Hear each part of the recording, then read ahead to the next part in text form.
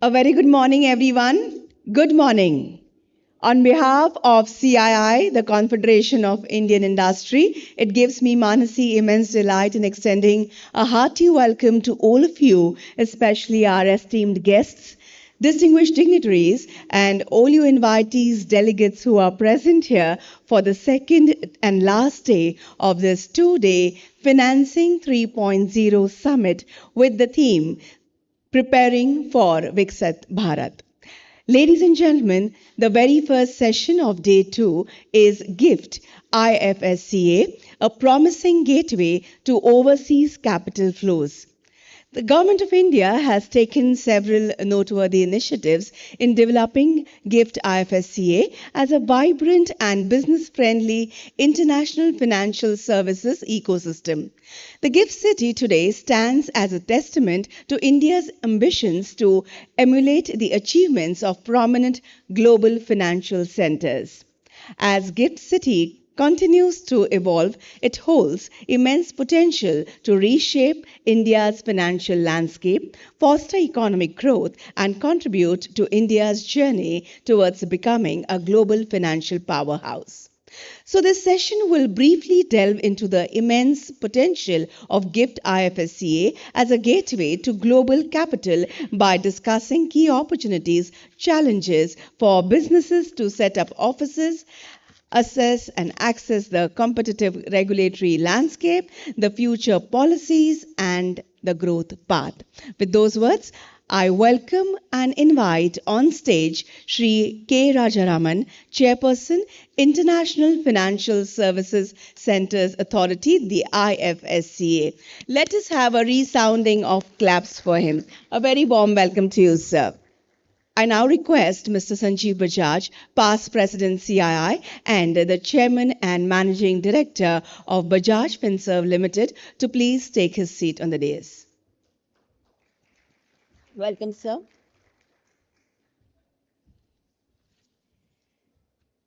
Could I request Mr. Bajaj directly for the welcome address and moderation of this session? Mr. Bajaj.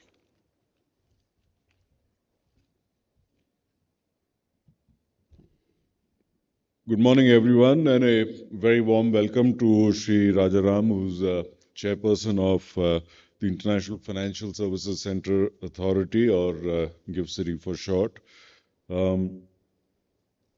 Just putting in context the role for GIFT City for India. As India has been growing over the last few years, we have seen an economy that is close to reaching $5 trillion in the coming years. This is an economy which is now driven not only by domestic opportunities, but by global ones. And the question is, how do we prepare ourselves as a market for this future growth? In the current global scenario, we are growing at close to 7%, which itself makes us the fastest growing large economy in the world now for a few years. But to meet the aspirations of 1.4 billion Indians, we need to grow faster, which means we need to be firing on all cylinders. And to do this, we need more capital. Now, again, when you look at capital and capital investments in India, look at what each one of y'all has done. Last year, the mutual fund industry saw over 50 lakh crore of capital. Just the first quarter of this year has seen over $20 billion in FDI. So very clearly, not only the world, but even the Indian investor is seeing India as a place for significant opportunity. And this is where the GIFT City can play a very significant role to create a space to attract a lot more capital. And as Mr. Rajaram will tell us, this is not something that is yet to happen. This is already something that is in place. It is an environment or a space with simplified tax regulations, simplified regulatory procedures. And the aim is for our own GIFT City to compete with some of the other global financial hubs, whether the city of London, Singapore, Hong Kong, New York, and others. And I'm sure he will tell us more about that. The city is also poised to play an important role by offering a unique blend of innovation, infrastructure, sustainability, all in one place. As CII, we are committed to work with the government and with IFSCA in making this a reality. With this, let me now invite Sri Rajaram for his keynote address.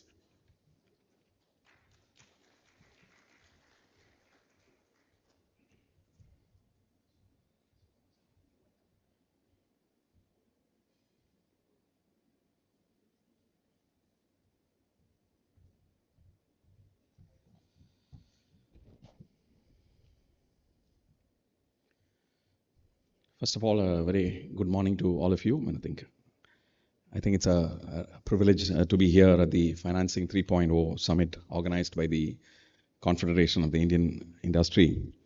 I would like to extend my heartfelt thanks to Mr. Sanjeev Bajaj, the President of CII and Chairman and Managing Director of Bajaj Finserv, Mr. Sanjeev Puri, President CII and Chairman Managing Director of ITC, Mr. Chandrajit Banerjee, DG CII, and other officials of CII for having me here.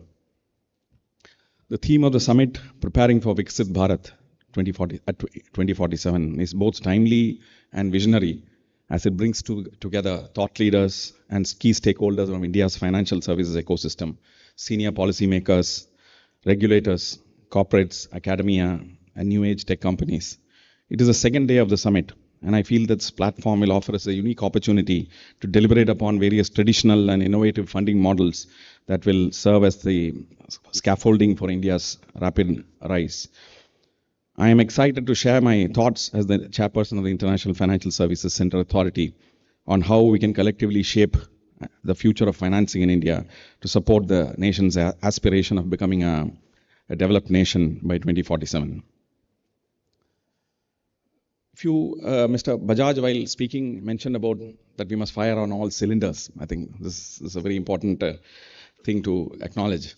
So we must identify the right cylinders to actually to fire so that we get there. I think so. It's a very challenging journey, more so challenging because we are a very large country. So a country of about 1.4 billion people has a lot of inertia. I think so. It's in the theory of physics, you have the principle of inertia. The heavier an object, the greater is the inertia. So obviously, a lot more energy and effort has to be put into actually moving this big machine.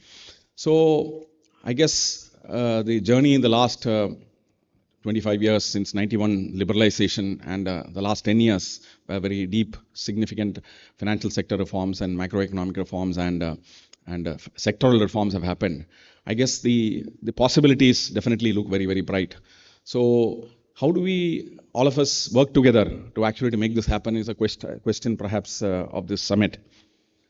If you look at the pillars of growth or the cylinders of this engine that is going to take us forward, I can clearly see at least 4 or 5 of them as very, very important pillars.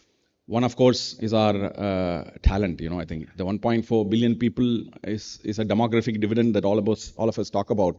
But the question is that how fast are we able to turn this talent into a high, super global talent? I think already we are there. I think with about 1,800 global capability centers in India, I think India's talent needs no introduction. But the question is that I think how do we take it to scale? I think to greater scale is the simple question. I think so. We have 28% of our youngsters in that age group, the college-going age group in higher educational institutions. So how do we take it to 60%? I think as envisioned by the new education policy by 2035 or so is the question. I think so. If you are able to skill our students, if you are able to enable them to get higher technology qualifications, if you are able to kind of support PhDs and postdocs, I think coming out of India in larger numbers than ever before, then I'm sure I think we would have joined the race. I think I'm sure that the government of India with its new education policy aims to do that precisely. So talent is going to be a very important driving force. I think we have the largest startup ecosystem, but the question is that how fast are we able to get to the higher edge of talent? Because talent is also a pyramid, I think. So the higher we go up, I think we need those larger numbers. If you look at the number of PhDs and postdocs that we produce, I think we are a lot less than what we should. So I think CII members also include educational institutions. I think we must, if you look at the 40,000 plus higher educational institutions in India, hardly 2 to 3% actually are in the realm of research. So if you are not in the realm of research, you are not there, I think. So we cannot call ourselves talented for the new world. So therefore, I guess the CII must also look at how its education members can actually look at turning their higher educational institutions also into research institutions. How can we produce PhDs for the new age? How can you produce postdocs? Is a question that we must all address, because adding to the high end of talent is where the high value is probably one of the ways forward. So talent is one of the cylinders. And I guess I don't have to talk about skill development. A lot of work is being done by the government of India. And I'm sure that more work will be done with PMKVY 2.0 and 3.0 and so on and so forth. So I'm sure that CII has got a very important role to play. The second cylinder I would like to talk about is obviously infrastructure. I think infrastructure is an unfinished agenda. A lot of work has been done. I think so. Several years back, I used to convene a task force called the National Infrastructure Pipeline Task Force.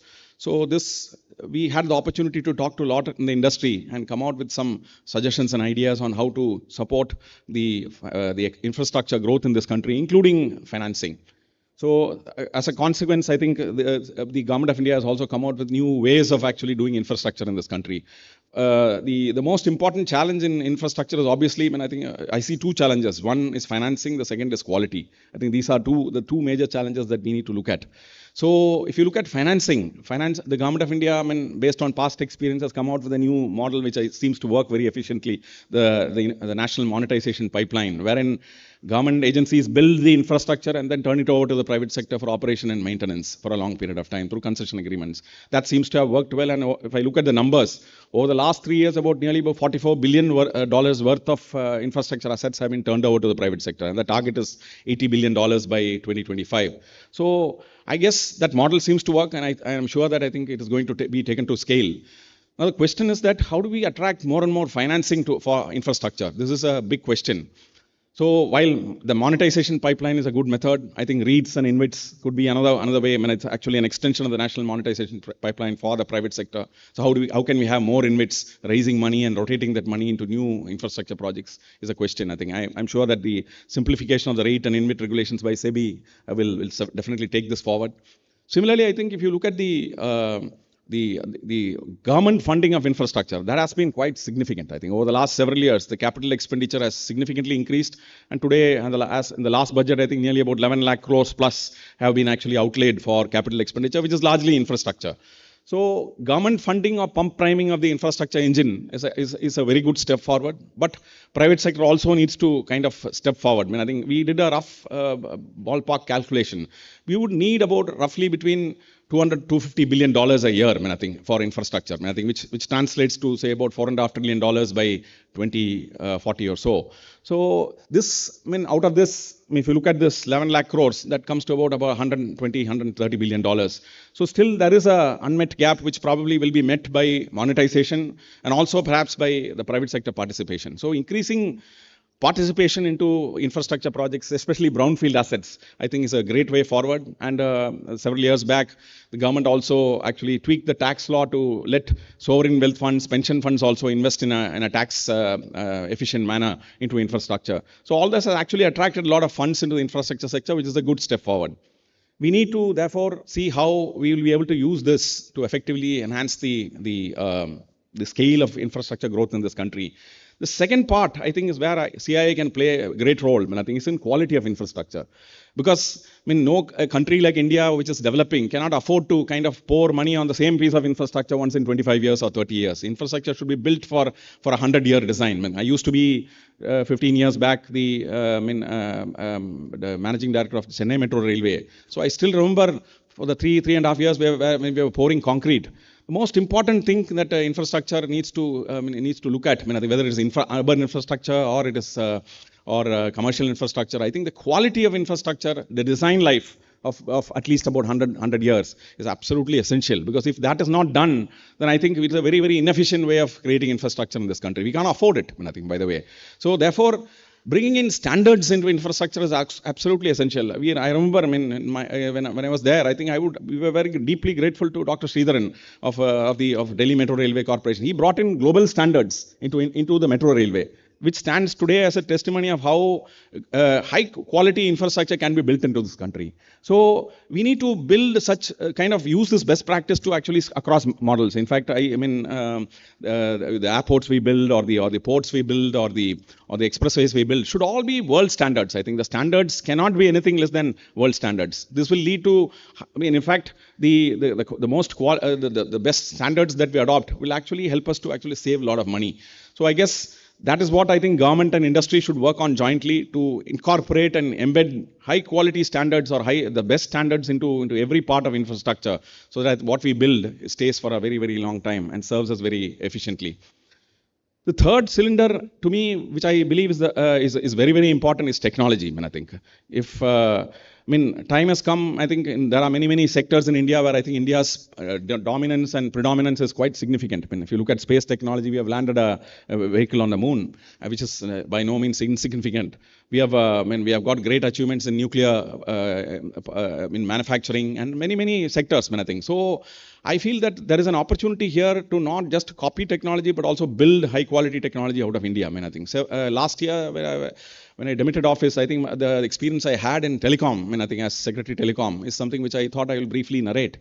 In fact, for long years, I think maybe since the late 90s, when we stopped building our own exchanges, I think, in fact, CDOT, which has been one of our best labs, best known for its digital exchanges, landlines, which was built in between 80s and 90s, I think was forgotten after 2000, I think. For about 15 years, I think CDOT went into dormancy.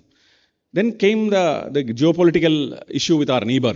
So suddenly the government woke up, and I think the government decided, I think, that no more buying technology which is very sensitive. So therefore, there was a decision that we must build a technology stack for India in the telecom sector, and thereby came about a call for development of technology jointly with the private sector. So CDOT, along with TCS, today is laying out nearly about 100,000 4G towers based on purely Indian technology. And TCS, Tejas Networks, and CDOT have actually put their heads together to actually build this stack. And in fact, as we speak, the 5G SA and NSA stack is also getting ready. So it is not as if Indians cannot build. If you look at the best of the GCCs in India, which are at the higher end of the technology stack, they are all in Bangalore, I think, or Pune or Hyderabad. I think they are you look at all the chips which are designed in the world, they are all made in India. I think if you look, except the fabrication, the design is made in India. So I guess we are highly competent, but I guess we need to move to the next level of actually building products out of India. So I think making India a product nation is absolutely the way forward, and building it with an Indian technology is absolutely important. And on that, let me entreat all the CII members who are in the technology space to actually not only to adopt global standards, but I think now time has come for India to participate and make global standards. I think this is what we did in telecom sector, how to push startups and Indian companies to participate in global standards making. If you are not a part of 3GPP, which actually defines mobile phone standards or base station standards, then how do we manufacture those? You'll end up paying royalties to all those companies which actually embed their standards in these products. So the new world is where I think we need to do two things. One, be part of the global standards making bodies and ensure that our patents actually get embedded in these standards. Therefore, I think royalty flows into the country. Royalty does not flow out of the country. This is absolutely essential for India at 2047. So I guess the third cylinder of technology awaits. I think a lot of work has been done already, and I am sure that I think if the private sector can actually invest in R&D. This is also something which I think CII needs to work on. How do we incentivize? How do we motivate companies to actually invest in R&D? Is absolutely important for the next 25 years. So to me, it doesn't appear very difficult, because government has already formed this Anusandhan National Research Foundation. The recent 1 lakh crore startup financing for deep tech areas is also a very important step forward. So I'm sure that we can work with the government to make a lot of things work for you. There's a very strong venture capital funding and angel funding industry in India. So all this can actually help India to build technology stacks. Money is not the problem. I would rather say that the willingness and the commitment, I think, is what is lacking in many parts of the industry. And I'm sure that the next few years we'll see a lot of the industry actually moving into actually designing things from India, which the Honorable Prime Minister recently mentioned in his speech on Independence Day. I will say the last engine, which I think is very, very important, about which the government has done significant amounts of work, is financial inclusion 2.0. Because to me, I think no country can go forward unless the bottom of the pyramid also marches along with the top of the pyramid. It is not as if the pyramid gets taller and taller with the gap between the top and the bottom increasingly widening. So the bottom of the pyramid is absolutely important. The government has recognized this through the financial inclusion and the social inclusion programs which the government has done, has implemented over the last 10 years. So I see a lot of potential of this being taken to scale. Nearly with billions of payments being done using UPI, the bottom of the pyramid is strongly, effectively using technology for payments. And some of them are getting into the banking sector. 540 million banking accounts have actually helped them to save. Now I'm sure that they will increasingly become formal part of the credit economy. They will start insuring, pensioning themselves, etc., etc. So the financial inclusion agenda needs to be taken to scale so that the bottom of the pyramid also participates in the formal economy. And we are seeing it in a long measure. It's not as if it's not there. In 2014, there were 25 million unique demat accounts in India. Today, we have about 95 million demat accounts, which means that within a period of 10 years, there has been a 4 times uptick in the number of people who trade in the stock markets, which means a lot of the retail, the bottom of the pyramid, middle classes, low middle classes are joining the bandwagon, which is good news. I'm sure that they will be a very important source of capital for this country. So I'm coming to the question that how do we raise capital for India? We will see, I think what we have seen in recent times is how people have started investing into the stock markets. So this means that India has capital, and I'm sure that India will have increasing amounts of capital. And you will see that more and more of that will get generated from the bottom of the pyramid as they move into the middle classes. It is predicted by 2047 about 70% of India will become middle class, which is also good news. And how far we are able to accelerate that process is also very, very important. The social sector programs, the financial sector programs are very, very important from that perspective and help India to generate capital from within the country. Now let me spend a few minutes on the International Financial Services Center. Amongst the toolbox kits or the instruments that the government of India has in its development agenda, I think one of them has been the International Financial Services Center. There has been, the Honorable Prime Minister's vision has been that I think we need to set up a platform which serves as a gateway for both inbound as well as outbound investments. So that gave the idea of GIFT City, and it's been there for quite some time, since 2007, but the formal shape was given in 2014 when all the regulators got together. Effectively, I think this became a greater reality or a hard reality in 2019 when Government of India enacted the International Financial Services Centers Authority Act, which gave legal powers to a unified authority called the IFSC Authority, under which I think under the Act, about 16 financial sector regulations were, the powers under these regulations have been delegated to the IFSCA, the Banking Regulation Act, insurance, pensions, the payments, and capital markets, and so on and so forth. So the last 5 years, what we have done is something which I thought I will share very briefly. I think we have made 35 regulations which are across verticals, and all these regulations have been done by benchmarking the best of the world. I think, including Dubai, Singapore, and other places. So we have made it simple. We have made it kind of principle based, and so on and so forth. So the proof of the pudding is in the eating. After all, we may make regulations, but if people don't come and do business there, it doesn't make sense, right? So if you look at the progress that we have made so far, I think there are 28 banks as of now. There are more international banks who are coming into GIFT City. There are 14 of them are international banks. And the total asset size of these banks put together is about $62 billion, largely trade finance and project finance for corporates in India and abroad as well. So let me also say that there is also a small but increasingly fast-growing retail segment as well. Nearly about 4,000 people from all across the world, NRIs, have actually saved, I mean, these are all retail accounts, have saved nearly about $800 million in various savings accounts in the banks in GIFT City. And we are looking at the 14 million strong NRI population across the world as a very important asset base, you know, because they are very, very strong in technology, but they are also very strong in wealth, I mean, I think. So HNIs and UHNIs from the NRI community are very important partners in India's growth story, and we intend to tap them. In addition to that, there are about 18 million persons of Indian origin who also have love for India, and I'm sure that we should also tap into their goodwill and wealth as well. And a lot of work is already gone into it. Now, if you look at the capital markets, we have two international exchanges, and these exchanges, I mean, the NSE-IX trades the Nifty 50, which is, in fact, the Nifty 50 in GIFT City has got a far higher market value than the domestic because of the strong international participation and the collaboration with the Singapore Stock Exchange as well. So, for example, in August this year, I think the month that just passed, I think the total turnover on the Nifty 50 has crossed $100 billion, I think, which is very, very significant, and a daily open interest of nearly about $13 to $14 billion on any day. The capital markets, they're also, I mean, we are now in the process of rolling out direct listing. In fact, last week we just notified the new direct listing regulations with a lot of flexible features. So these are for Indian corporates who want to actually raise dollar financing for their, perhaps the international operations or for any other kind of operations which, or they have a global ambition. I think probably that is a place where probably they can raise equity financing. So we'll be very happy to facilitate and support and enable a lot of you who have a global footprint to raise capital out of GIFT City.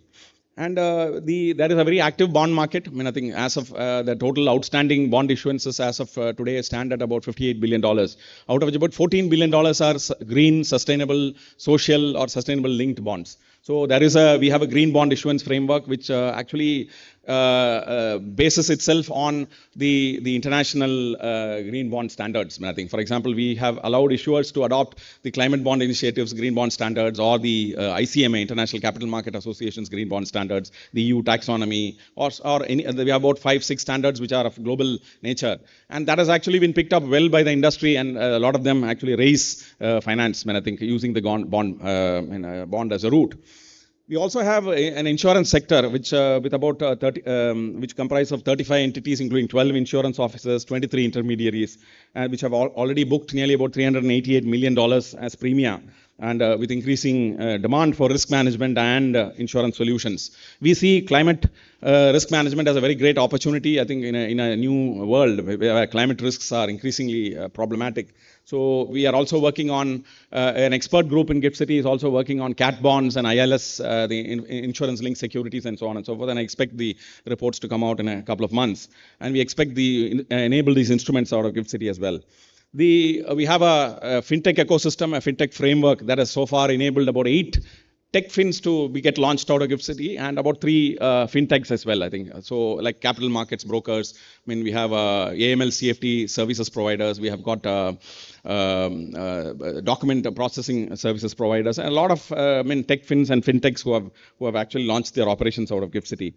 We also have an aircraft leasing and a ship leasing framework, which has enthused Air India, Indigo, and other airlines, I think Akasa and others, to actually look to setting up lessor companies in GIFT City and lease assets into India using GIFT City as a platform. For years, I think for decades, I think Indian companies have been leasing ships and aircrafts out of Dublin, Dubai, Hong Kong, and you name it, you have it. So our idea is that why not let that happen in GIFT City, and that's already happening. I mean, I think with about 158 aircraft assets already getting leased out of GIFT City. I mean, I think a lot of them are jet engines, and at least about 15 to 20 aircraft of the large to the medium sizes, helicopters, and so on and so forth. So we expect this ecosystem to also grow rapidly. We are working with the various ministries, the Civil Aviation Ministry and the Shipping Ministry, to further enhance the quality of policy, the kind of policy that obtains there.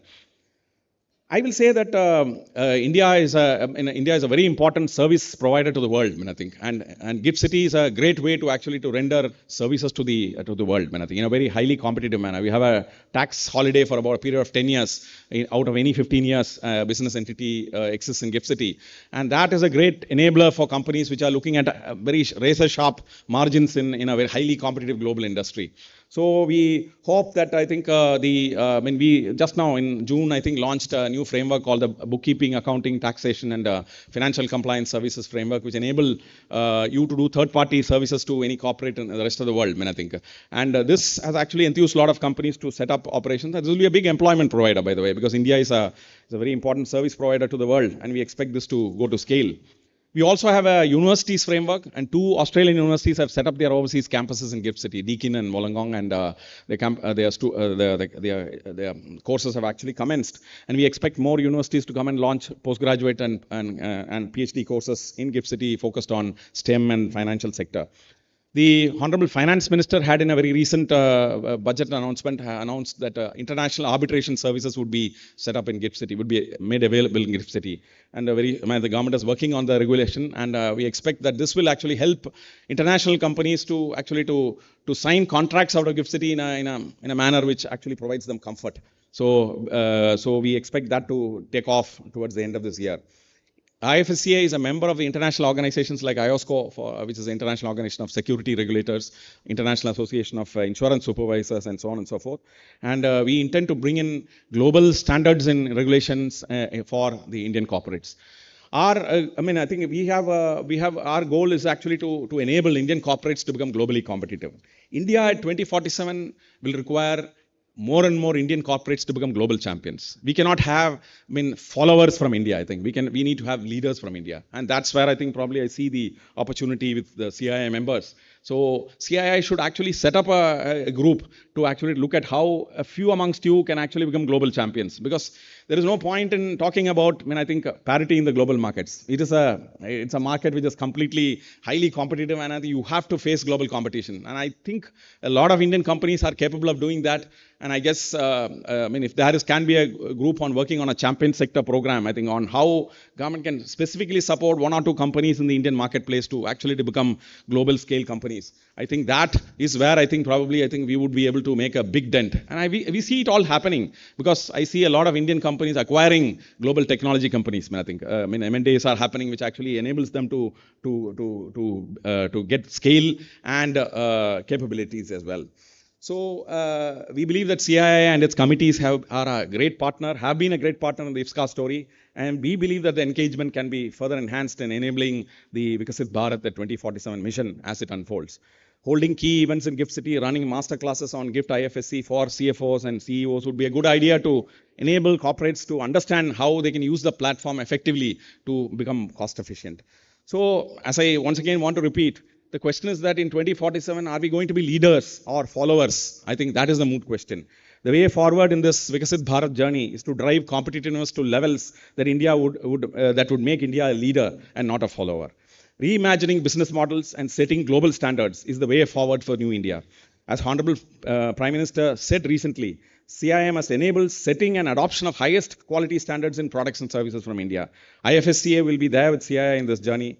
And I would like to conclude the speech with a thank you note to everyone for your patient listening. Jai Hind.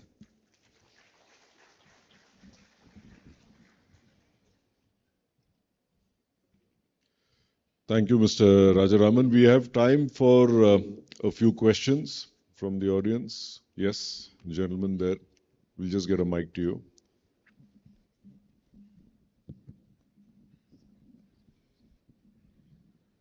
Yeah, 2 sub-questions. One is... just give your name first. Yeah, my name is Advait Kurlekar. I'm a consultant based in Pune. Mr. Bajaj mentioned in his opening remarks that GIFT City is all about lesser regulation or simpler regulation and simpler procedures. How have you managed to mitigate the risk part when it does simpler mean lesser? That is one. And second is, given the theme of Viksit Bharat, the next 25 years, do you envision the entire financial ecosystem in India to be GIFT City? Thank you. Thank you. First of all, I think when you say regulation obviously ensures that I think we have to. The regulator has to ensure fairness in the marketplace. I think transparency and investor protection. So these are all, non-negotiables. I think as far as we are concerned. So if you look at what we have there, I think all our regulations embed the principles of consumer protection, the investor protection, and also ensure effective risk management and so on and so forth. Let me also say that we have a strong AML and CFT guideline, which is based on the PMLA, and therefore I guess the AML CFT risk is also taken care of. We have strong KYC norms, which actually support the overall Indian policy as well. So we also have a supervisory system, which actually looks at what is being done by the industry there. When I mean by making things simpler, I think too much of prescription in the regulation actually doesn't make way for a good quality in the marketplace. It is not always the case. Too much of prescription also actually impedes effective business. And therefore, we believe that I think principle-based regulation is the way forward, and that is what we believe will take us forward. We have got adequate safeguards in place, and we believe that reputation of the IFSC is absolutely important. And let me tell you that the fact that we are effectively part of India, but with a lot of carve-outs, actually ensures that I think the integrity of the marketplace, because what is good for India is what is good for IFSC. The second part of your question is that IFSCA is not a tax haven. Let me clarify that. I think when we are not in competition with Cayman Islands or those kind of jurisdictions. Second thing, I think we are not a global jurisdiction trying to grab business from the rest of the world. We also will do that. But the question is that our fundamental focus is on how do we aid and assist and facilitate the India 2047 agenda. That is precisely the journey. And of course, we all started with the thesis that how do we onshore the offshore. A lot of Indian companies went abroad, I think because of various reasons over the last several decades. Our idea is to bring them back, I think, to provide a policy regime which makes them happier and comfortable in doing business sitting in India. So I think that's been the thesis so far. Hi, sir. Shrishti here from Money Control. My question is to the Gift City regulator. I wanted to understand, last time, when you came out in media and you said that for family investment funds, so currently RBI has not given, clarity on Indian FIFs to move money from India to abroad. So has the regulator given any clarity on that? So, our regulations focus on providing a platform and a regulation for all kinds of fund managers, including family offices, to come and operate out of Gift City. So, if you look at the source of funding for a family office, it can come from India, it can come also from abroad. It could also be foreign family offices. So I think we are now working with international family offices as well. We have been going on road shows and trying to attract them. So there is whether the money from India comes there or from foreign jurisdictions come there is not material to us. We want it to become a very important jurisdiction for management offices. We also are talking to Indian family offices which have wealth abroad to actually relocate some of the wealth to Gift City and start managing them out of Gift City. As far as the movement of wealth from India to Gift City for investment abroad, I think the rules are clear. You have the overseas investment rules and the LRS route for individuals, which actually enable them to invest in this thing. So I think those rules are already in place, and I think the Indian regulator RBI is regulating that as well. I think so. We are there to facilitate it, and we will provide all support for family offices to emerge. Yes, sir. Good morning, sir. My point is, your credit What's your to name, GDP, please? I am KK Gupta from Research in India. So credit to GDP ratio is significantly low in India. When we are talking a developed country, as we talk to China or someplace. So whether some operational efficiency is required for the financial sector to improve that credit GDP ratio. No, so as IFSC, it would be difficult for me to answer this question. But general thought is that I think the overall the Indian corporates should actually start using the bond markets. not really go to the banks, right? I think so. I think tapping the bond market is the way to go for India. So I would say that I think the greater opportunities lies there. I think so. We, as far as in Gift City is concerned, I think we enable Indian corporates to raise, both bank credit as well as tap the bond markets. So I think the tapping the bond market is a big way to go, especially for large corporates. I think that will clear up the space for the less ease the pressure on the credit side. I think.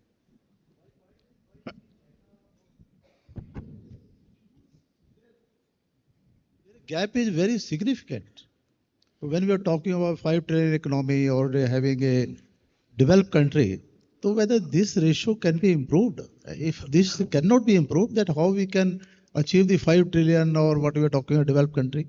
Let me just add to that. See, as an economy, we are right now at about $2,800 per capita.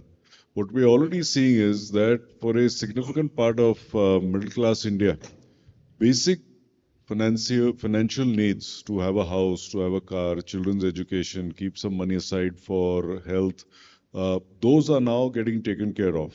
And that's why incremental savings is going into financial products. So we all know what are the kind of numbers of flows coming into the mutual fund market. I talked about some of the numbers in my opening speech as well. This is what we will see increasing in the coming years, where increasingly domestic funds will move into financial assets. And I spoke about it yesterday as well over here, that for any economy to grow, money is to exchange hands. If money stays in one place, it has no value. Only when it moves from one person to the next, it creates value. And we are starting to see that now. In addition, as an economy, we are attracting foreign capital. And we need to attract more and more foreign capital into FDI because that's more permanent capital. Routes like the IFCA become one more important route to be able to do that. We are also seeing that Indian corporates, many of them now have global ambitions. There are many acquisitions that we've read of also in the last couple of months. This becomes another useful route for that. And as Mr. Rajaraman was saying, eventually a lot of that money comes back into India. That's why focusing on NRIs and for the NRI funds to come in. So this is not a question of a point of time. And to your point, our credit to GDP ratios in its mid-30s, the US and the UK in the 70s and 80s. Our journey has just started. And we will see over the next 10, 20 years, this improving dramatically so that we end up funding our country's growth not just with foreign capital, but with domestic capital as well, which also enables the common man to get higher returns over a longer period of time. Just to add to what Sanjeev just mentioned, I will also refer to what I mentioned in the speech. The bottom of the pyramid probably also as part of the answer. I think as they migrate to the middle class, they will start saving. The fact that 540 million people got bank accounts for the first time since independence has actually opened a window for them to actually save in the formal economy. Otherwise, it's all, I think, informal, right? So once they start saving, today the amount of money they hold in their bank accounts is about $30 billion. It's about 3 lakh crores. So I'm sure that this number can probably become 30 lakh crores or 45 lakh crores over the next 10, 15, 20 years if we are able to enable the financial inclusion process. So I think the source of money can from various sources, including indigenous and including the bottom of the pyramid. This is Sharat Chandra, investment advisor here. If you can just stand up, and this will be the last question. Yeah, this is Sharat Chandra, investment advisor. You talked about a bit about the capabilities India has in technology, but the very basic thing which I have been seeing for the last couple of decades, pesky calls are not reducing. Pesky calls are just increasing. So if we are so much technology capable, is there an issue of what's called political will that these can't be handled? There is a problem somewhere. Thank you. And can you repeat that? You said costs? Pesky calls. Oh, calls. Pesky calls. If we have technology capability, then we should be able to handle this. We have not been able to handle this for the last couple of decades. Thank you. No. So, this is something which TRAI is already attempting to do, I think, and they are already developed an AI engine with the help of Airtel. And I'm sure that all these I think TRAI will probably implement this across the board and solve this problem. I think this is the least of the problems that we have, by the way. So. Okay, Hello. with that, let me just, Can I know there are questions, but we're out of time because we have the next session now. So you can maybe catch him outside. But let me just thank Mr. Rajaraman and more importantly, what he talked about. As you see, before he talked about IFSCA, he spoke about the need for what we have to do for a developed India, from focusing on higher education, skilling, quality infrastructure, and his tremendous experience in these areas over the decades, we know will help him put up a similar ecosystem in GIFT City as well. So with our best wishes over there, so that hand in hand with CII and institutions like yours, we can move towards a Viksit Bharat. Thank you.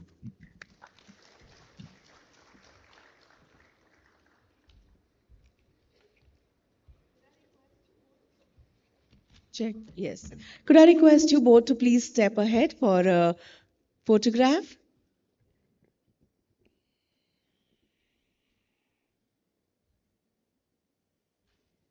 Thank you. Thank you, Mr. Rajaram. Thank you, Mr. Bajaj.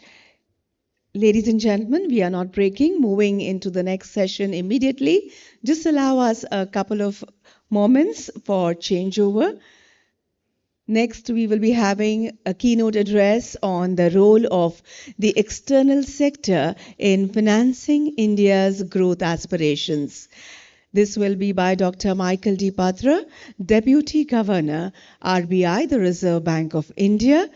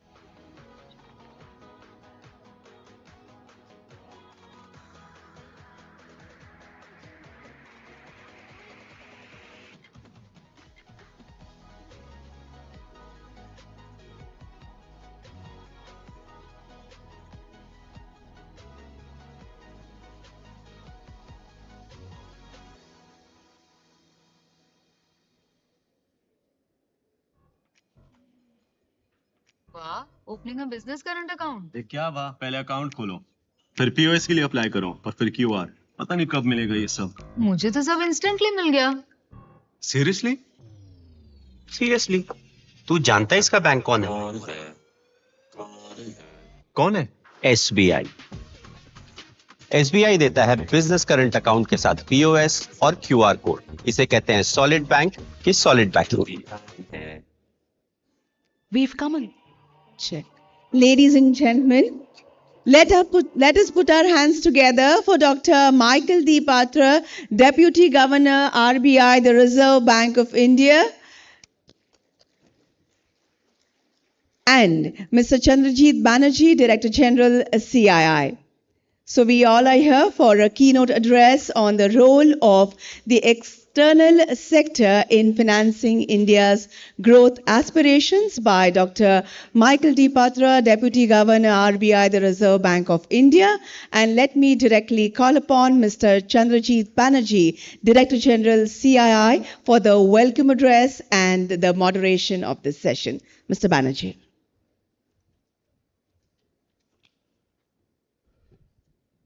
Good morning all once again, and great to have today's session, which is again we find the day two, which has gone off to a great start in the earlier one, and now it's a pleasure and honor to welcome in our midst Dr.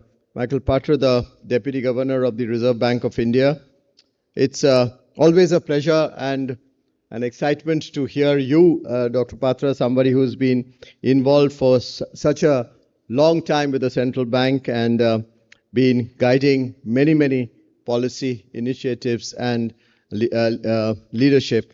And he is one of those members, if I can say, of the Monetary Policy Committee who has been in the rate setting panel since 2016 and has been associated with the Monetary Policy Department of the RBI ever since I've known to 2006 or 2006 odd, right? Yeah.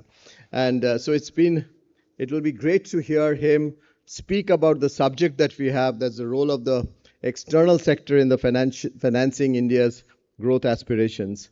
And we have done well as a country, of course, as we all know, with given the geopolitics around, and both in terms of our trade, in terms of the way we have seen inflows.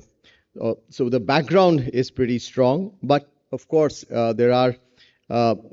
there's much more that's required to see how we can propel to finance our physical infrastructure, our components for our digital economy, and many other emerging sectors. We talked about renewable energy, warehousing, semiconductors, and so on and so forth. So it'll be interesting to hear Dr. Patra to cover some of these very key thoughts of his, where the bank plays such an important role in managing many of the aspects of the external sector, in ensuring that the external sector financing could be stable, could be sustainable, and of course aligned to the economic policies that we have in our country. So as we look forward to Dr. Patra's address this morning, and I'm sure following his address, we will have in the sessions to follow some of the points that you will raise, Deputy Governor, to be discussed as we move along, not just today, but also in our subsequent interfaces with you. Ladies and gentlemen, please welcome Dr. Patra to deliver his keynote address.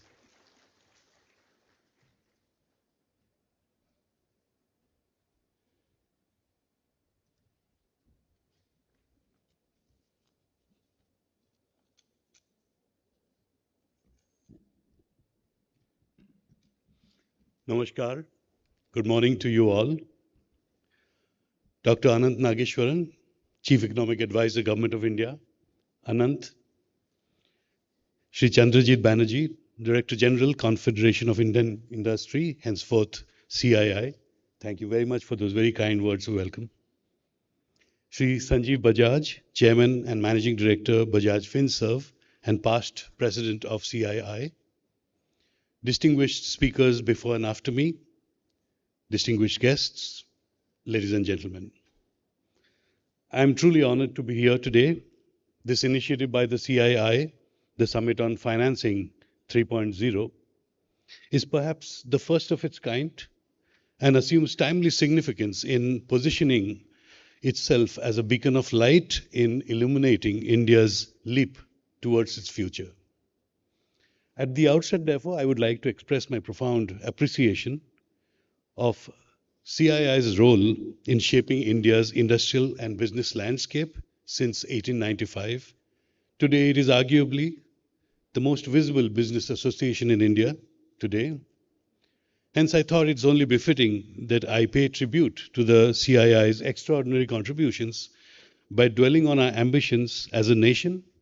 And I thought I will widen the ambit of my talk to not just external financing, but also the whole role of finance in actualizing these ambitions. Today, there's a palpable pulsation in the mood of the nation. It is widely believed that this is India's century.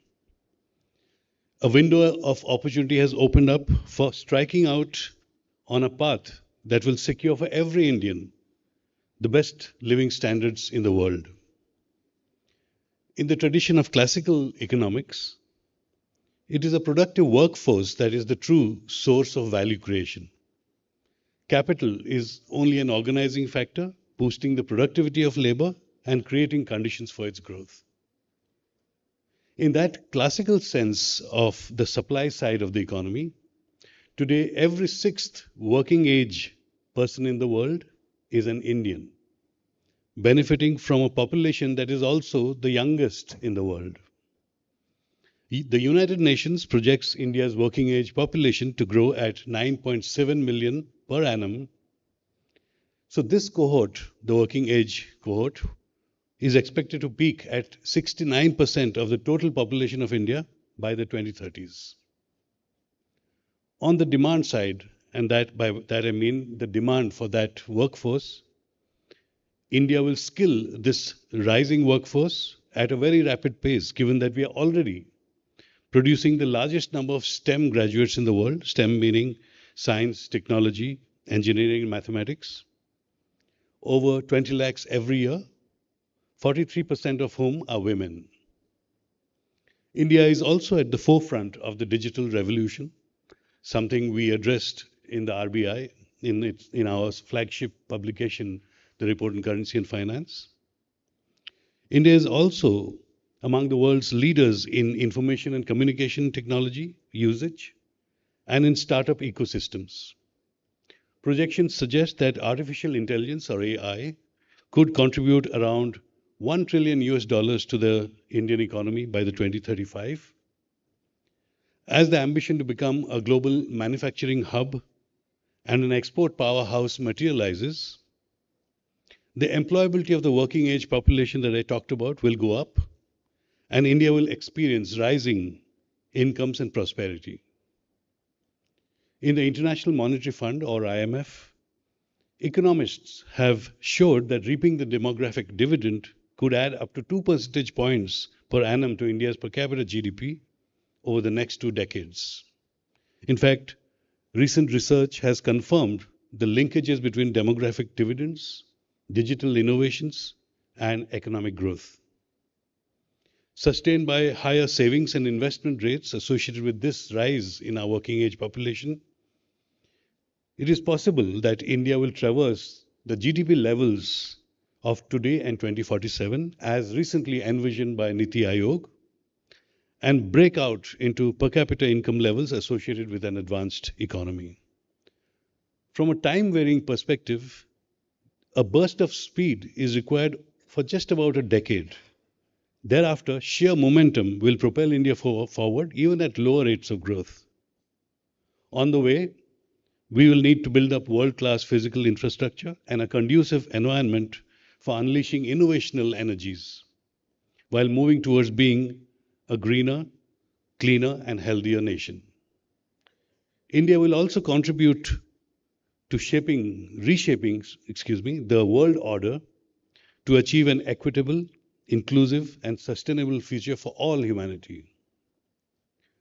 Let me briefly dwell upon the relationship between finance and growth. Key to the fulfillment of this vision of India tomorrow is the role of finance. An animated debate has coursed through the years on the relationship between growth and finance. Economists argue that it follows either a supply leading or a demand following sequence. In the former premise, that is supply leading, financial sector development precedes economic development.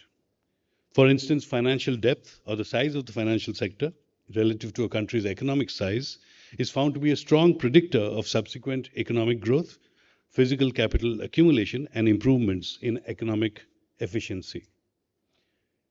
In the latter proposition, which is demand following, it is held that the economy should develop first and then the financial sector follows. Also, there is a recognition that this relationship may not be linear across countries and time periods. At relatively low levels of development, this mutually reinforcing sequence may be transformative, but may taper off at higher levels of development. Advancements in what is known as endogenous growth theory support both the hypotheses, emphasizing the role of finance and financial intermediaries in facilitating investments in innovation and education, lowering transaction costs, and managing risks, thereby accelerating the growth process. The reality is that both strands intertwine and mesh in a manner that they are indistinguishable. While a well-functioning financial sector is a precondition for the efficient allocation of resources and the exploitation of an economy's growth potential, it is also axiomatic that the demand for financial services depends upon growth and the formalization of various sectors of the economy. On the flip side, business and financial cycles feed, reinforce, and amplify each other. there are also leads and lags. In early August this year, we saw a bloodbath in financial markets worldwide, reminiscent of Black Monday of 1987, when one single incoming data point was read as portending imminent recession, and it triggered a widespread sell-off and a global unwinding of carry trade. Analogously, the global inflation surge in the wake of the war in Ukraine provided a synchronized and aggressive tightening of monetary policy and financial conditions, resulting in bank failures in several jurisdictions in March 2023. So that's the nexus between finance and growth.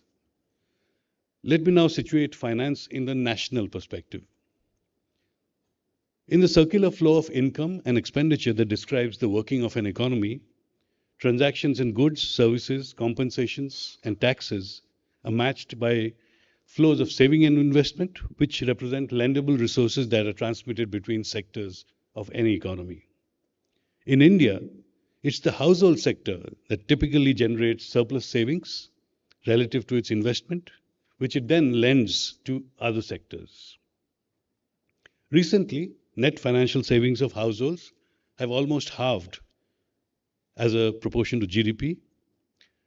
But this is due to behavioral changes that are underway in the form of unwinding of prudential savings accumulated during the pandemic, as also from shifts from financial assets to physical assets such as housing.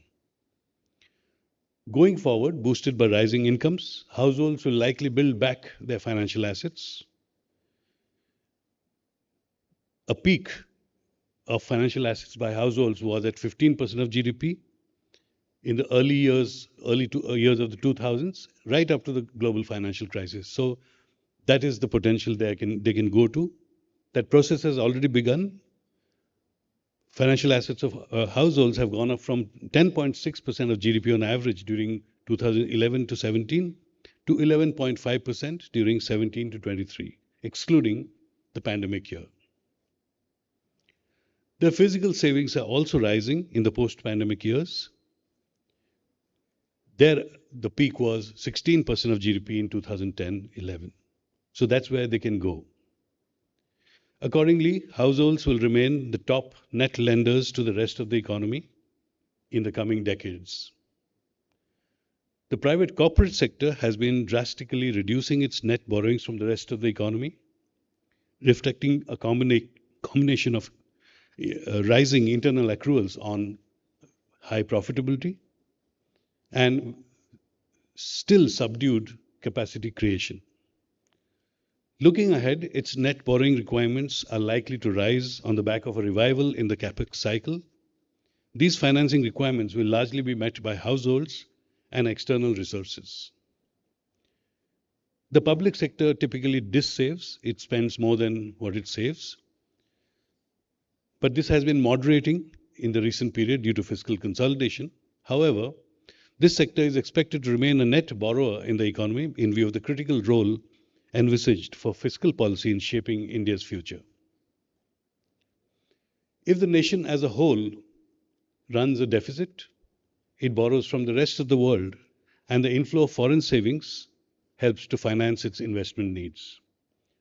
For India, domestic savings have largely financed the investment needs of the economy, with external financing playing a supplemental role, as reflected in largely modest current account deficits.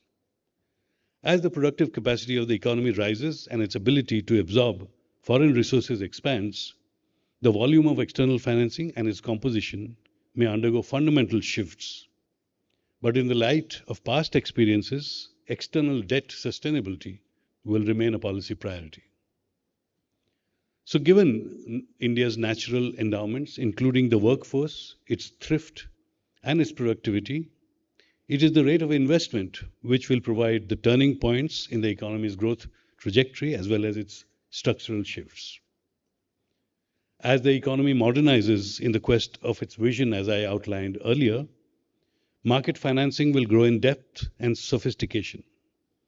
The institutional architecture of financial intermediation, including banks, non-bank financial intermediaries, and other financial agents, may become much more diversified than what we see today. while exploiting niches of specialization and leveraging on technological solutions. Historically, phases of growth accelerations in India have been accompanied by higher gross domestic investment rates. A key determinant of the desired investment rate, apart from the overall rate of the growth of the economy, is the efficiency of capital use in terms of the number of units of capital required to produce one unit of output, and that is referred to as the incremental capital output ratio. So the lower the incremental capital output ratio, or the ICOR, the higher is the productivity of capital, or the marginal efficiency of capital. In most developed economies, the ICOR, as it is called, is in the neighborhood of 3. So 3 units of capital are required to produce 1 unit of output. In India, between 2012 and 19, the ICOR averaged 5.0. So you required 5 units of capital to produce 1 unit of output. But in the last 3 years, it has fallen to 4.0. As efficiency gains in the economy rise, the workforce gathers skills, and the economic structure acquires sophistication and technological progress, it is possible to envisage that this ICOR will range between 3.5 and 4. Accordingly, the required investment rate for a decade of high growth would be in the range of 33 to 38% of GDP per annum. This is by no means infeasible. If the peak of about 39% in 2010-11 is reckoned as the potential. It is possible to finance this desired investment rate with growth rates of saving in the range of 32 to 36% of GDP, again achievable considering that the peak was 38% in 2007-8. Looking ahead, this aspiration is premised on an improvement in saving potential among all major constituents. Households on the back of a skilled and growing workforce, businesses benefiting from the thrust on manufacturing and exports, and governments maintaining the consolidation that is currently underway. The contribution of external financing can change in magnitude and composition, as I stated earlier. So in the rest of my address against this macroeconomic backdrop, I thought I would draw on various available estimates in the public domain to track some strategic facts on the evolutionary contribution of finance to India's aspirational goals. Let me begin with the physical infrastructure. Infrastructure plays a critical role in expanding national production capacity, social welfare, and economic development. Spending on infrastructure engenders a GDP multiplier of 2.45 in the year of the capital expenditure. That is, 1 unit of infrastructure spending generates 2.45 times output. And this multiplier goes up to 3.14 in the next. With an infrastructure investment requirement of at least 8 to 10% of GDP annually, India's infrastructure gap has been estimated at 4.1% of GDP per annum, and this will rise to 5.3% if it is adjusted for climate requirements. Over the period 2024 to 30, it is estimated that infrastructure investment will need to rise to 1.7 trillion US dollars, or 143 lakh crore, with about 0.4 trillion US dollars in green investments. Going forward, the private sector will move to center stage for infrastructure spending, especially in energy and transportation. The sources of financing will be diverse, ranging from debt and equity issuances in domestic capital markets to external commercial borrowings and foreign direct investment. Let me turn to another key aspect of India's economy, that is micro, small, and medium enterprises. MSMEs are crucial to India's economic and social progress. It is estimated that the MSME sector accounts for 30% of India's GDP, 45% of exports, and 62% of employment in the business sector. MSMEs are expected to grow in numbers in the coming years. The overall financing demand of India's MSMEs has been placed at close to 2 trillion. Of this, the demand for debt-based finance is pegged at 1544 billion US dollars, with half coming from those that prefer financing from informal sources, and they also include some financially unviable enterprises. That leaves a debt demand of 819 billion US dollars, of which currently 289 billion is met by formal creditors like banks. The remaining unfulfilled demand of 530 million US dollars makes up a huge addressable market for banks, fintechs, and NBFCs. Let me address financing related to skilling. Scaling up for the future will require a multifaceted approach, prominently involving skilling human resources in line with the acceleration in technological transformation. According to the World Economic Forum, 44% of worker skills globally would be disrupted in the following 5 years.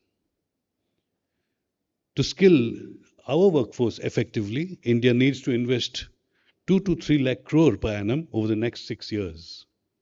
This would include infrastructure, training centers, and partnerships with private sector.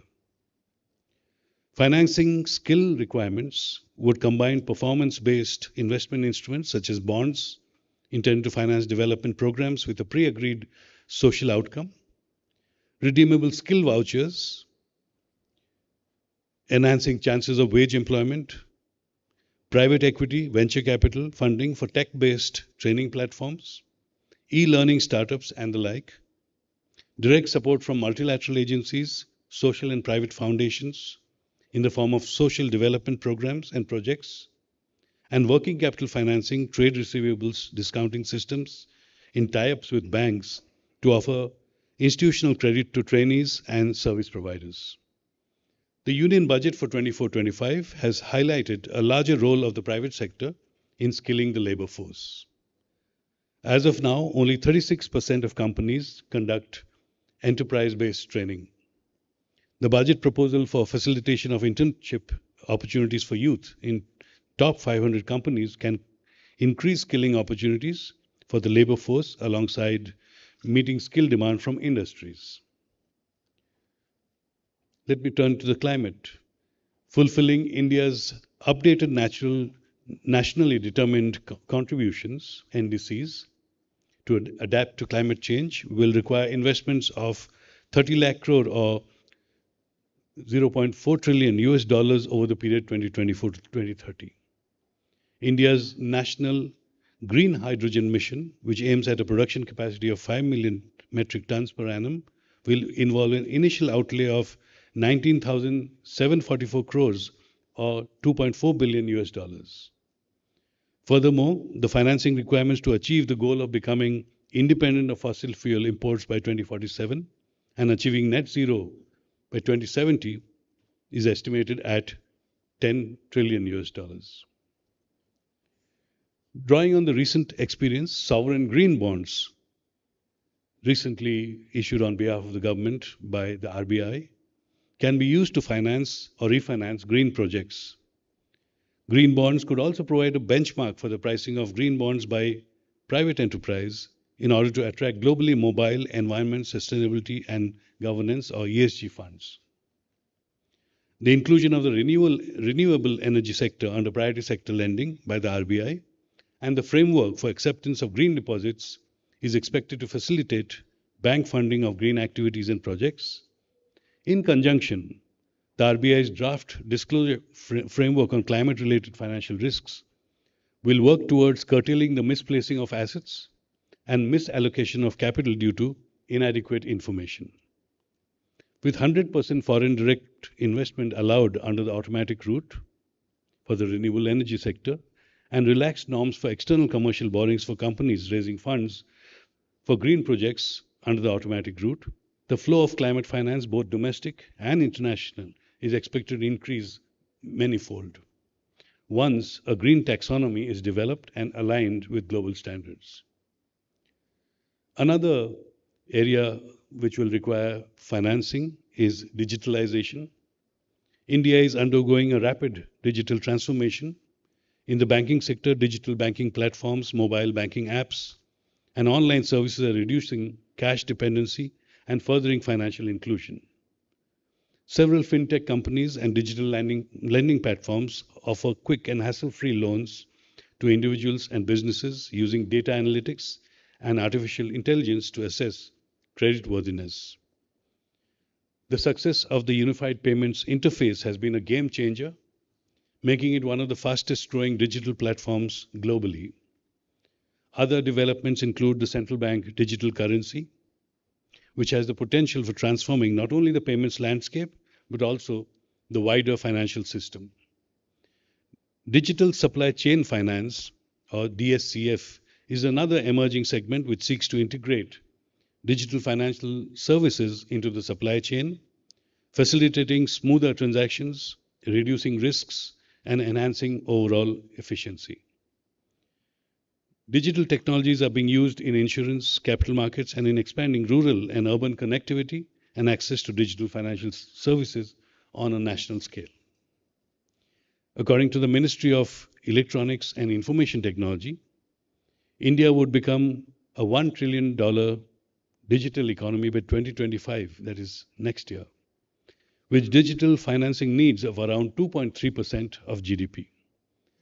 Extrapolating from that near-term goal, the size of India's digital economy in 2047 would be in the range of 5.4 to 6.9 trillion US dollars, and the digital infrastructure financing gap would work around to about 124 to 159 billion US dollars by the same year. Let me now conclude. India will need a transformation of its institutional architecture for intermediating the needs of finance of its aspirational trajectory. The emphasis would be on financing physical, social, and digital infrastructure, skilling, green energy, innovative manufacturing, and MSMEs. At its core will have to be a robust corporate bond market with adequate secondary market trading liquidity and depth. External financing will play an increasingly vibrant role in propelling investment and in bringing in new technologies and in providing the absorptive capacity in respect of external funding. We need the pursuit of reforms that will enhance export potential and attract FDI. In India's quest for high levels of development, financing should be seen as a facilitator, not as an obstructor. As Walter Bagehot, the enunciator of the core dictum of central banking, wrote in his Lombard Street, "The less money lying idle, the greater is the dividend." So circling back to where I began on the relationship between finance and growth, I can do no better than to quote the late Anand Chandavarkar, who some of you may remember. Among the finest upholders of the hallowed tradition of practitioners of the economic profession in the RBI, and I quote, "The debate about whether financial intermediation and development is demand following or supply leading is comparatively subsidiary to the question whether countries have the necessary insight and economic statesmanship to adopt appropriate policies." Thank you very much.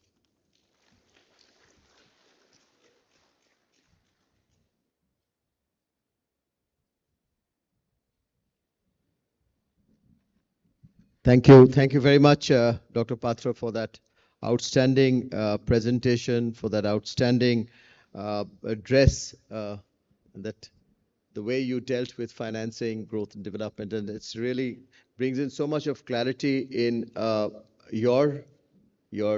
central bank's vision and the way forward. And it actually gives us a lot in our institution and industry to understand that so very well from you, as we go ahead as to what the thought process and vision is like. So, and it also helps us now in many of the areas that you talked about, be it the social, the physical, the infrastructure, the green growth, and all of it, skilling, climate adaptation today as is becoming more and more important, digitization. All of it as to how do we sort of prepare ourselves, A, in the industry, B, in our policy advocacy work, and also when we look at our members, the companies, investment plans and its thoughts. So you have given us a phenomenal, brilliant exposition as to how we are able to plan ourselves, both in terms of work by companies, work by Indian industry, look at the central bank's vision, and also our work that's going to be much influenced by your speech today with our policymakers and our policy advocacy. So thank you very much once again for sparing your time. Ladies and gentlemen, please join me in thanking Dr. Patra most sincerely. As we end this session, could I request Dr. Batra and Mr. Banerjee to please step ahead for a picture? All right. Could I request the Chief Economic Advisor to the Government of India, Dr. Anand, to please join us. Moments which will be cherished for times to come.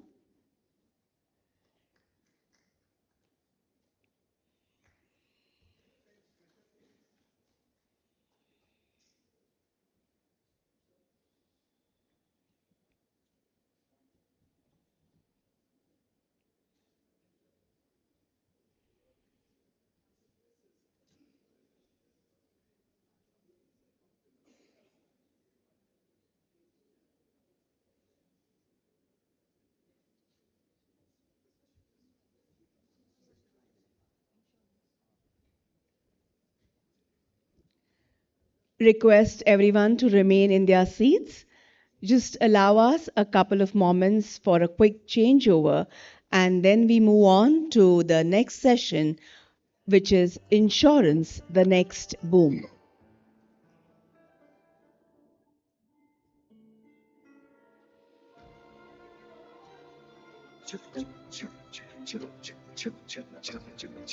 In the meanwhile, let me apprise you, we have high tea towards the end of the day, where will you be able to interact, have conversations with your peers in the sector, and also interact with your counterparts from other organizations. Even we won't let you stop. As you can see, we are setting the Every days stage of your life for the with next LIC, session, which you are is always on insured. insurance. LIC, हर पल आपके साथ.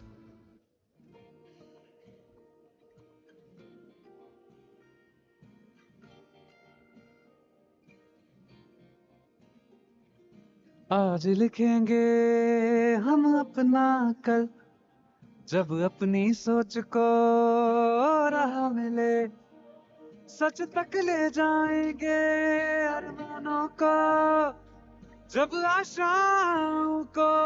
All those outside who have moved outside the ballroom, if you can hear me, requested to proceed inside. We are beginning the next session.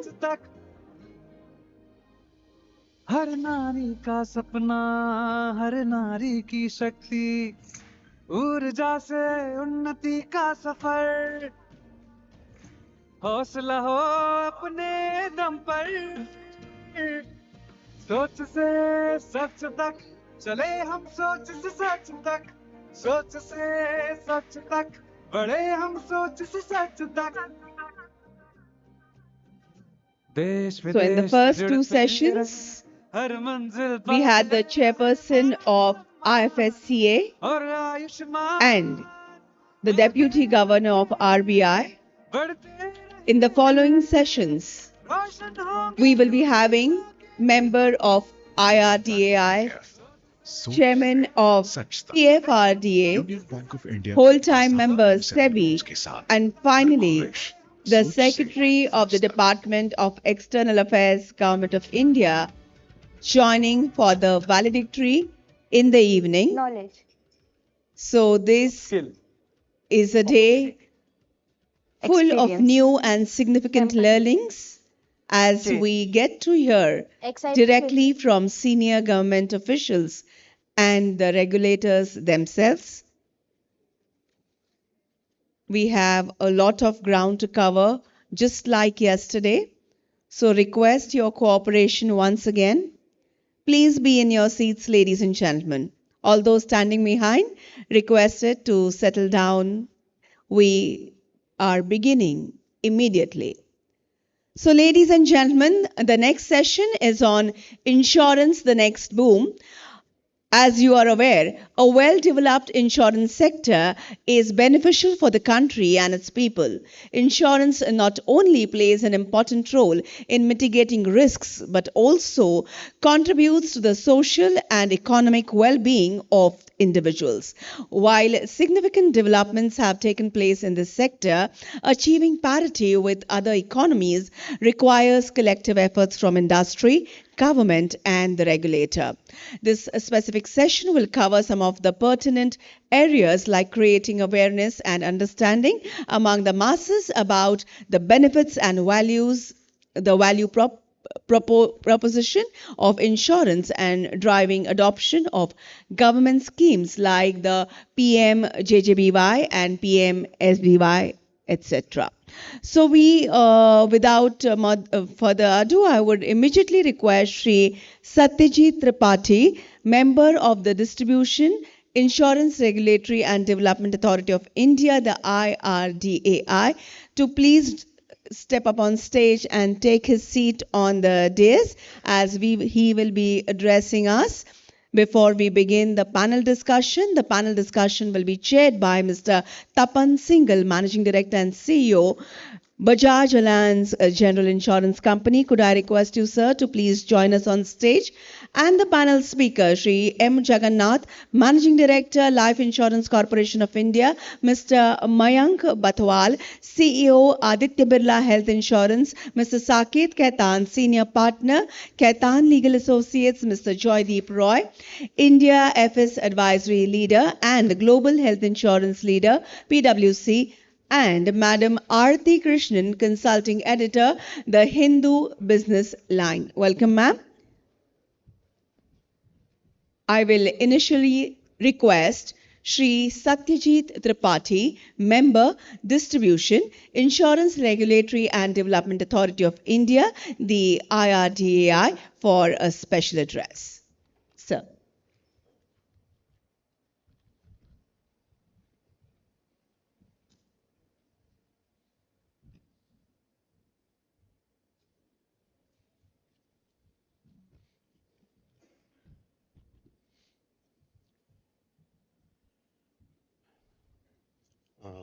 A very good morning to the distinguished panelists on the dais, eminent speakers, invitees, ladies and gentlemen. It is truly a privilege for me to stand here and give you a keynote address regarding the next boom in insurance. We, of course, will be having a panel discussion to take you through the various nuances of insurance, what is happening at the regulatory authority, what are the things that are envisaged in the near and the intermediate future in the days ahead, and to give you a flavor about where we stand today, where we see ourselves in next 5 years, where we should be in next 10 years.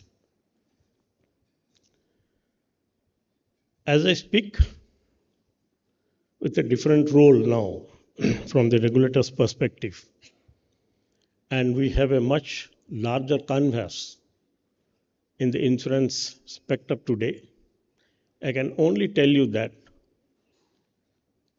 there are so many things that are happening at the regulator end and so many things that are expected to happen in the next few years that I can only tell that this is simply mind-boggling.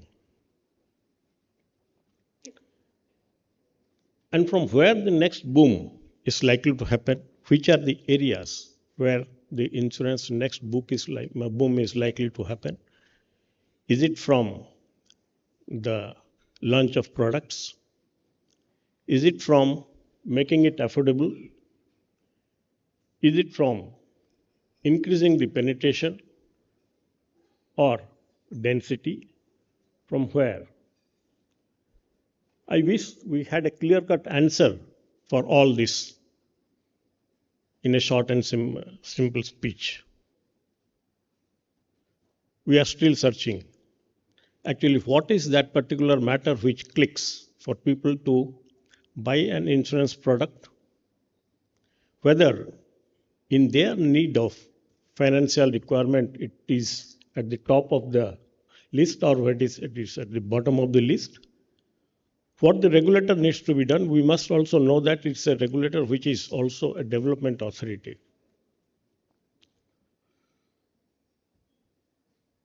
I will just try to point out a few things to you. In the insurance terminology, as if all of you would have taken a motor policy, you would have seen there is a term which is called IDV, which is known as the insured's declared value. My sense is that if we change this connotation a little bit, the next boom is coming from IDV, not exactly from the declared value, but this IDV stands for innovation, disruption, and value addition. The regulator on its side does every quarter, every fortnight also, a meet with few insurtech companies, at least 3 to 4 insurtech companies every fortnightly, to see that what they are involved with, what are the process changes they are bringing, what are the likely things that are likely to happen through their process changes that are being thought about, being planned, and being implemented also by few of the companies through the insurtech companies. I must say that a group of many young entrepreneurs who are involved in simplifying the claim processing method, the process of buying the insurance, and the process of grievance redressal from the company's point of view, that are being tried out at various levels. The regulator itself is also involved in seeing that these things come into see the light of the day and keep both the councils involved in this matter.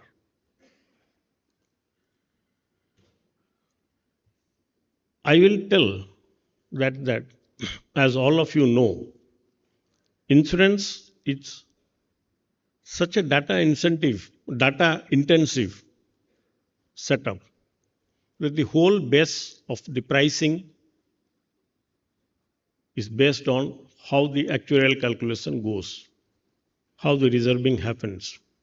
But not all products are coming purely out of an actuarial valuation or actual calculation of pricing. If that is actually the reason, then I would say that the products would not be selling. Their actuarial calculation is one part, the development and design of the product is one part, and finally selling the product is one part. Having sold the product, what are the kind of grievances that come to the regulator? Very frankly, the grievances that are raised from the life companies and from the non-life companies are totally different. These are not painted in the same brush. So when we talk about the next boom, the issue starts from bottom in the sense that from the end of the product, that is from the grievance. Why are there so many grievances? What are the grievances in life? The grievances in life are definitely not about the claim amount or the time taken for settlement. It is about the product itself. In case of death or in case of any other critical illness, everything, the claim amount comes without. That is not a grouse. The grouse is about the mis-selling of a product. And I must say that it is at an alarming level. It is an alarming level because it has caught the attention of the policymakers. The policymakers are very, very concerned and they want that need to be addressed. And if we talk about the boom in the coming days, if we are talking about the boom in the positive sense that we increase the penetration, we increase the sale of the various products, and we make it affordable, then we must address the grievances. The complaint or the grievance on the non-life sector are diametrically different. This is not about the mis-selling of a product. This is particularly about payment of claims. The claims being rejected, the amount of claims that are being paid being substantially less than what was expected.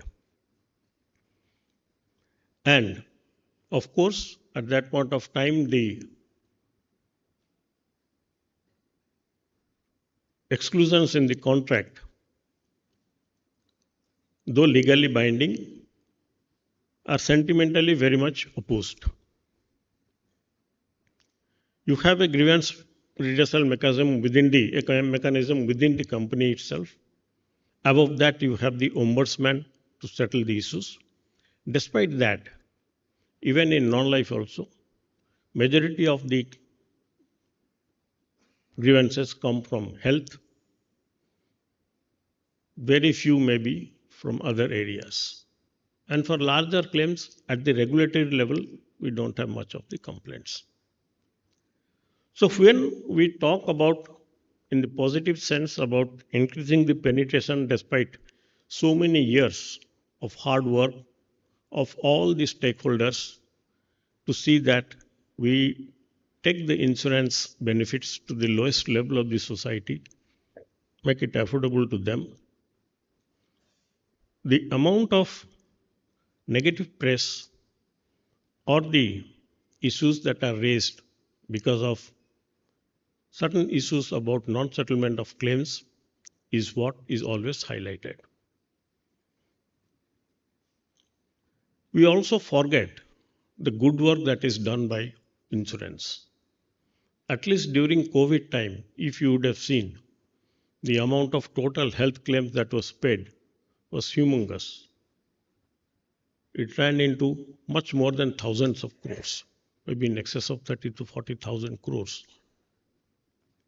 So yes, those who required the health benefits at that point of time did received it without any issue.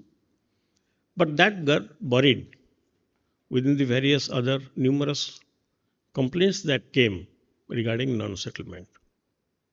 So yes, there are a lot of good things that are happening in insurance also. But side by side, there are a lot of complaints and a lot of grievances. So are we actually doing something to reduce this number of complaints, grievances, to see that the premium paying public is getting the facilities that he or she is expecting when they are buying the policy, and they are buying it with a seamless effort, and the claim settlement process becomes seamless.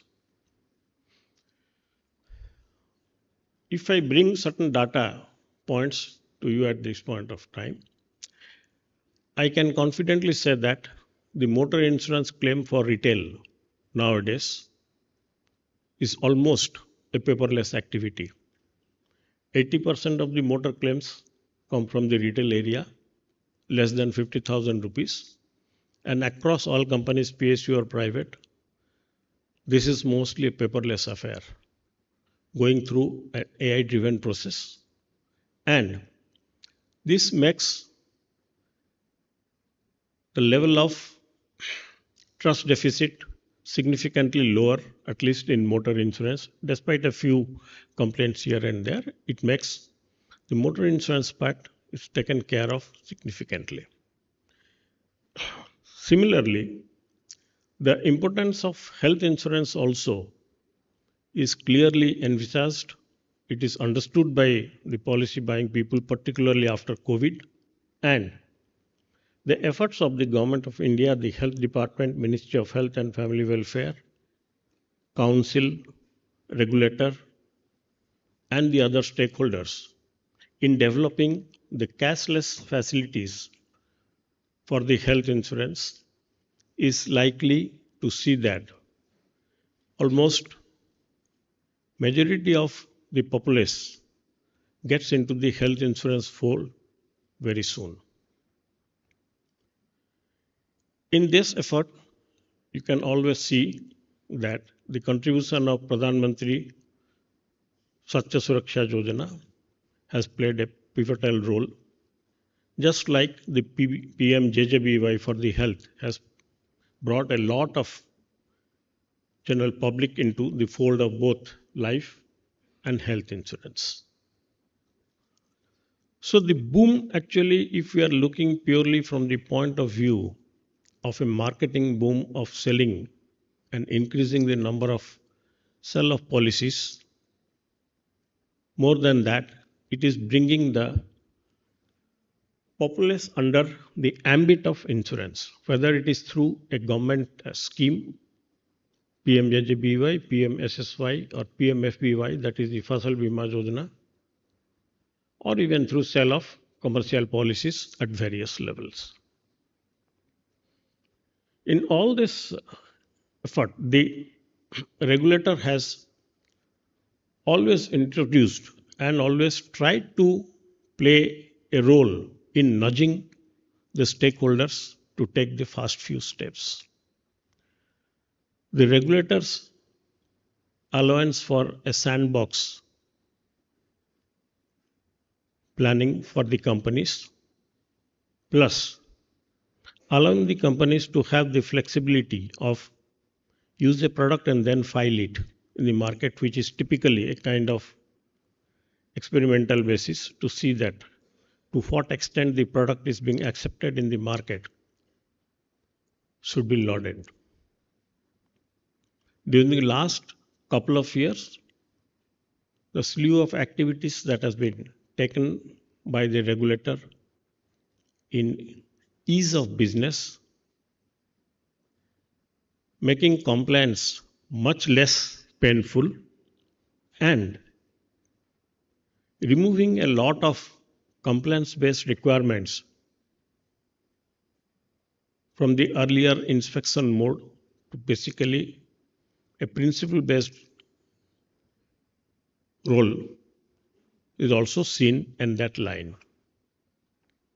And we believe at the regulator's point that the 17 to 18% growth in non-life and close to 10% growth in life is set to grow, and at least for the foreseeable future, this level of CAGR is given. Now, whether that growth is coming purely from the same pie, just by increasing the price or loading the various products with pricing, or by getting into newer areas like cyber insurance, like niche products for gig workers, niche products for the lowest level of the society. This is a matter which is being debated at every level, and this is being tried out also. It is tried out by various companies through sandbox methods, and there has been a continuous dialogue with the industry leaders and various companies, both in life, non-life, and the standalone health insurance companies. Our role as the regulator has been to see that when we allow all the growth, we also must see that there is a certain amount of discipline in the market. The growth is orderly instead of being haphazard. And at the end of the day, the policyholder gets the due that he or she is expecting from this ecosystem.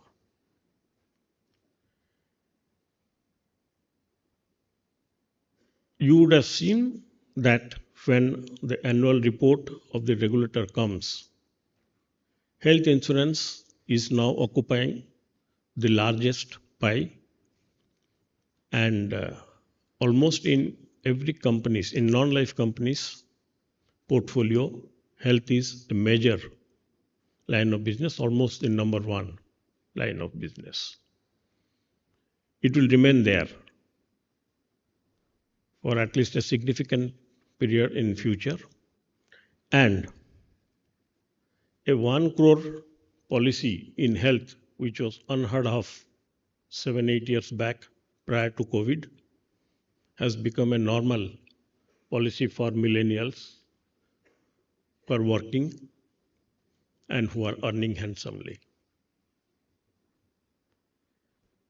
Similarly, in motor also, you would have seen significant technological intervention in devising policies like pay as you drive, pay how you drive, and extension of such products are expected very soon in the market in different colors.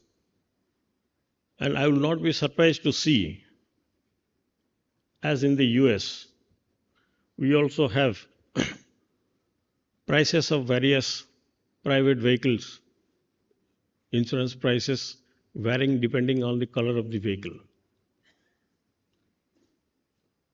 What is the exact amount of accident incidents for a deep color vehicle or a light color vehicle? The data, the AI-driven processes will throw up exactly the information, and in near future we will see that whether that kind of differentiation is brought to the market. So I will say that for all those policy buying population who are looking into this product areas closely, keep their eyes and ears open and ears to the ground to closely follow the various innovations that the companies are bringing and are launching in the market. At times, for a common man, it is confusing to see what should be the choice if a life insurance policy is to be taken, what should be the choice if an annuity is to be purchased. I think there is no straightforward answer to that, and would suggest that for all such kind of issues, we must take the benefit of a registered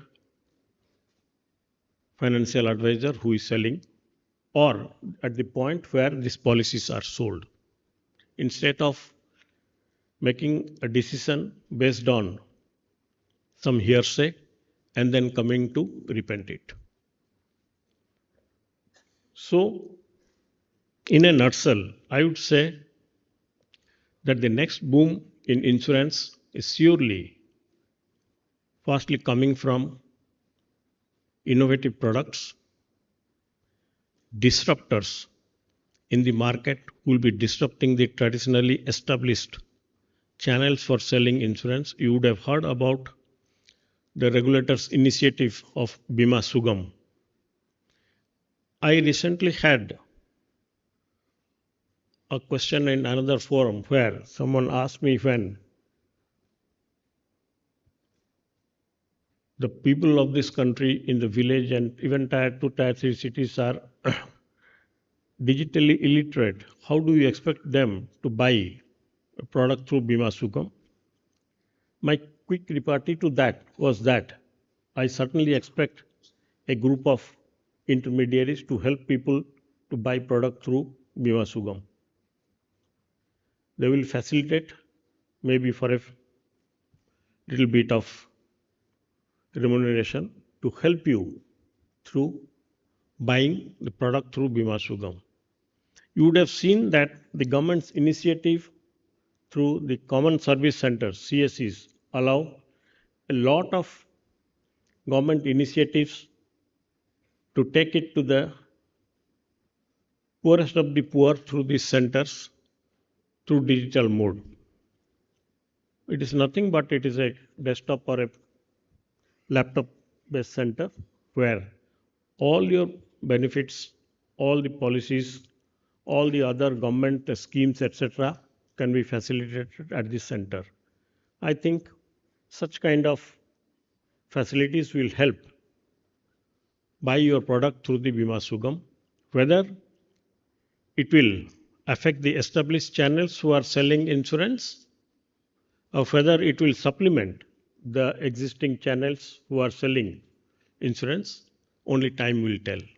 But certainly, the effort will not fail just because people are digitally challenged. I don't think so. Almost everyone is having a bank account nowadays, but hardly anyone visits a bank nowadays. Similar is the issue with your mutual fund and other financial products. And it should be same with the insurance sector also, sooner than later. With that, I will end my speech. I think the floor is ready for a panel discussion. Desired. Thank you very much. Thank you, Mr. Tripathi, for sharing your valuable insights with this August gathering. I now hand over charge of the panel discussion to Mr. Tapan Singhal. Over to you, sir. Thank you. And thank you, Tripathi sir, for setting the context. Insurance is a very interesting topic. So let me start. I'm a scientist by education, and I joined the insurance industry about 33 years back. Let me talk about that incident, then why I stayed for 33 years, and what, in my view, is the role of insurance in the times to come. And then I'll speak about my panel. You can't have a more interesting panel than the one you have here. Once I give the background, you'll understand why I say so. So 33 years back, by accident, I gave the government examination for insurance, and I qualified for that. And my friends told me that it's a good job, a class 1 officer job. Why did you join that? And I joined it, but my mother started crying. She said, "You wanted to be a scientist, and if you had to join the services, you could have given some other examination. Why insurance? What will I tell my relatives? What is my son doing?" Because the insurance typically was that if you're good for nothing and you belong to a good family, then you join insurance industry. That was the context then. When we started this company, Bajaj Allianz, the JV, and I was speaking to some of my German friends, and I told them the story. My German colleague, he laughed. He said, no, in Germany it's better. When you're good for nothing, you become a bartender. When you fail as a bartender, you join insurance. Interesting, huh? But as a scientist, 33 years, why did I stay on to the industry if it was this bad? Very soon I realized that the contribution of this industry to society is very huge. And it's actually very funny, because if you ask somebody on the street today, what do you think of the insurance industry? They will say these guys don't pay claims. It's so interesting. And if you look at the balance sheet of the insurance industry, they're bleeding to death paying claims. So you have a phenomena, an industry, which is paying claims beyond the balance sheet that it can afford. The combined ratio of the general insurance industry is 115%, which is for every 100 rupees, they're losing 15 on underwriting basis. And the perception on the street is this. Now, if I look at the overall, our growth of the country, it is about 67% of GDP. In fact, it's after the leaking bucket, as I term it. And I have the chief economic advisor also sitting in front of me. The leaking bucket, let me explain. If we had plugged the leaking bucket, our actual growth currently is over 10%. And what are the leaking buckets? About 10 crore Indians go below poverty line every year because they can't afford the health cost which comes in. To bring 10 crore people above poverty line is 1.2% of GDP. You saw the Sikkim flood, the disaster. 90% of SME, MSMEs are not insured. When a disaster like this happens, and this budding entrepreneurs who set up units and they get destroyed completely, they're on the street completely.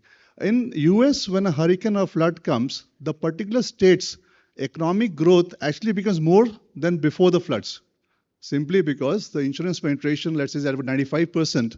So when a flood or a hurricane happens, very reconstruction work happening, the insurance money starts flowing in, and that actually rebuilds the economy, and the economic growth is faster.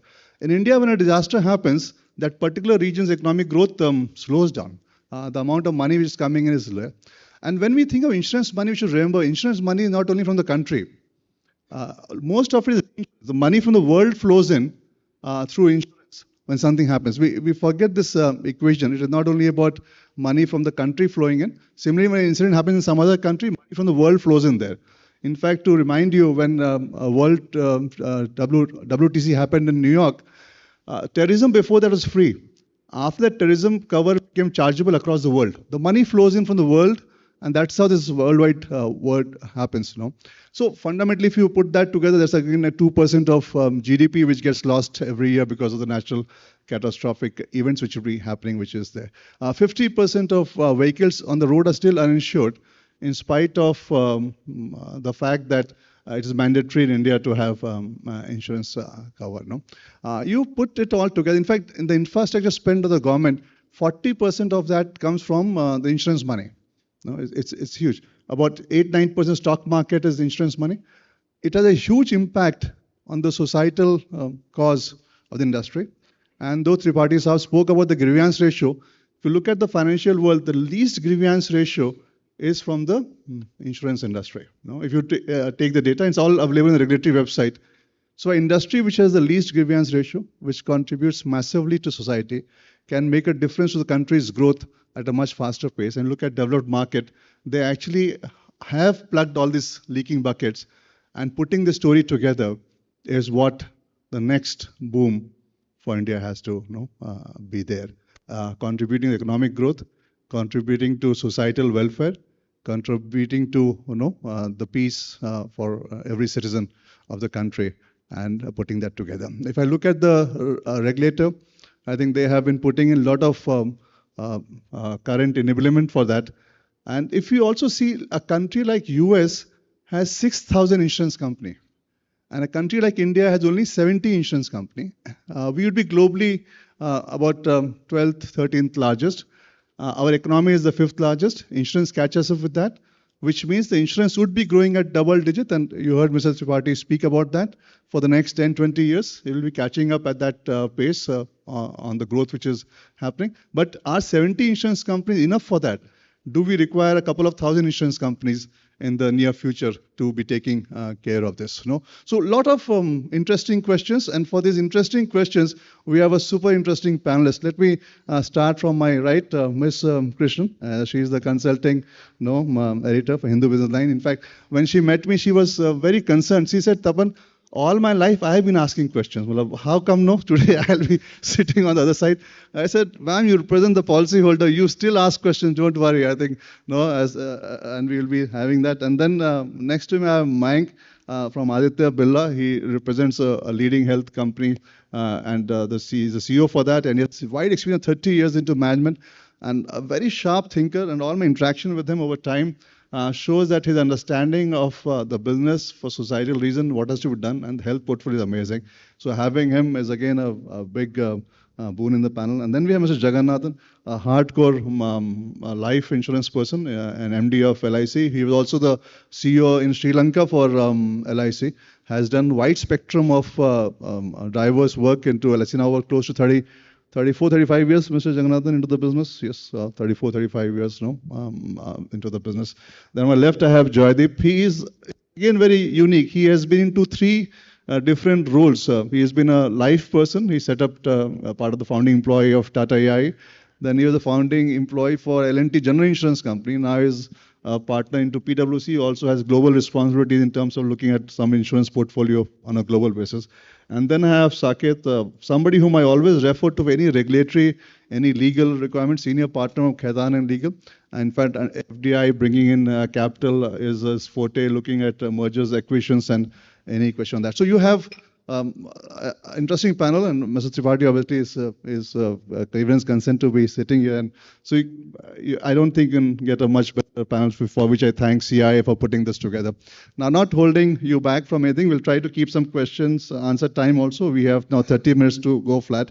So what I'll do is I'll just leave it very open-ended for my panelists to first make their first comments, and then we get into deeper into asking for questions. But let's start with the interesting part with Saket. How do we get money flowing in? Why does India only have 70 insurance companies, and why should we not have 6,000 like US has? Or if you look at even UK, it would be close to 1,000 companies put together. And you have been into London and India all over. So what's your view on FDI? It's a very interesting question because I remember in 2006, I was talking to the head of M&A in Zurich. And I said, when are you going to come in? And he said that when I have control. And as soon as it became 74%, Zurich bought Kotak. Right.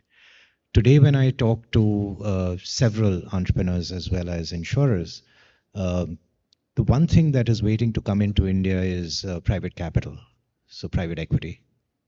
There are teams of people who have set up insurers, whether it be, a couple of teams I've talked to, they were with AIG, they were with AIA, they were with Prudential, Lombard. They're looking to set up insurers. Now, teams of people don't have large capital, and they need to raise private capital to bring into the country. So there, I was really happy to hear and read that Aditya Birla has sold its brokerage to a group of people who are backed by private equity. And the decision was made by Mr. Tripathi, so congratulations on that. Very, very, very quick decision making. And I see the regulator going further and further as far as that is concerned. The second is regulatory certainty. We are involved in a transaction. You've heard that Qatar Insurance is going to be coming in. We are advising Qatar Insurance in their investment into India.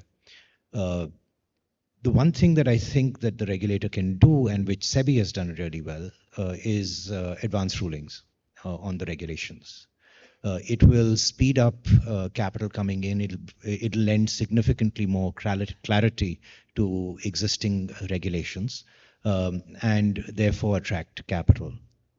The third, I find, as far as the insurance industry is concerned, it's got a reverse asset liability mismatch. When you look at, when you look at banking, it's short-term borrowing, long-term lending. For the insurers, it's actually short-term investment with long-term liabilities, particularly life. So we in the CII committee have been requesting the RBI, for example, for on-tap long-dated bonds, which will allow for product innovation. And as we can get return on capital, effectively that will attract capital to India itself. So in my mind, these three factors would attract significantly more capital and product innovation as far as the industry is concerned. So I guess I still leave you with a question. You are the champion legal head and figuring out. If I look at banking in India, you have different categories of banks. You have full-fledged banks, you have NBFCs, you have cooperatives, you have RRBs, and you have small banks. And you put all that together, your payment banks, and that has ensured that you don't have unbanked population now. It's and that gives huge dividend. Why should insurance companies only be a certain set of regulations? Why not a similar structure which can open a plethora of insurance companies for a country which requires to cover like 135 billion people? And that's a huge impact, as I said, for society and for the economic growth of the country. That is not something that we should be pushing forward very aggressively. I think that's a really interesting question, Tapan. One thing that I have talked to the regulator on, two things. One is allowing captive insurance within the domestic tariff area. I was part of the committee advising the IFSCA to create India as a reinsurance hub. And the IFCA put in place regulations for captives. Now, large companies, particularly with large employee benefit plans, which really impact the workers in those companies, setting up captives reduces premium cost, increases the ability to pay claims, and therefore trust in the industry itself. The second, the regulator's already done it with regulatory sandbox, right? Effectively, what we've got is smaller players, tech players coming in, giving micro products, segmenting the market, and the regulatory landscape is completely deregularized. I mean, if you really look at it, there is no regulation as far as product is concerned. I think time will tell, Tapan, at the moment as to how and when the market segments. If I go back to banking, right, sort of 25 years back, you only had, effectively banks such as SBI, properly regulated banks. And then came NBFCs, then came mutual funds, and the market developed, right, because there was a need in the market. The insurance industry is now seeing that need come in, and you have innovative products coming in through entrepreneurs who are looking at this market and know that there is a big opportunity. So I would see this market develop very rapidly. Thank you. And I think I'll leave this thought. Why not 1,000 insurance companies in India in the next 2 years? What is required for that? So let's leave this thought and then let's move to Ms. Krishnan. Ms. Krishnan, so you have two questions, that you ask or I ask? No, I can just talk about it. Okay, go ahead. So first and foremost, ma'am, you represent the policyholder, the person on the street, Right. and you have a view which is very different from what the industry sees itself. Right. And what do you think is something the industry should be working upon to make a difference very, very strong? And you have been representing in the financial world for 25 years, the person on the street, and putting their views forward. So over to you. Right. The reason I wanted to talk about policyholders' point of view is that I have mainly been writing about investments, personal finance, regulations, markets for the last 25 years. And I also happen to answer a lot of reader queries, etc., on investments and so on. So that's why I wanted to represent the policyholders' perspective. Now, I'm glad that Mr. Tripathi led off with this problem of grievances in the insurance industry, because when we talk of insurance, the next boom, I feel that the industry cannot move on to the next level of penetration or growth without addressing the poor customer experience. Why am I saying this? Now, insurance zaruri hai. I'm going with the industry's tagline. Yes, 63% of India's population today is in the working age group. All of them need protection in case the earning member passes away.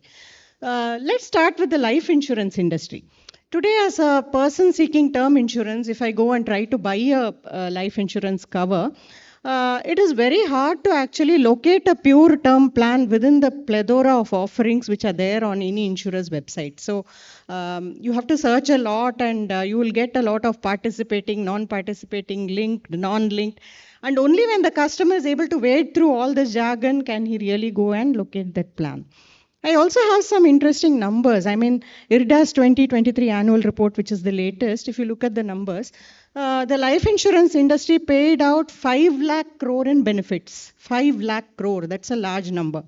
But out of that 5 lakh crore, only 41,000 crore is death claims.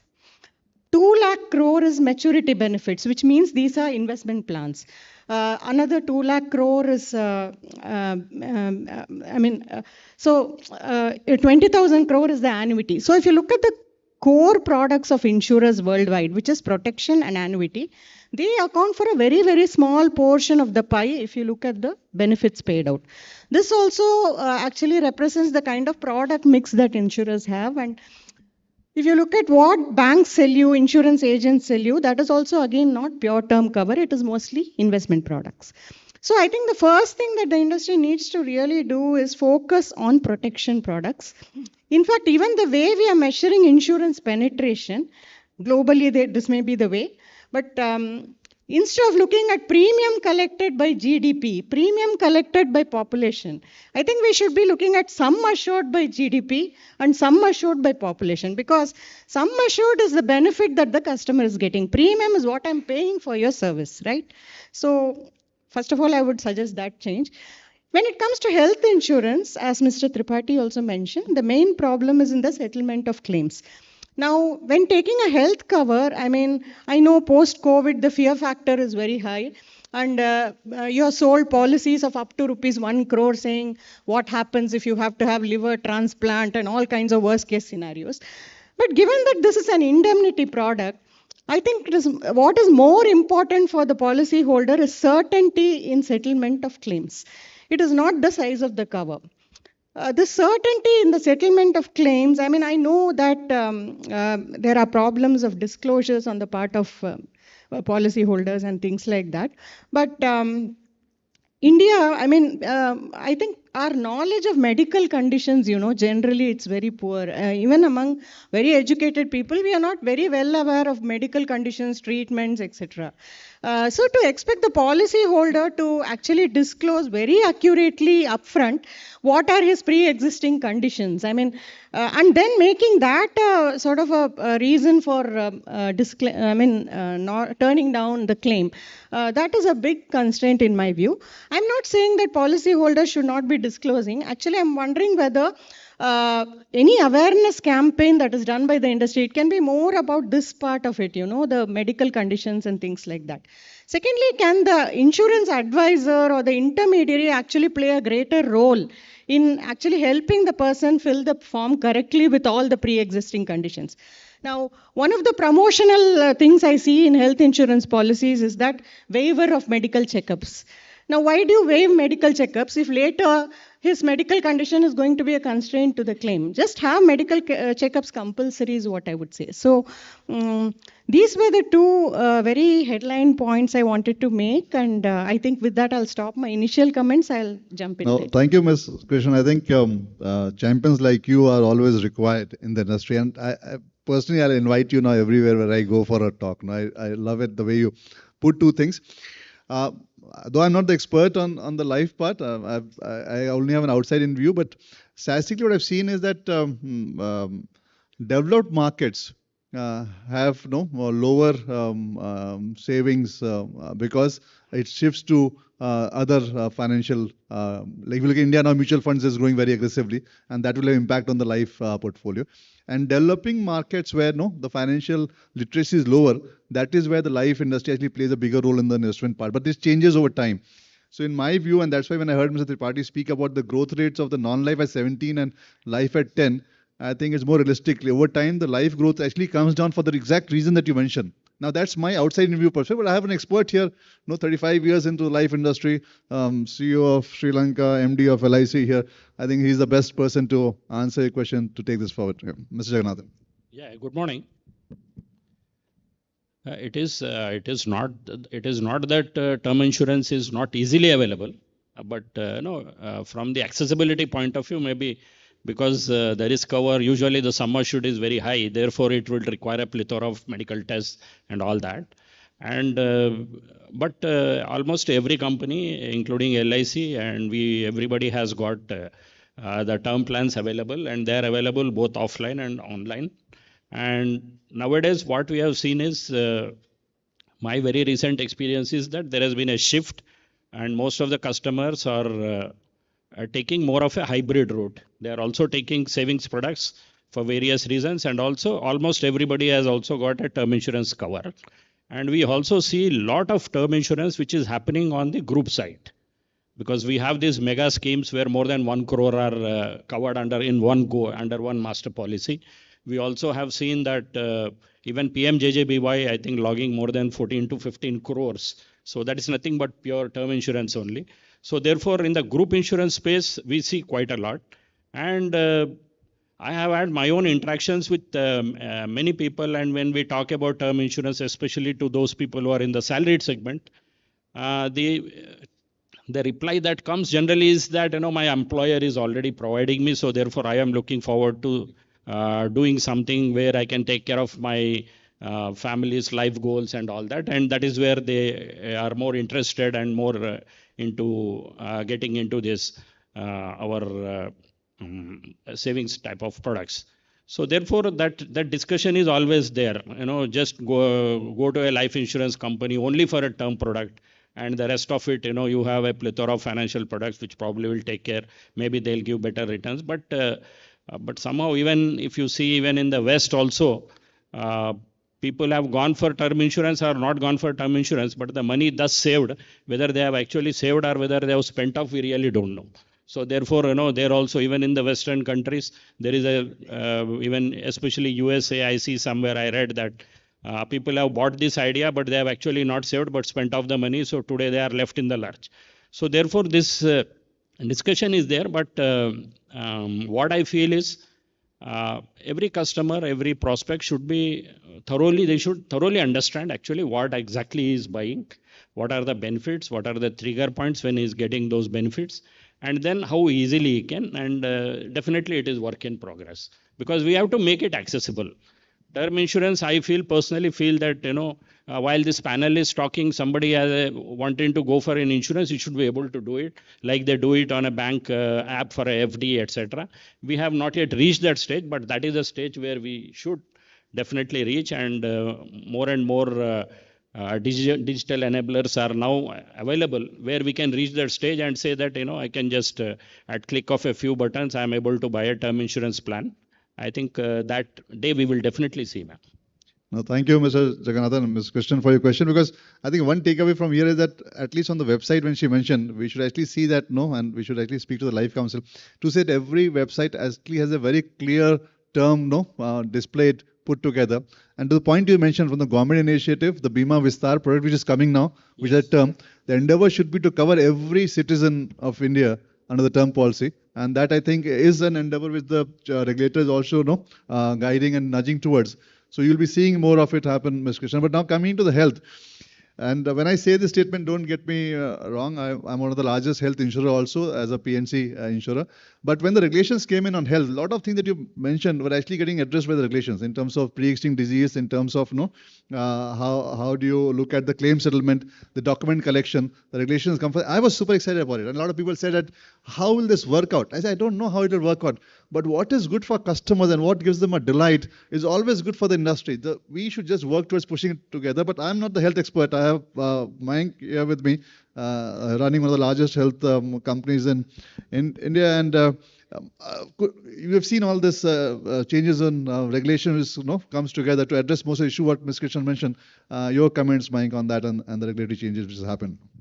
Yeah, thanks, Tapan. And Ms. Krishnan, I think your point has to be addressed, right? Because this is something that we have to accept as an industry and see how we can address that, issue that the external stakeholders think about health.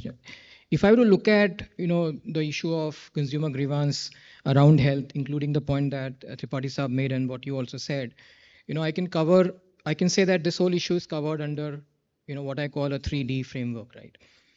Issues about denial of claims, issues about deduction in claims, issues about delay in claims. Let me try and quickly, share my perspective on all three of these issues and how can we address that. The first one, let me, give you the context in terms of data. Like in my company, out of it, every 100 claims that come, about 96, 97 get paid. So 3 or 4 claims don't get paid, which is denial. Why don't they get paid? About 75% claims don't get paid because of issues around 2, which is non-disclosure and the benefit not being available.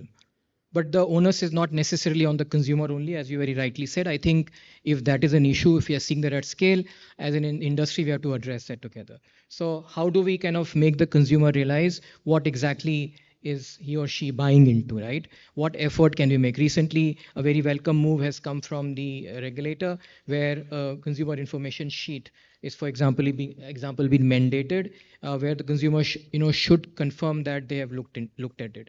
I always tell the team that when you sell health insurance, because we've got, by the way, as per regulation, we have got a one-time lifetime underwriting opportunity, which means that the consumer has an opportunity to say yes or no for that till the end of his or her life. The insurance company cannot say no, which is a very good kind of, I would say, regulatory enablement for a consumer. So in that context, it becomes extremely important that the relationship starts with trust on both sides. And therefore, as an industry, can we say it's more important to explain exclusions rather than inclusions in this product? Also because of the fact that sometimes consumers don't understand medical jargons, etc. It's a difficult term to understand also on what is. So I think again, recently the authority has now brought down the PD period to about 3 years. Every time an exclusion is removed from the principal design of the product, it actually helps the consumer because technically, the consumer knows that what they will be paid, not paid. It's a big topic, and I'll not go into detail in the context of time. The second one is about deduction. Industry data shows that for every 100 rupee claim that comes, about 25 rupee technically is non-payable because of fraud, waste, and abuse. The dilemma that the industry has is what does it do? Should it, look at trying to detect that 25 or not? Because for every rupee of the 25 that is paid by the industry, someone who is genuine is actually losing out, because finally it's a cost that will circle back into some form, through some form, into the premium that will get escalated at some point of time. Recently, again, we are very happy that with the intervention of the authority, the whole Insurance Information Bureau is now becoming a full reality, as it should be, where all stakeholders are bringing out data into at one place. And as we start using that, it will become kind of give an ability to the industry to detect this much better. In addition, the problem is that unlike banking sector, where any financial fraud is very well defined, insurance fraud is not. We don't have the full ability to kind of really go after a fraudster in the insurance world, as is the case in financial, in the lending, let's say, business. CIBIL, if your CIBIL score is bad, you really have a problem as an individual, right? So I think some of those issues have to be addressed. And the final issue of delay, we are living in a world which exports technology to everywhere around the world. But if you see the way a hospital and an insurance company transact between each other, I think it's archaic. Still documents flow, paper flow. In my partner in South Africa, 97% of claims are paperless and humanless, which means everything flows in form of digitized data, machine adjudicates the claims. Why can't we get there? Good news, we are getting there. With the National Health Claims Exchange, as in when, very soon we hear that it can come out any time now, all of that can become a reality, though in phase 1, it will be more of information flow. In phase 2, we are hoping that data starts getting flow, moving in a form which is digitized, and therefore, insurance companies can process claims faster. I only want to say at the end that, all of us represent very strong brand. We will not ever want to do something which kind of tarnishes our brand, because we're in multiple business. I represent Aditya Birla Group, Tapan represents Bajaj Group, which is a very large, LIC is such a large conglomerate. All of us represent very, very large groups, and therefore that is not the intent. So, but there are systemic issues which together we have to address through more consumer awareness, through ecosystem management.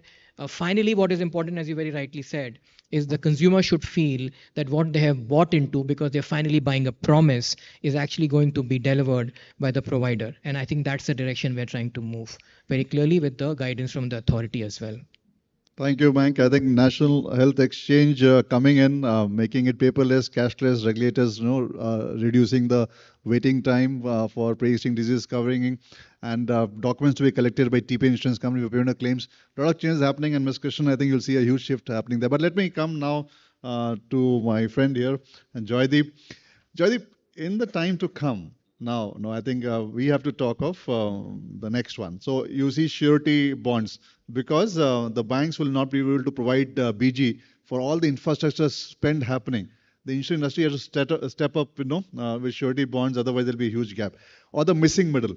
We spoke about that every Indian should be covered. A lot of activity happening. I saw in the election manifesto, nearly every political party talking about providing cover, health cover, to all, or providing cover for catastrophic loss across the country, and helping the country reach a 10% GDP growth. So the next big move in terms of products, collaborations, and the requirement of the country. To you, Joydeep. Thanks, Tapan. It's been extremely interesting to listen to everybody, and largely agree that there's so much to do. But just think of last 22 years of the CII conferences, and we have been talking about things to be done. I think last couple of years, the pace of change has accelerated, and that's clear from the tonality of everybody's addresses. Looks far more possible and practical to have insurance for all now than it looked pre-COVID.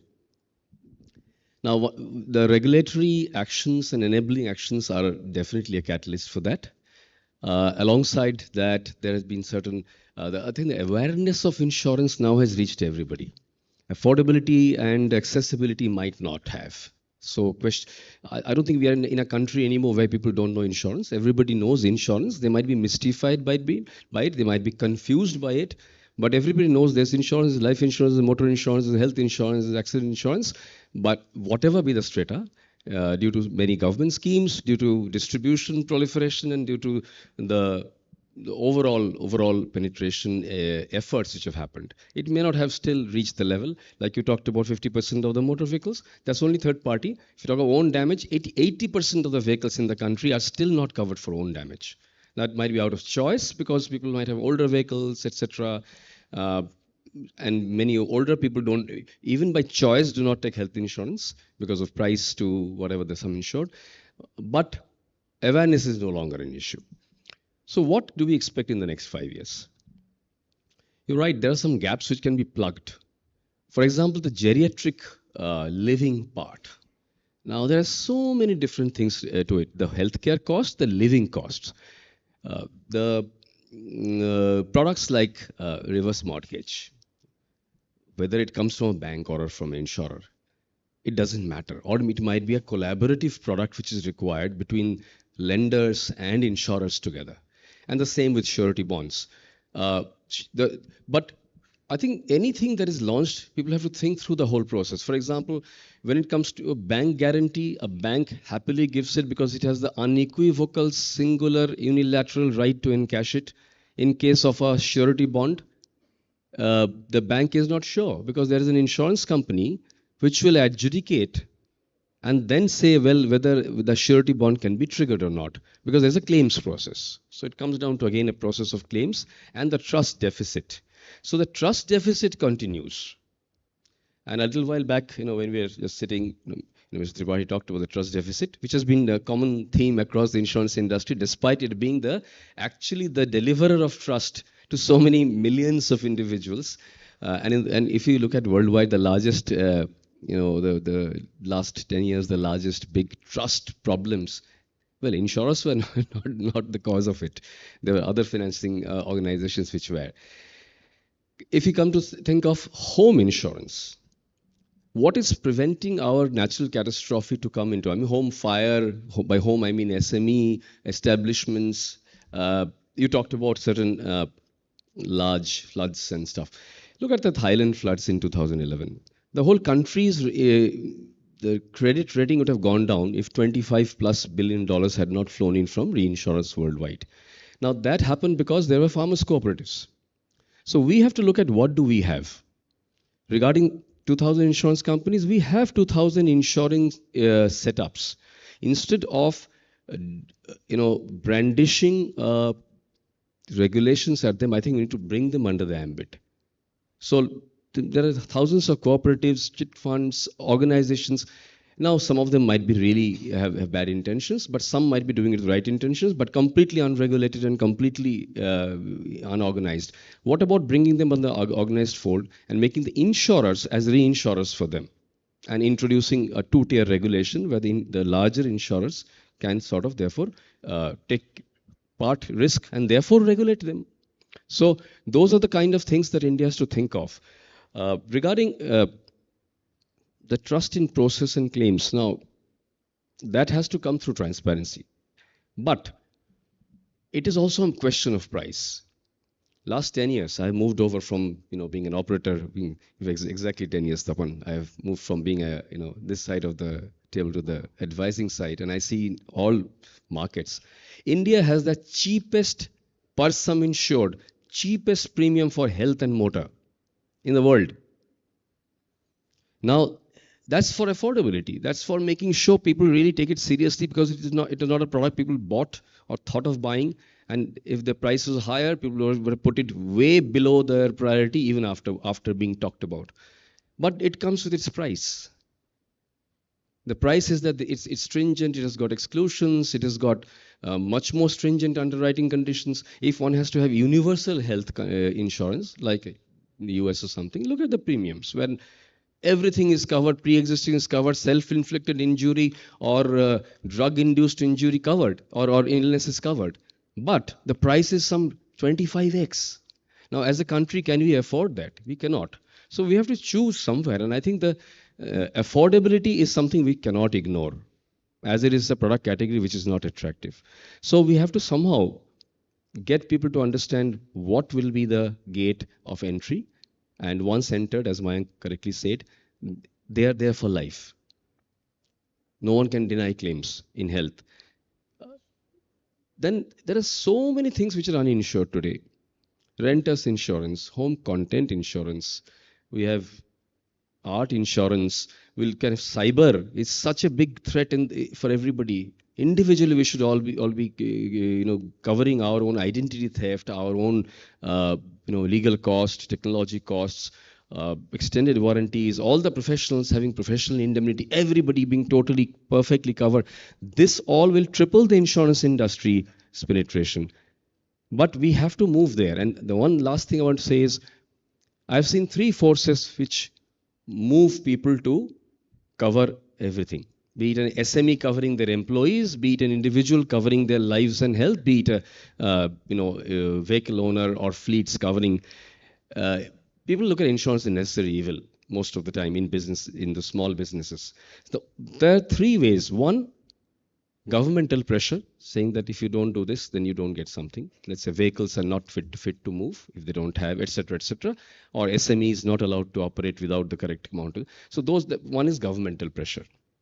Second is huge cost of the opportunity cost being very large, be it health cost, be it repairing cost or replacement cost. If that is seen to be deemed to be very high, then people insure.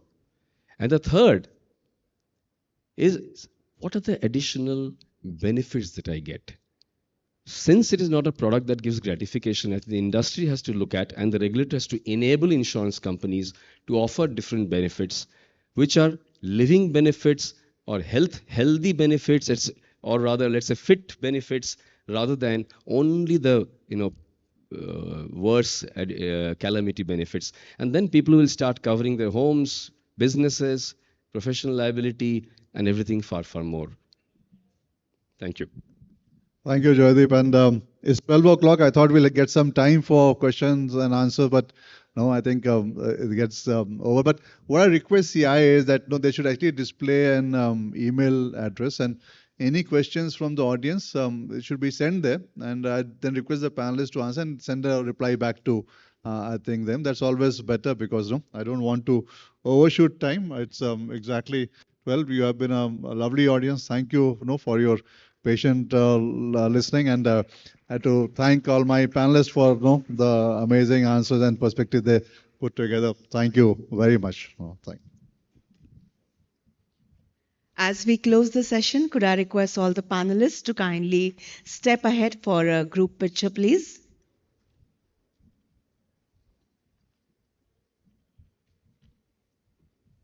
Ladies and gentlemen, we are not breaking. We will move into the next session immediately.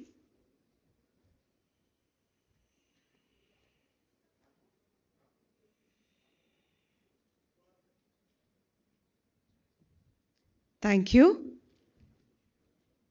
So as I was just saying, we will begin the next session, the transition from a nation of savers to a nation of investors.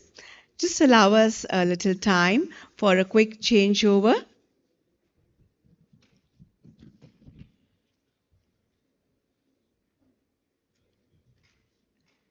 I have mentioned earlier that we will end the day with high tea. As also, we have a few more luminaries joining us during the rest of the day. Most of you present since morning have heard from the chairperson of IFSCA, the deputy governor of RBI, and now the member of IRDAI as well. In the next sessions, we will be having the chairman of PFRDA, full-time member of SEBI, and for the valedictory in the evening, we have the Secretary of the Department of Economic Affairs, Government of India, Shri Ajay Seth. We've come a long way to get to where we are today. And he belongs to the Ministry of Finance, which is in New Delhi.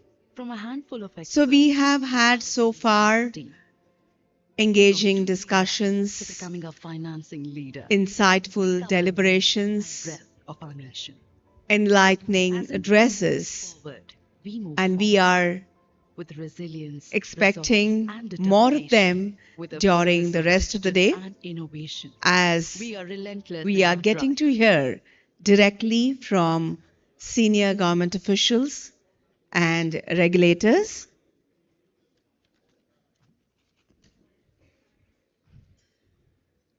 Okay, so as we are setting the dais, a quick background. So, ladies and gentlemen, historically, Indian savers have favored gold, land, but the confidence in financial assets is growing exponentially, propelled by attractive returns offered by the capital market. And the latest data suggests that for households among financial instruments, there is gravitation from savings in deposits to equities, mutual funds, and small ticket investments. The increased retail participation in the equity market could be gauged from the fact that total number of demat accounts hit a new high recently. So this particular session will explore the factors driving the transition from savings to investments, its implications for the economy, and the strategies needed to sustain and accelerate this transformation. So we have the keynote address by Shri Deepak Mohanty, Chairman, Pension Fund Regulatory and Development Authority, the PFRDA. Could I request you, sir, to kindly take your seat on the dais?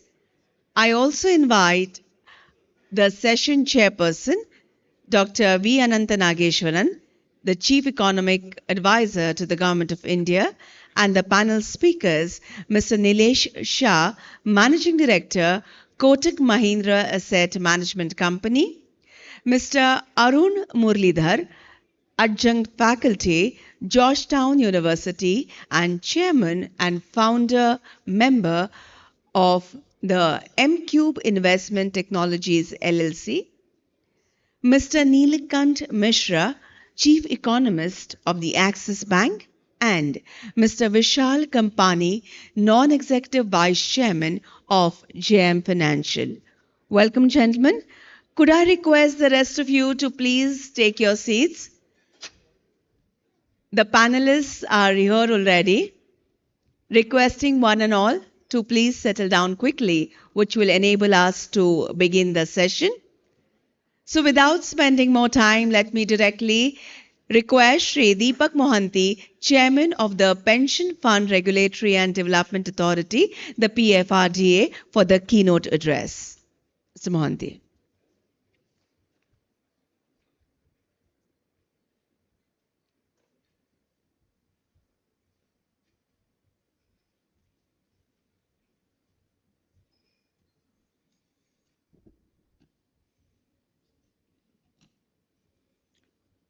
Good morning. I thank CII for this opportunity to be in the midst of such distinguished gathering. The topic, transition from a nation of saver to investors, straddles economic and financial fabric of our country. The transition that we are evidencing now is not just a change in financial behavior of people, rather a shift in belief how we are viewing wealth, economic growth, and financial well-being. Traditionally, households save a part of their income to meet tomorrow's unforeseen expenditure and part in physical assets such as gold and a house so as to leave those behind for the next generation. In the 1970s, unwinding from the informal financial sector, citizens reposed faith in government-owned banks, financial institutions, and insurance companies for depositing their savings, which offered decent returns. These savings then could get deployed in productive sectors of the economic activity. Stock market were perceived as a place for traders dealing with speculation and not as a common man's platform for making investment. However, financial attitudes seem to be changing. Components of households' gross financial assets indicate that during the 15-year period, if I take in the century 2000 to 2016, on an average, 81% of financial assets were held in cash and bank deposits. With investment in bonds and equity, which is a direct investment, including mutual fund, just average about 3%. In more recent years, suppose we see the 5-year period from 2017 to 2022, the share of cash and bank deposits has declined to about 46%, and of bond and equity has risen to about 7% in terms of the share in the household gross financial savings. And financial saving for social security, such as insurance, pension, and small savings, have shown steady increase. As we aspire to a high income country over the next 25 years, we need to be growing on an average of around 8% in terms of GDP. This will require commensurate level of investment. Chief Economic Advisor is there, still I could, if I dare, then in this context, efficient conversion of savings to capital formation is crucial. For instance, to achieve a GDP growth rate of around 8%, we need an investment rate of around 36% of GDP per annum, assuming, of course, a capital output ratio of about 4.5. India, when we did best in terms of capital output ratio, this is in that range. And going forward, we do our best in that range if we work. So we need at least investment rate around 36%. This has to largely emanate from domestic saving. Of course, we can afford capital from abroad, which we have been doing for years.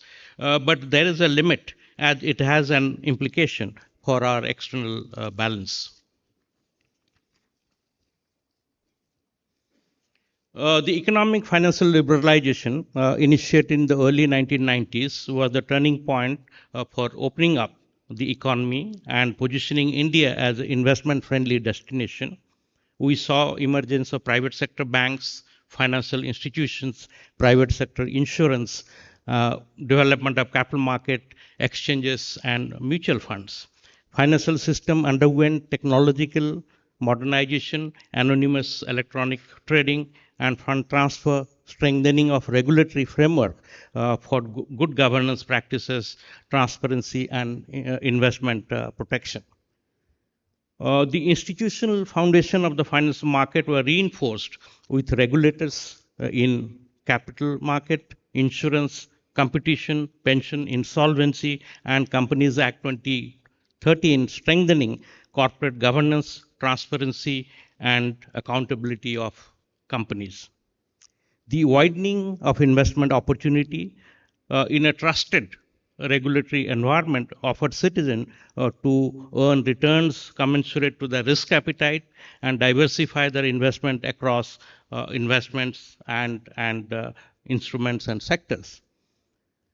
This secured environment, in addition, facilitated demand for long-term debt instrument and in particular from insurance and pension entities. Currently, the retirement saving sector investment is around 50 lakh crore, over 16% of GDP. The pension sector that we regulate, which is NPS, National Pension System, and Atal Pension Yojana, has investment of about 13 lakh crore, out of which infrastructure investment is about 2 lakh crore. Equity investment by this cohort of pension funds is about 2.6 lakh crore. As our income levels rise, this sector is poised for growth, as in advanced countries, for example, such as in OECD, that we see pension assets on an average is about 86% of the total GDP. So then we have a long way to go and catch up in that process. The financial inclusion drive by the government played a pivotal role in making formal financial accessible to all, as reflected in 53.2 crore Jan Dhan Bank accounts of low income and underprivileged people with deposits of about 2.3 lakh crore. It also helped to improve financial literacy at the bottom of the pyramid. Technology lowered the barrier to entry to financial markets and reduced cost. Was to earn better returns over traditional deposits, fueled with smartphone usage. Households owning smartphones actually has increased from 36% in 2018 to about 74% in 2022. The rise of fintech facilitating easier access to financial information, investment opportunities, and artificial intelligence-driven portfolio management tools, the avenue for investment has expanded with increasing affordability. The change in financial behavior and attitude from safe or risk-averse to taking risk for growth of wealth is quite evident from the rise of demat account holders, so about 16.2 crore, and mutual fund SIP account about 9.34 crore.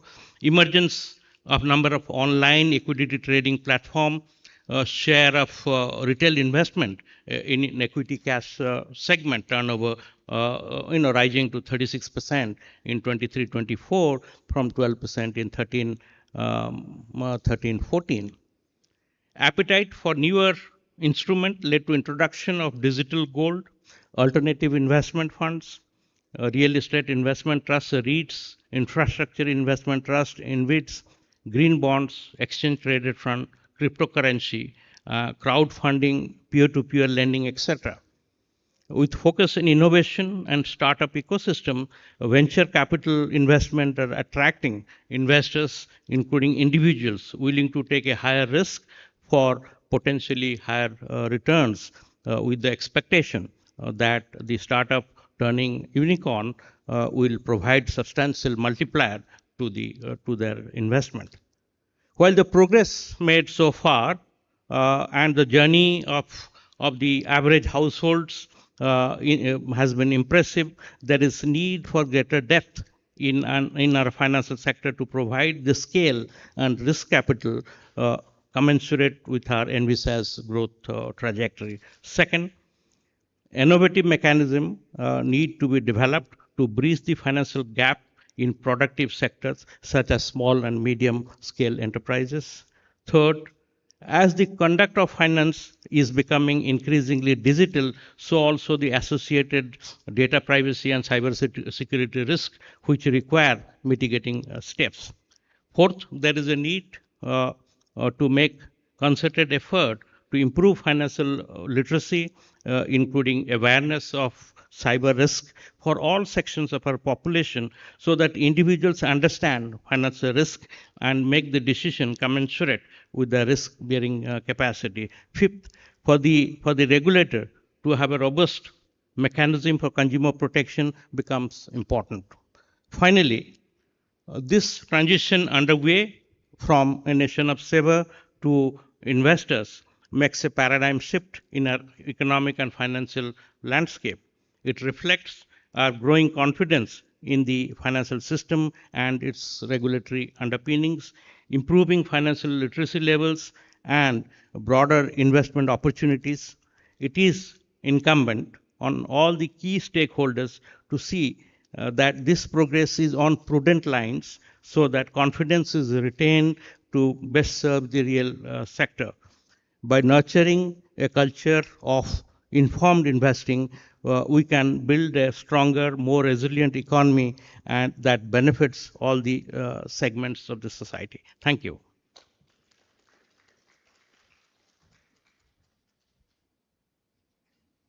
Thank you, Mr. Mohanty.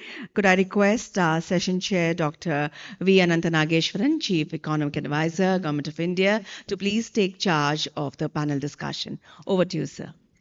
Thank you very much and good afternoon, everybody. I think I would request you all to join me in giving another round of applause to Mr. Mohanty because he showed that it is possible to give us a tour de force of the trends in the savings, investment, pensions, landscape, etc. And he could do all of that in about 10 minutes' time. I think that was an amazingly impressive feat that he achieved. And I, on your behalf, welcome my fellow panelists on the floor here. So the topic is, of course, from savers to investors. Of course, we all know that you can't invest if there is no saving. But what is being referred to here is whether, as Mr. Mohanty pointed out, whether we went from being risk-averse savers to risk-loving savers. I think that probably is a more appropriate title for this session. But whether, as he put it, whether it is driven by a sense of renewed or higher confidence in the financial system, the regulatory architecture, whether it is driven by better financial planning or anticipation of needs or aspirations, or is it because people have also become somewhat more ambitious or greedy? There could be multiple driving forces behind these, but each one of them have their own pros and cons. And therefore, and this is not something that India only is going through this journey. Other countries might have gone through this journey. So I'm going to request my panelists, therefore, to take into consideration all these aspects in their remarks. And each one of them will have about 5 minutes or so to make their standalone remarks, followed by a question or two from my side. And then after we finish that round with all the 4 speakers, and I will also ask Mr. Mohanty some questions towards the end, and then hopefully we will have at least 15 minutes of Q&A from the audience as well. So without much further ado, I'm going to start with my right, and then I'll alternate to the one on my left. So first it will be Mr. Vishal Kampani, and he was going to be the first speaker, followed by, Nilesh Shah is going to be my first speaker, followed by Mr. Vishal Kampani. And then obviously it will be Arun, and then followed by Neil Kant. So over to you, Nilesh. Thank you, Anant, and good morning to everyone. Sukhasya mula dharma, dharmasya mula artha, arthasya mula rajya. Happiness, dharma, and governance are linked to money. Money includes both savings as well as investments. As Indians, we know how to save. Our ratios are 30% plus. But when it comes to investment, there is scope for improvement. If we look at household sector's financial allocation between FY21 and 23, where equity markets were booming, total flow into mutual fund was about 4 lakh crore, and direct equity, including bonds and debentures, was about 2 lakh crore.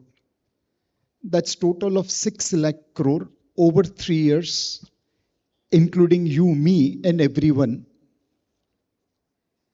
9 lakh crore was invested into currency notes.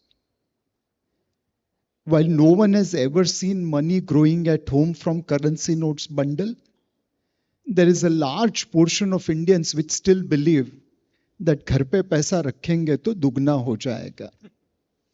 We need to shift them to be an investor.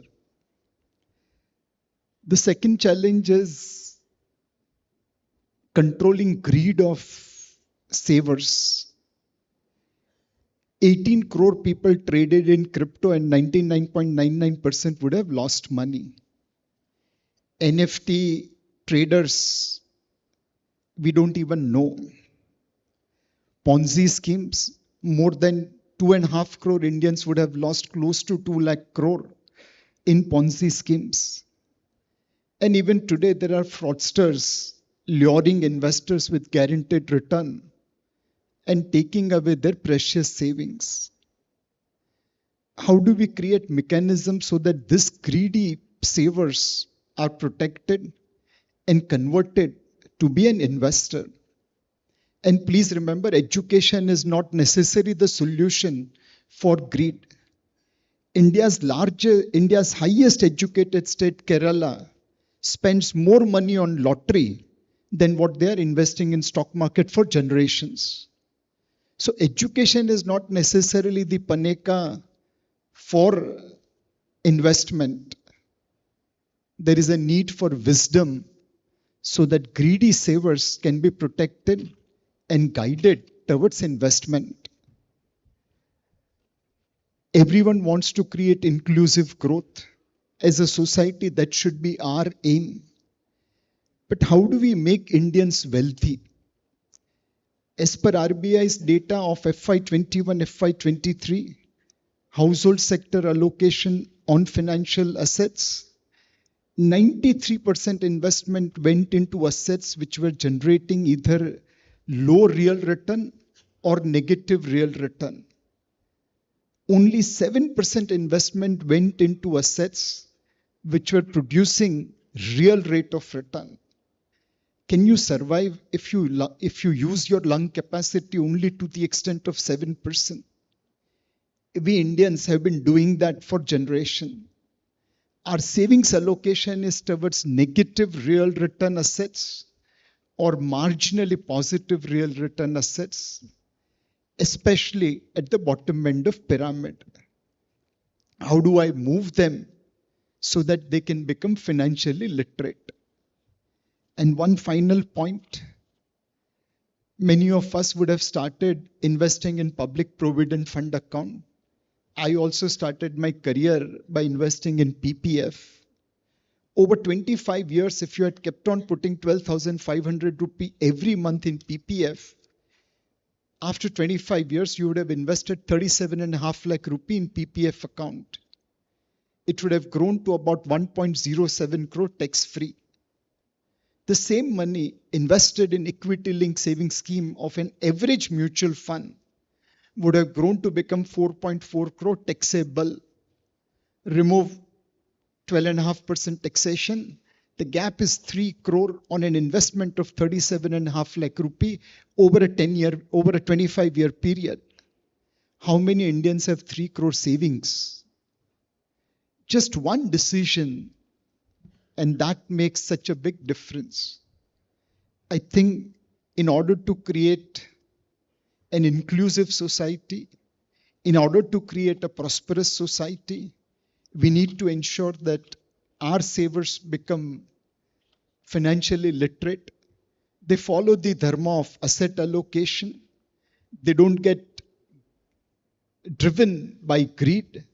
And hopefully as a society, if we can achieve that, that will ensure our happiness, dharma, and governance continues to prosper. Thank you very much, Nilesh, for setting the tone. But just one quick question to you. You said our job is to convert greedy savers, protect them, and convert them into investors. So how do we protect people from their own greed? Very good question, Anant, and I wish I had the answer. But one example has been a mutual fund CII campaign by SEBI. They are charging 2 basis points on the investor's corpus, and 1 basis point is given to MFI for directing mutual fund CII campaign. And slowly but steadily, we are seeing people coming into SIPs on a long-term basis. Now there are 9 crore plus SIPs. In fact, it has reached a level where people say, mutual fund nahi, sirf SIP chahiye. Slowly but steadily, we can move the mountain through education and sustained campaigning. Okay. So you are saying that keep plugging away, and this is the beginning of the journey in that sense. Thank you. Thank you, Nilesh. We'll come back to you later. So Vishal, the floor is yours. Thank you, sir. I just want to start this session with a comparison of saving versus investments. To me, in my mind, it's really investing in deposits, earning a kind of fixed return versus going for higher returns, which would largely mean riskier asset classes like equity. If you go back to March 2014, India's domestic equity ownership through retail, direct and indirect was less than 20% of deposits. That number today is almost 45%. There's a big shift. Part of it is new money, as Nilesh Bhai explained, making mutual funds in a very simple way available to investors to save. And of course, part of it is returns. The returns in the markets have been higher than returns in deposits. Now, coming to the question of transition, and this sort of explains the word transition. Hopefully this transition actually creates more wealth and creates more wealth for more people. And the transition should not be creating wealth for a fixed set of people. And that is important. And to do that, having a very long-term perspective to investing is very important. Every market will have traders and every market will have investors. And it's very important and imperative that for traders, we have strict rules, especially in speculative investments like options. There are strong rules from a custody perspective, from a margin perspective, which protects the markets and the market infrastructure. And for long-term investors, there is a lot of education and continuous education, which we are anyway seeing being done by the regulators. And in addition to that, I think we always, as a market participant, as a merchant banker, I always get this question on speculation, high PE multiples, high valuations. And the answer is not simple, but frankly, there'll always be excesses in the market. And one has to have a look-through view over the cycle. And all these excesses kind of get washed away and sanity comes back. And India is doing so well, and just the growth in India is so strong. It is very difficult to control these excesses. And the only way one can try is good regulation, much more investor awareness, and if required, strong controls on financial market intermediaries, as well as strong control on media, as well as digital, where you could have mis-selling and a hell of a lot of mis-selling. And eventually we can do, we can have a lot of these measures, but investors ultimately will only learn when they experience a bear market, and that's the unfortunate truth. As I said, one has to look through the cycle. Now, coming from this transition and seeing what we are seeing in the primary markets, I'll give a very different take here. I think India's primary markets have come of age, and I'll make a few points here. In my 27-year career, I've never seen the strength of domestic money in the primary markets that we are seeing today. Every single IPO, every single transaction that we do today is led with domestic investors, whether it's mutual funds, family offices, insurance companies, but they are leading those transactions. This was not even possible pre-COVID 5 years ago. Till we didn't have large foreign names, it was impossible to raise equity. And this is a game changer, and I think this continues. Second point is the breadth of the market. We've always had kind of a cyclical India in the capital markets. You would have the financial sector doing very well and issuing capital. You would sometimes have metals and mining, depending on the commodity cycle, or technology and IT services. Today, when we see our business, we see a huge amount of breadth. It seems like every industry is doing well. Every industry requires capital for growth. And it is happening across technology, IT services, pharmaceuticals, financials, consumption, across every sector, which is a very positive sign. Third is we are seeing the emergence of private equity. In fact, in many of the cases, in terms of capex and investment, private equity is leading the charge over corporations. And this is the new form of global capital, which India is being able to attract. And a very robust investment market and a robust equity market is very important for this continuous flow of private equity capital into the country, because they need to exit. These investors don't have a 20 or a 30-year view. They are not corporations owned by families. And they have a 5 to 7 year view. But when they get exits and they make money on these exits, they tend to invest even more money. So that's another very important trend. And The last point is the emergence of families selling and a lot of secondary sales and offer for sales where families are diluting holdings in their companies, taking money off the table. And I'll give you a statistic. Year to date, the OFS, the offer for sale number is 87,000 crores. There have been years in India's capital market where primary market raising has not touched 87,000 crores, but year to date in 8 months, we have seen 87,000 crores of selling, and a large part of that is being systematically invested back into the equity markets. So there is a shift in capital allocation from companies, from business owners, and again, this is a positive trend long term. And augurs very well. So these were my comments both on the transition as well as markets. Thank you, Vishal. So I'm going to pick up on a couple of points you made. One is that, you said there will always be excess in markets. And you also said investors usually learn only when they go through a bear market cycle.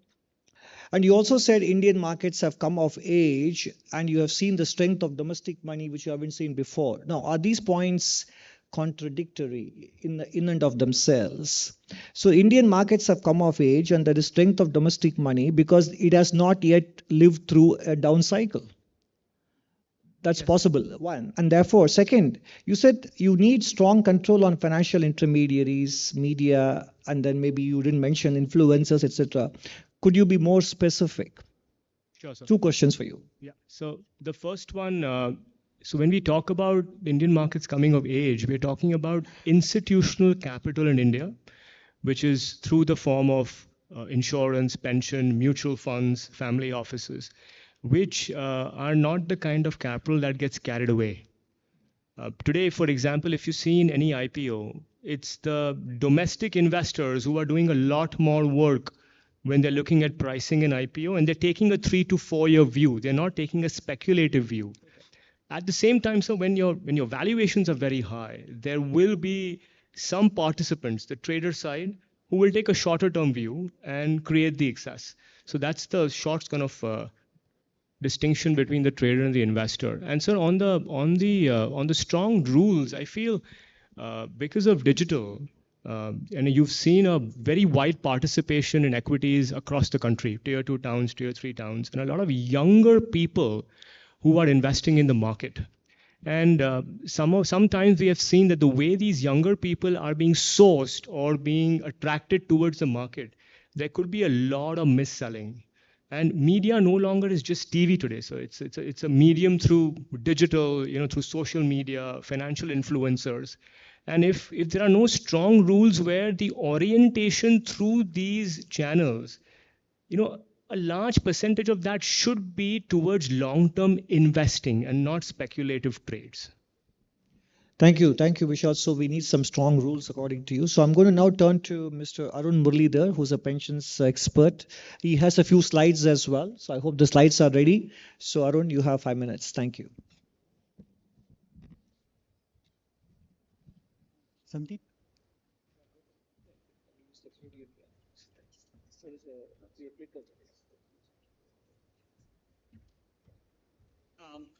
Thank you very much, Ananta, and to the CII for inviting me here.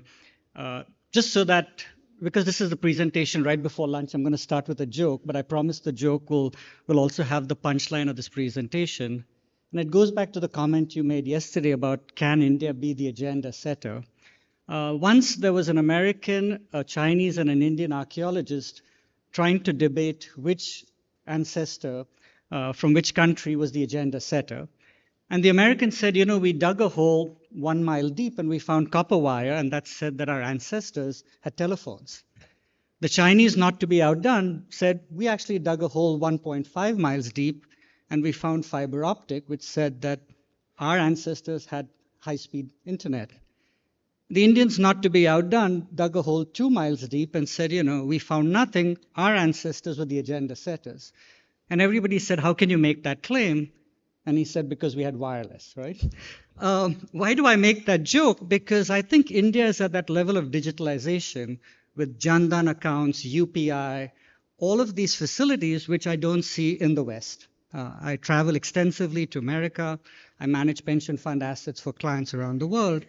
The level of financialization and digitalization in India is going to give you a unique opportunity. And I'm going to throw out a challenge with respect to an innovation that we've implemented in Brazil that India is on the point of actually achieving right now. The context in which I'm making this statement is that around the world, we've stopped having defined benefit pensions, and we're now all going to what we call defined contribution, where rather than the employer or the country looking after you, we've transferred that responsibility to the individual. Now, what's the problem with that? I'm a pension expert. I manage the World Bank's pension. I manage pension assets for 32 years. And my own defined contribution pension fund is a mess. Why is it a mess? Because it's such a challenge at multiple levels. How much do you save? What do you invest in? How do you decumulate? Most people don't have the basic financial literacy to understand compounding or inflation. And then the big problem you have in India is non-participation. A large percentage of this country has no access to any kind of financial instrument or even facility.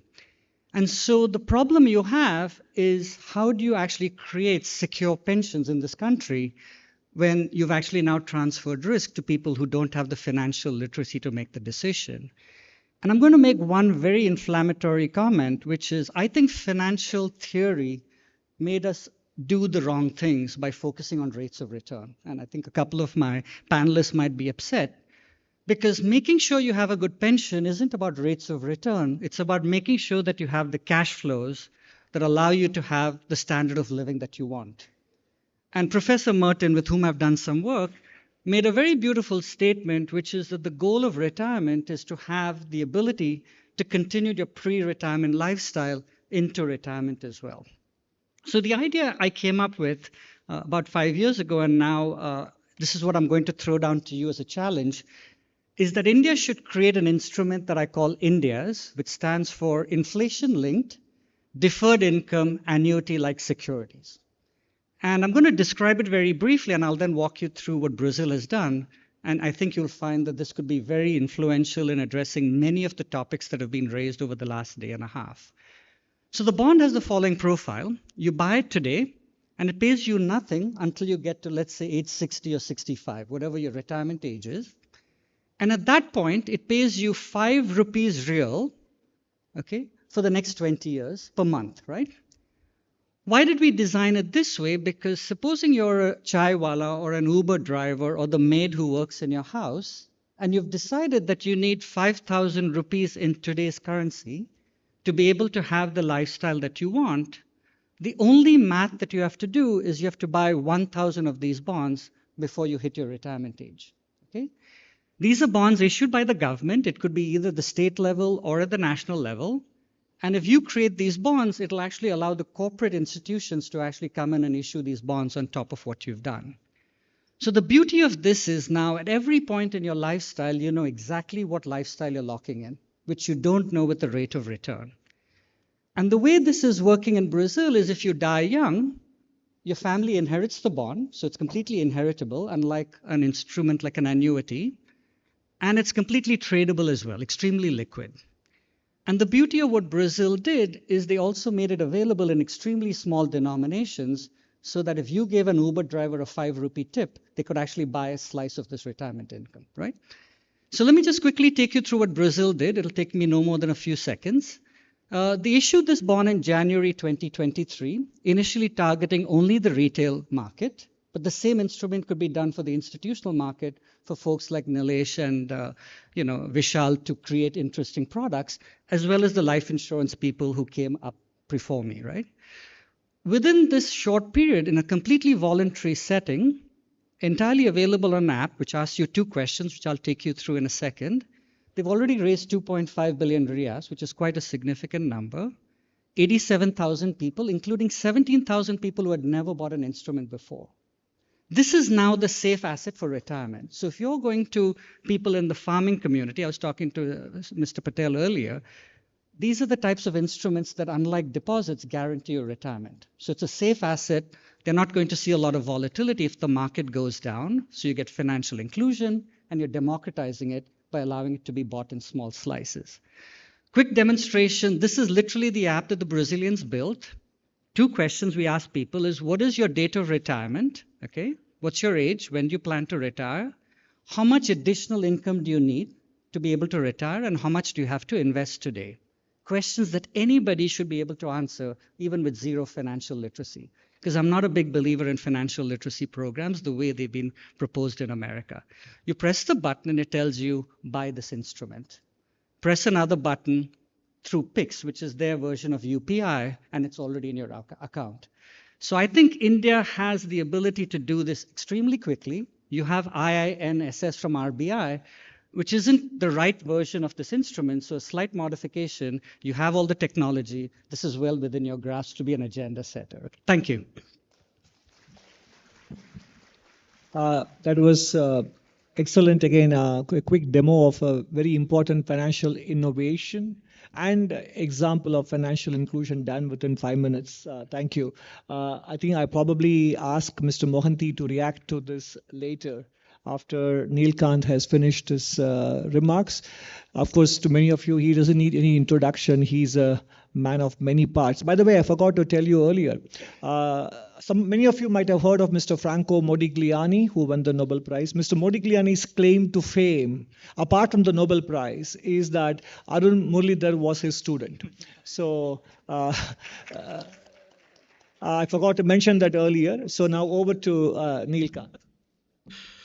Yeah, thank you, Anand. The peril of speaking last after 4 excellent speakers is that you have to struggle to find new things to say. So what I'll try to do is put the things in a larger context and to explain why we are seeing what we are seeing in terms of the savings behavior and the investing behavior of individuals. So the first thing is that the nature of growth that we are seeing today is different from what we saw, say, in the 80s or 90s. So while we were growing at 5.5–6% in the 1980s also, nearly 3% of that came from labor input. So we just had more workers, and that was driving the growth as well. And so the per capita GDP was growing only at about 2.5%. Today, for 7–7.5% growth, the labor input is growing at 1%. So the per capita is growing quite substantially. And that is where the fun things start to happen, where behavior starts to change. The second big change is the demographic transition. It has 2 major aspects. The first is that we have a total fertility rate falling below sustenance starting 2020.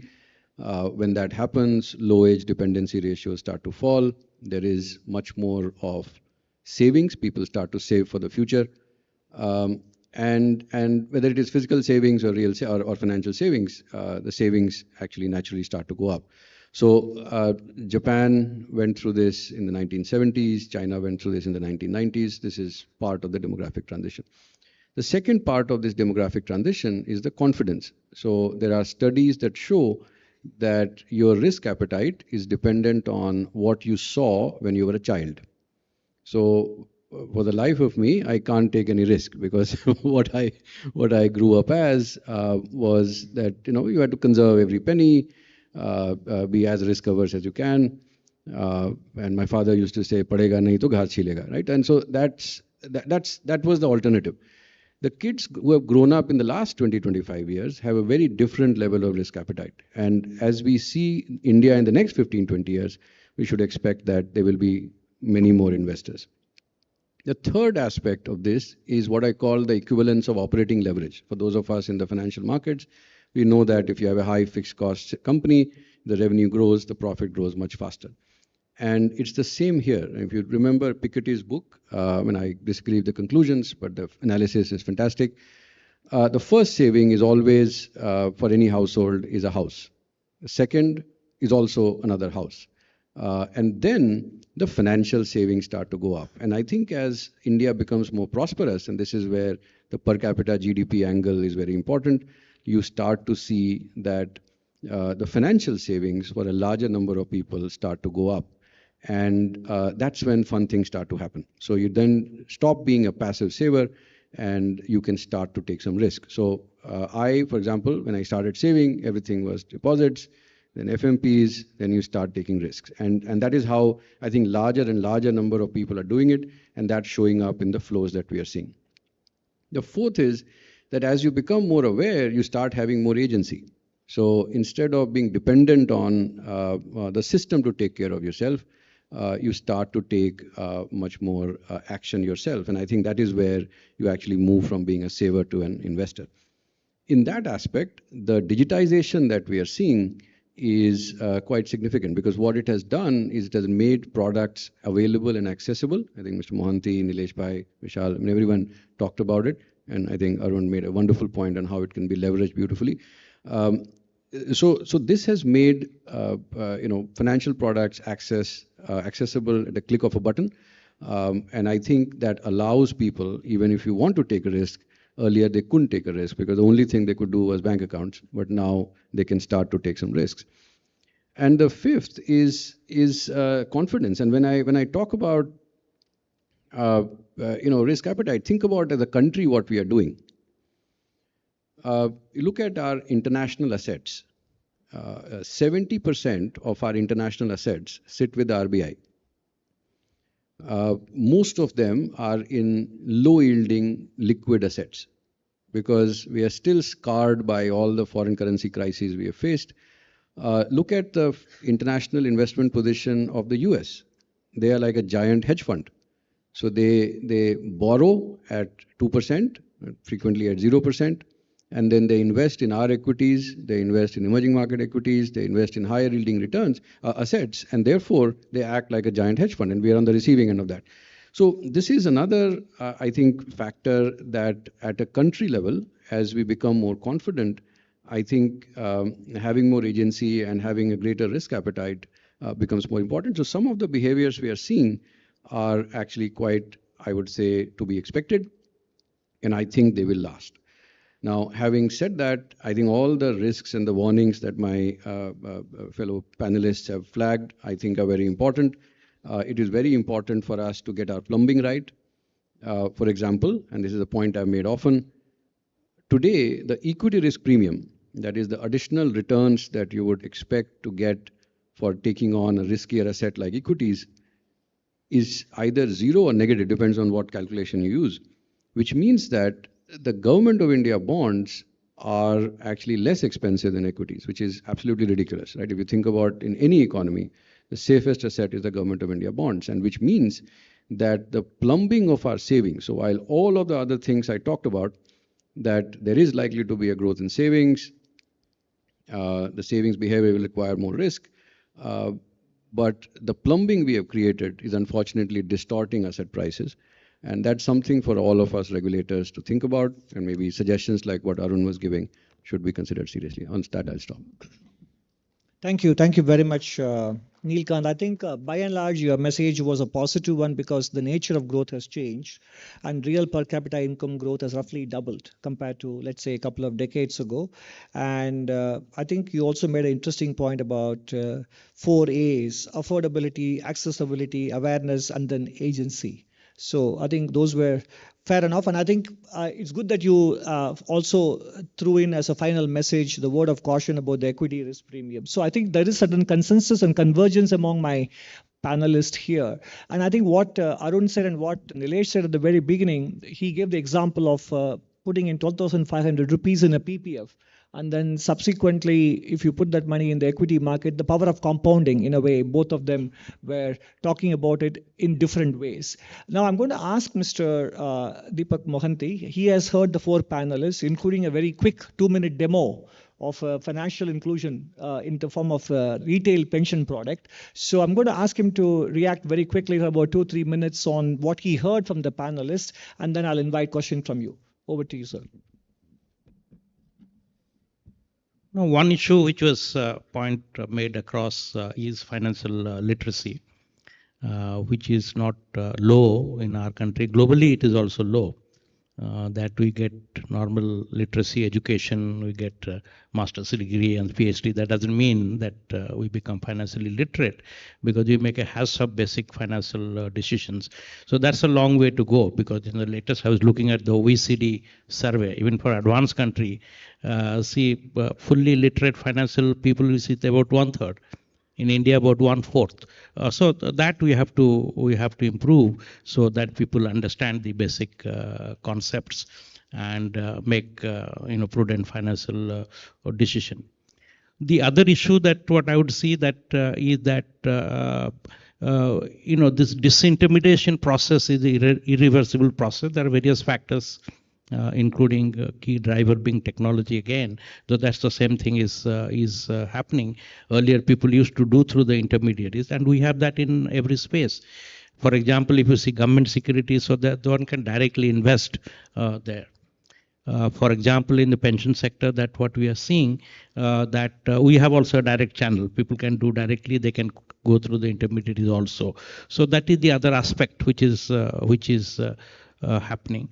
Third issue, I would say that diversification becomes important. Can I just leave with one instrument?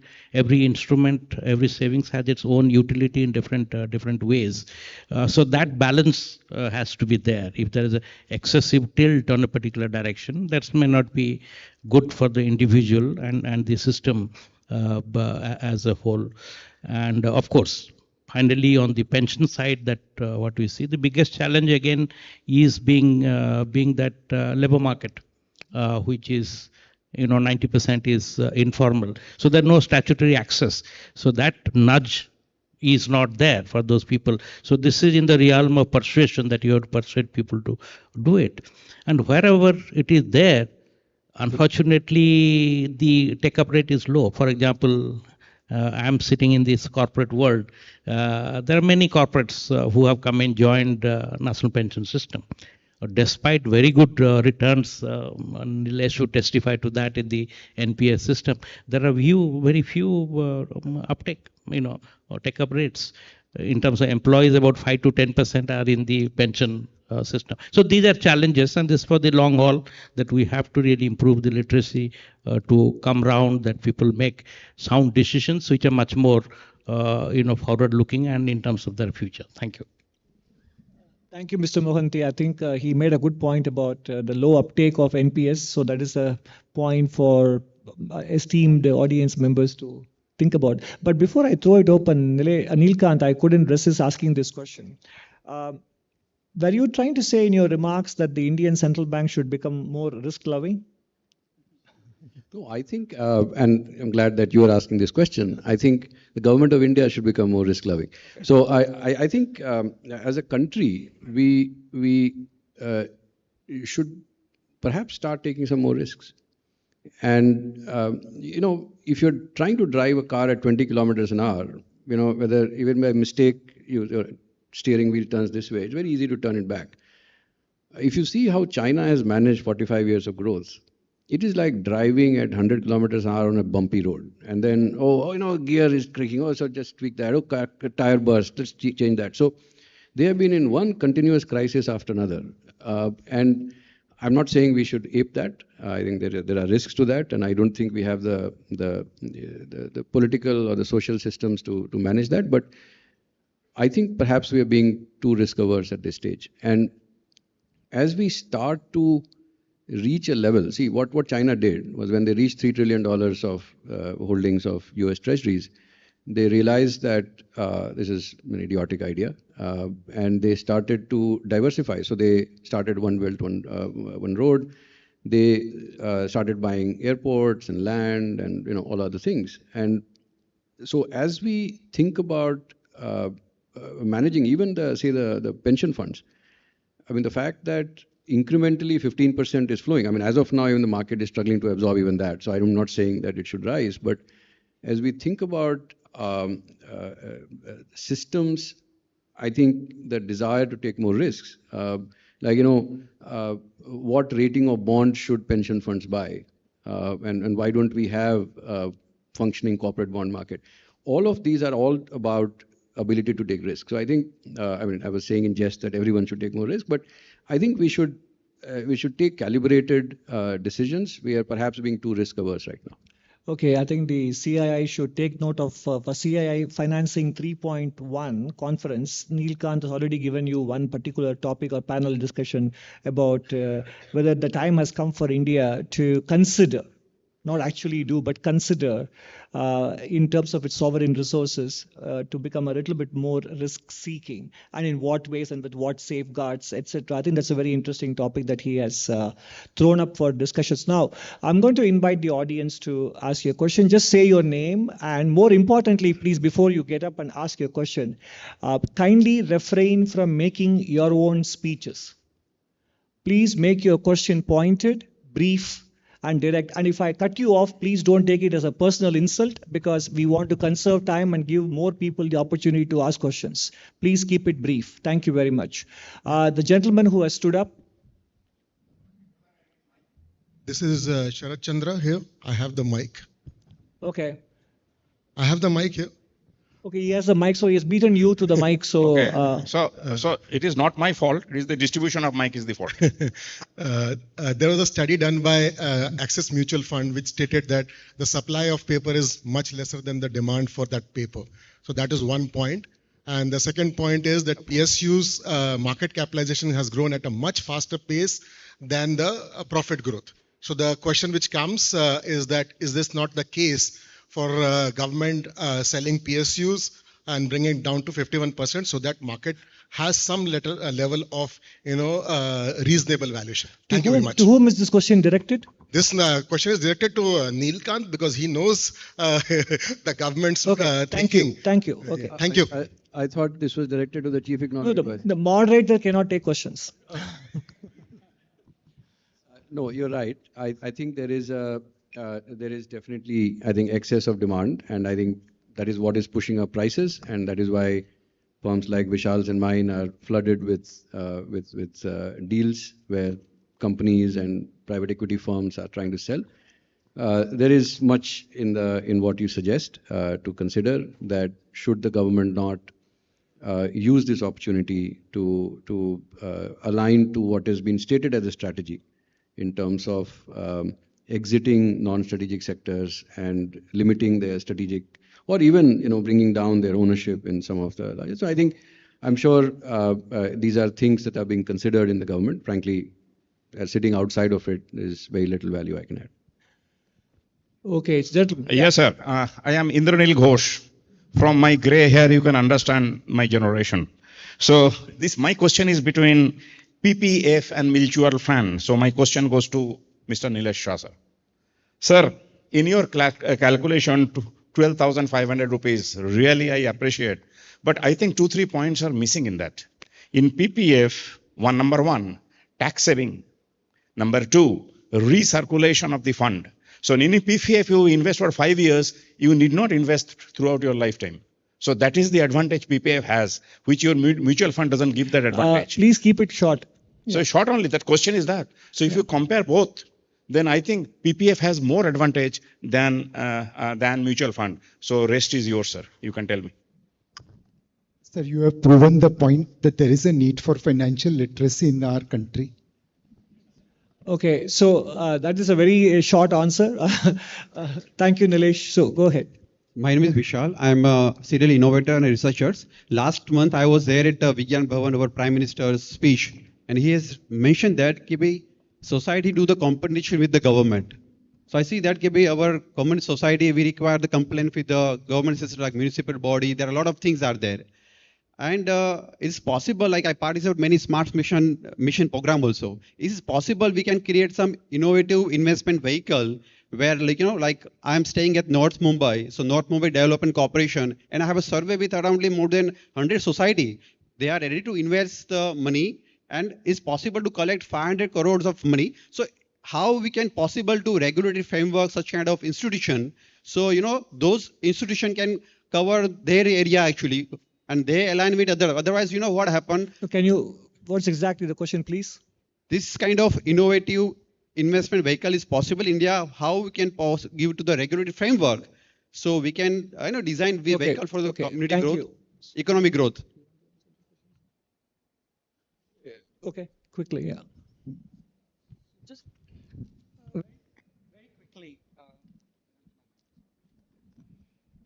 Very quickly, the whole idea of this bond that I designed is essentially it's going to allow you to make investments in infrastructure, especially green infrastructure. And it allows the government or at a state, national, even local level to collect these funds, which don't have to be repaid for 20, 30, 40 years, and then ideally indexed to some form of inflation or even GST. So actually, the reason this bond is a win-win-win, it's a win for the individual because you get protected retirement income in real terms and standard of living. It's a win for the government because you now get a long-term yield curve where you can actually borrow domestically for infrastructure, not from my former employer, the World Bank. And finally, it's a win for all these people on the panel because they can create much better products by dynamically allocating between stocks and bonds. So this is feasible, and that's what this instrument does. It transforms that whole ability to invest in infrastructure using domestic resources. As always, the last word shall go to the woman. So we have Aarti asking this question. Yeah, I'm Aarti Krishnan. I'm from Business Line. I'm a consulting editor. So we discussed how we can save investors from their own greed, right? So one critical component to that could be the intermediaries or advisors. India has a very splintered advisory ecosystem. Insurance advisors can't sell mutual funds. Mutual fund distributors can't sell insurance. Research analysts can't give advice. We have many types of advisors, but nobody who provides holistic advice. Is there a possibility for a unification of this entire advisory ecosystem into one? How does it work globally? Maybe Arun, who is saying it is not possible, maybe Arun can answer, and maybe Nilesh. Yeah. So Nilesh, you want to go first? So I actually serve on an Investments and Wealth Institute, which is a certification body for advisors. And the problem is they're very specialized, and most advisors are more marketing people than they are financial. Because if you're asking for holistic financial advice, it's everything from generational investing. You know, I just talked about retirement. In Brazil, we've even done education bonds, right? So there are so many different goals that you have. It's practically impossible for a good advisor to be knowledgeable in all of those areas. So I think you're better off trying to get very focused advisors in each area. What we were trying to do with the bond was essentially remove that layer of advisors, because now the individual is empowered to make the decisions if they're given the right information. So I don't think you can get it, across the board. And I do a lot of training, and it's very specialized, and most people are actually more marketing than financial advisors. Deep, you have hit the real root of the question. Lack of appropriate unification among distribution system is the real cause. But in lighter vein, I will say that the practitioners does not become advisor, and all advisors are not necessarily good practitioners. Okay, so I think with that wise words, we have to bring this interesting session to a close. I invite all of you to join me in putting our hands together and thanking the panelists for wide-ranging and converging views. Thank you, gentlemen, for being here, and wish you all a good lunch. Thank you. As we close, could I request you to please step ahead for a group picture? And ladies and gentlemen, it is lunchtime. Lunch has been arranged in the adjoining foyer outside. It is 1:07, so we are beginning the post-lunch session sharp at 1:55, requesting you to be in your seats say 2-3 minutes before that, which will enable us to begin the post-lunch session exactly at 1:55. So we have a good 40-45 minute lunch time, which I believe is sufficient. See you on the other side of lunch.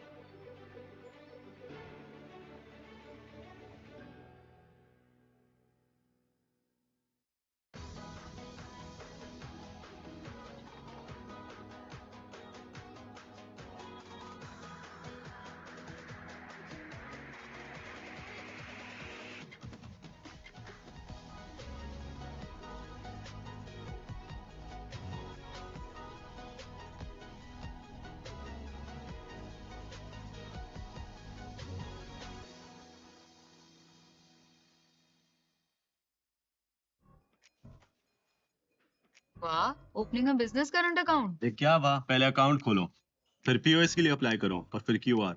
पता नहीं कब मिलेगा ये सब। मुझे तो सब instantly मिल गया। सीरियसली? सीरियसली, तू जानता है इसका बैंक कौन है? कौन है? SBI। SBI देता है बिजनेस करंट अकाउंट के साथ POS और QR कोड। इसे कहते हैं सॉलिड बैंक की solid banking. We've come a long way to get to where we are today. From what started as a single dream to enabling millions of dreams. From a handful of experts to thousands in our team. From two-wheeler to becoming a financing leader, we cover the length and breadth of our nation. As India moves forward, we move forward. With resilience, resolve and determination. With a focus on digital and innovation. We are relentless in our drive as we strive to meet and exceed the evolving needs of being Bharat ka digital lender. In a market filled with increasing choice, we needed to find our unique brand voice. As part of our journey to tell our growth story, we spoke to people across the country, covering all our stakeholders from customers, channel partners and employees. We sought inspiration in their values and aspirations. We breathed new life in our brand identity, framing human stories through windows of opportunity, reflecting our vision to empower upward mobility, broadening horizons through financial accessibility. Our loans symbolize a dose of confidence, the confidence to make it happen, the confidence to take action, to form collaborations, to go further than we have ever before, to become an inspiration and hero to all. Hero FinCorp, the confidence to make it happen.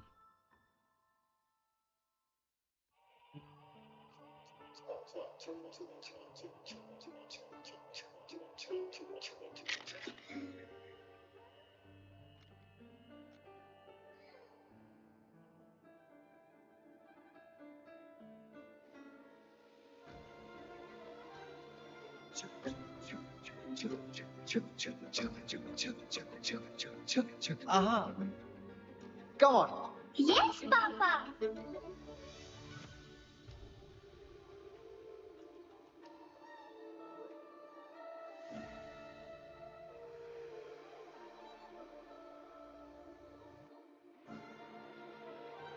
Life doesn't stop for anyone.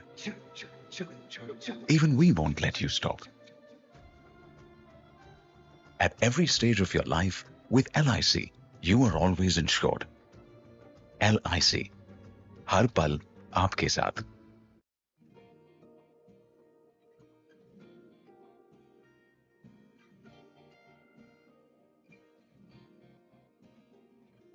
आज लिखेंगे हम अपना कल, जब अपनी सोच को राह मिले, सच तक ले जाएंगे अरमानों को, जब आशाओं को राह मिले, सोच से सच तक चले हम, सोच से सच तक, सोच से सच तक बढ़े हम, सोच से सच तक.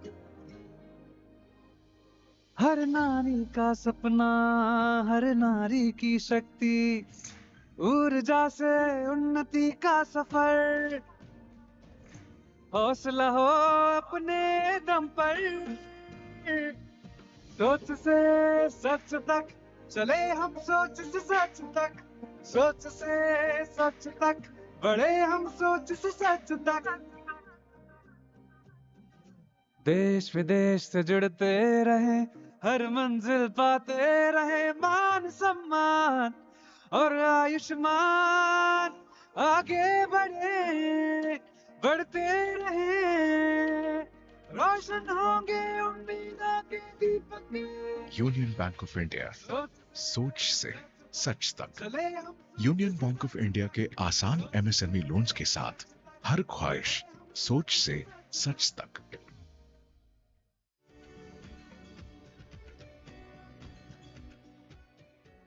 Knowledge, upskill, opportunity, experience, empathy, change. Exciting future. India. Young, vibrant, aspiring. A country of 1 billion dreams. Realizing these dreams is possible and is already underway. At Bajaj Finserv, we are part of India's journey to making the dreams of Rohit, Diksha, Sejal and many more come true. The reins of our future are in the hands of our youth. Skilling our youth can catapult India into a global economic powerhouse. Knowing this, we launched our CPBFI program in 2016 to upskill young students and prepare them for employment in the banking and finance industry. Today, our CPBFI program has given wings to the dreams of 53,000 young people, enabling them to evolve as banking or finance professionals.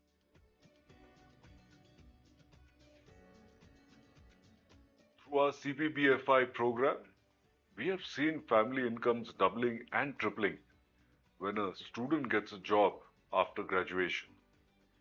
And we are excited to be a part of India's journey to becoming a global knowledge superpower.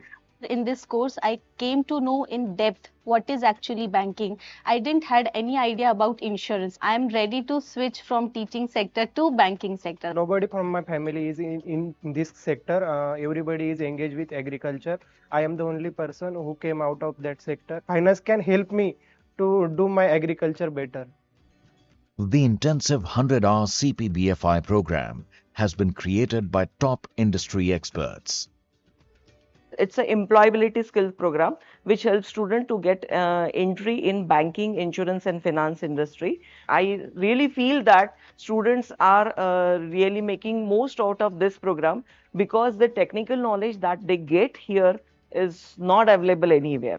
Along with banking and insurance classes, we also have quarterly communication classes in which we have improved both our written and speaking abilities. It helped us boost confidence. At the same time, the classes were so engaging. The deep reach of CPBFI across states in India ensures that students from smaller towns and cities are ready to meet the specific local needs of financial services businesses in their own regions. Really able to understand the banking, like their transactions, their loans, and the most important thing, the honesty of a manager. The program is aimed at aspirants in Tier 2 and 3 cities. On completion of the CPBFI program, students undergo an assessment process followed by workshops by human resource professionals. This is extremely important as these mock interviews are simulated by Bajaj Finserv recruiters, providing students insights into industry expectations from them. Before the course began, our students were in dilemma whether we should take up this course or not. But once they started the course, they developed the confidence. This confidence, which is the need of the hour. One finance professional at a time, the CPBFI program is making a telling impact on society and the financial services industry. 70% of students are young women, while a sizable 66% of students have parents who are not graduates. The CPBFI program is enabling these families to grow their income multiple times, leading to their financial well-being. I'm on first postgraduate in my family. I'm currently doing MBA in marketing. This program inspires me to enter this sector. So the whole trainers are so inspirational. What started out as a training program to meet the talent gap is now providing youth with opportunities, catalyzing social change and enabling a young India to take wings into a limitless sky. And we hope to go a long way. Scale up to skill up. Exciting future!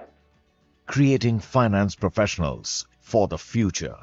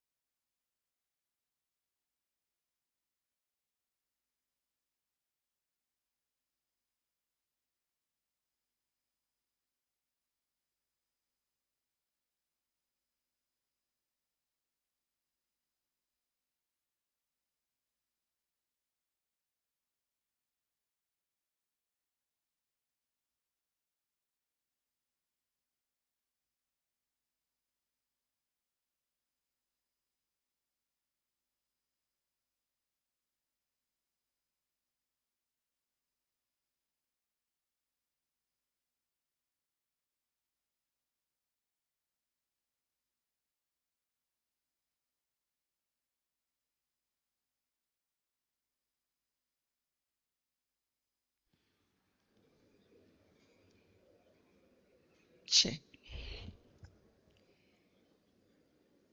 All right, ladies and gentlemen, I draw your attention. It is 1:53. So we have had a full 45-minute break. I'm sure you can hear me outside the grand ballroom.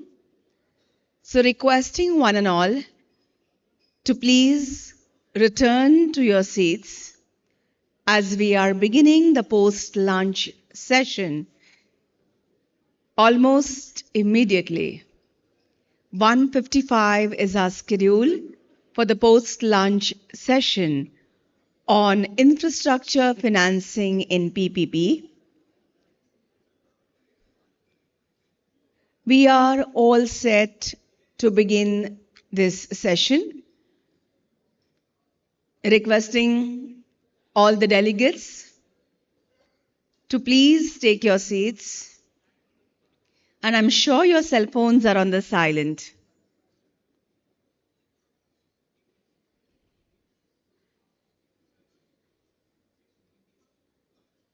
All those outside, I'm certain you have heard the bell ringing after lunch. So the lunch time is over and we are beginning our session.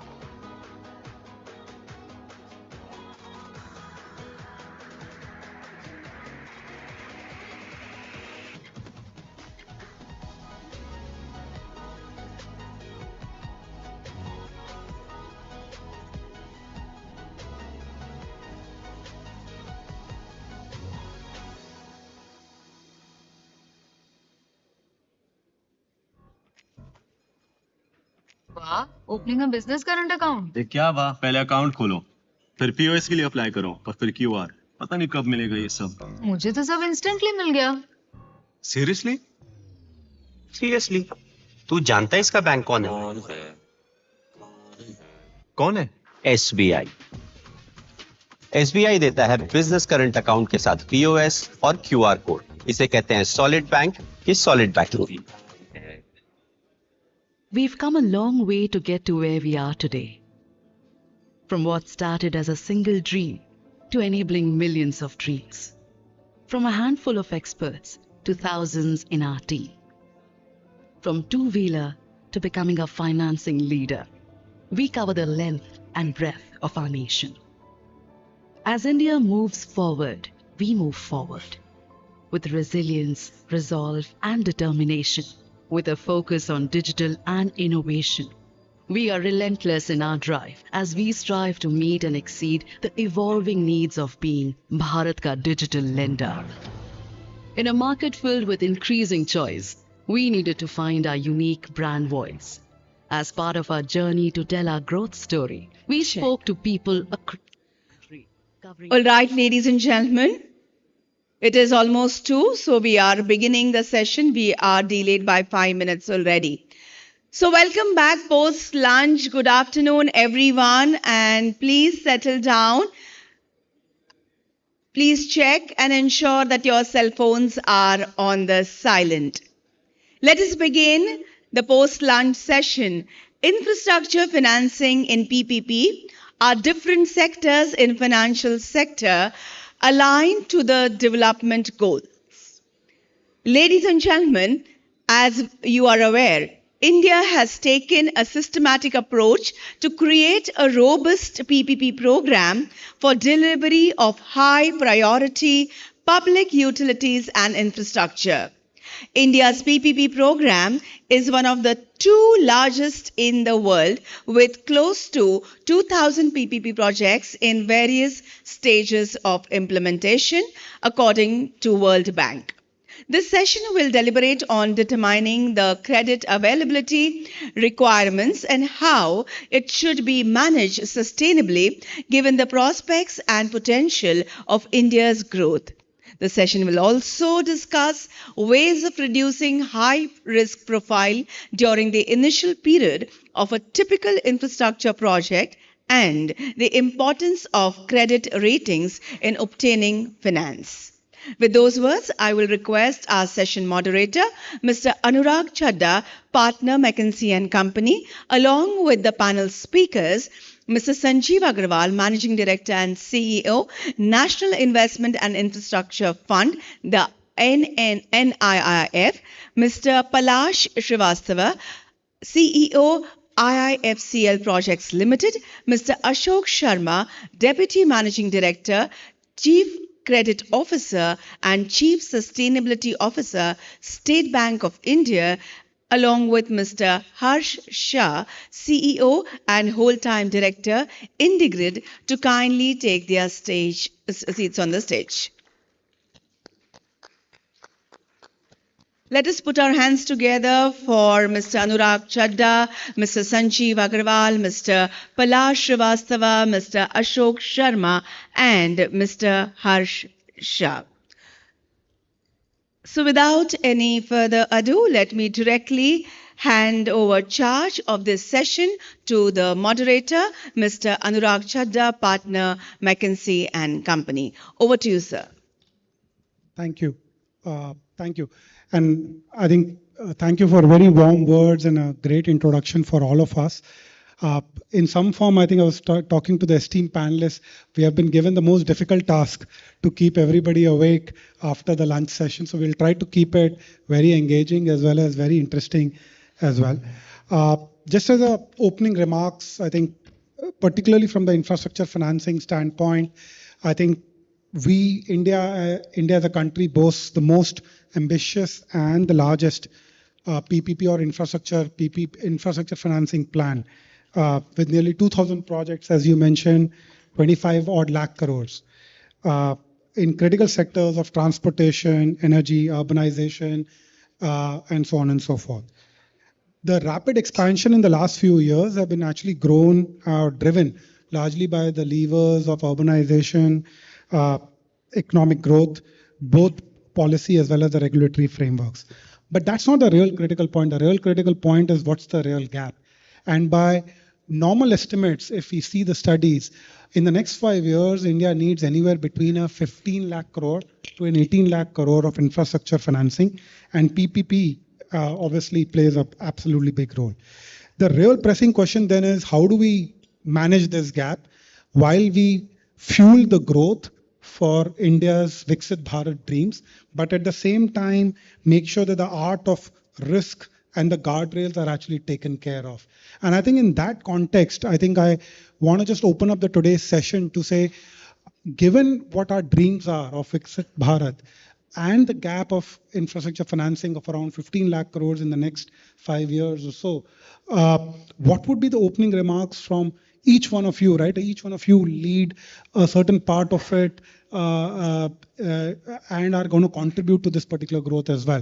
But maybe I think, Mr. Sharma, if we can start with you and then I think go forward from there, would love to get some opening remarks from each one of you.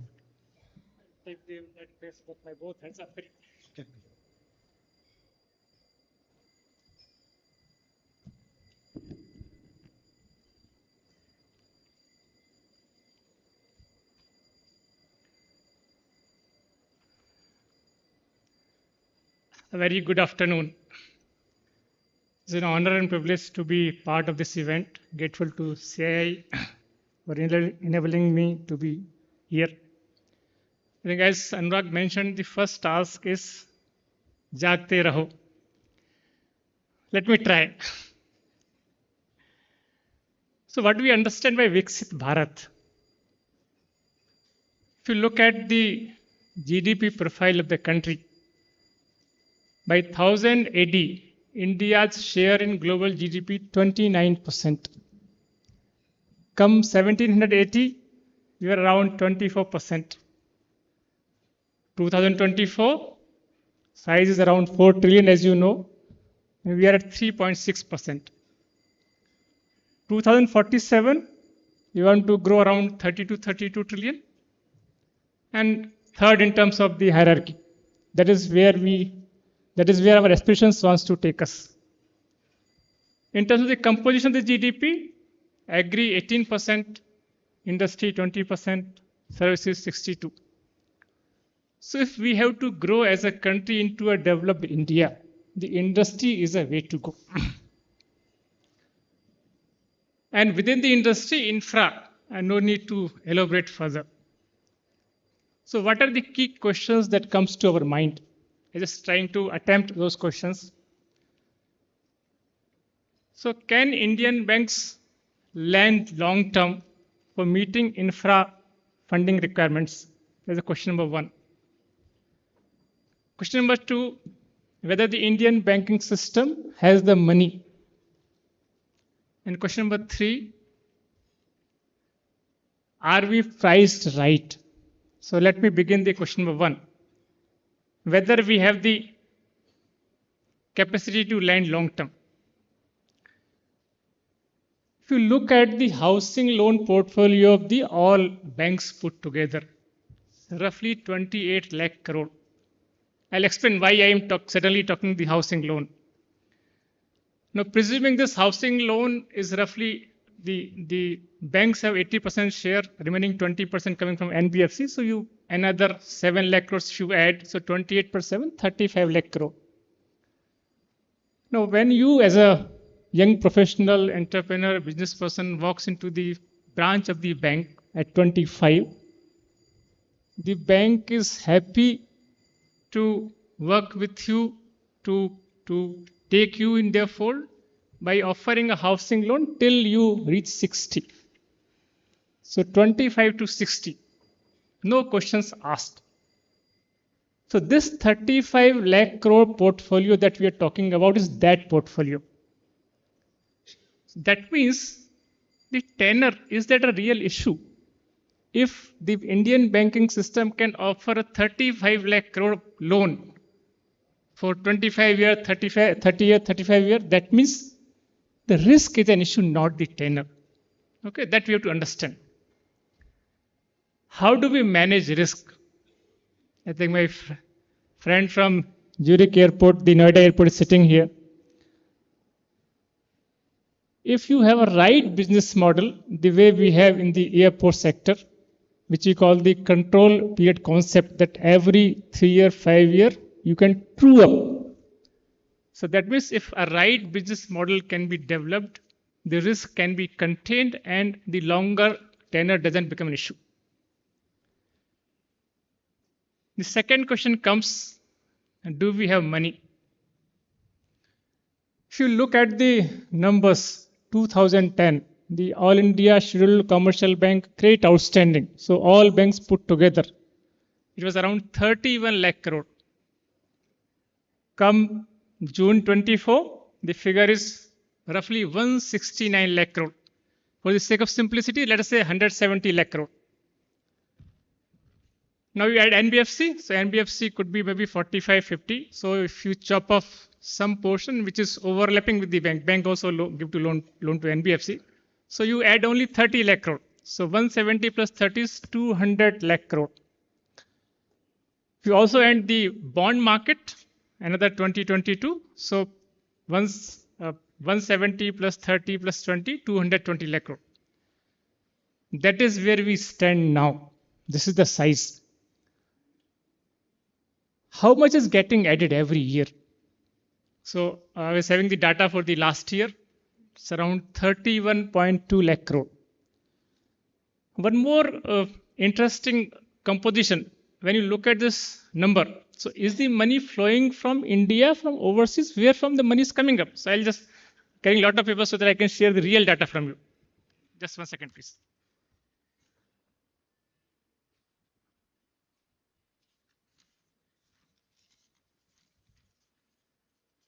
Looking at the numbers, 2012-13, the total resource flow to the commercial sector, this is RBI data, it was 14.5 lakh crore approximately. This number moved to 31.2 lakh crore in 2023-24. In 2012-13, the foreign resources were 3,12,000 crore, which constituted around 22%. Come 24, the resources are roughly 3,53,000 crore, they constitute around 12%. So only 12% of the foreign money in whatever form is meeting the credit requirement of the country. And one basic question that we ask ourselves, this country has to produce the money for becoming it developed.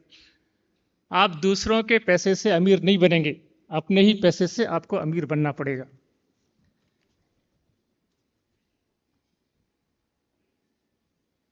Coming to the last point, is the pricing right?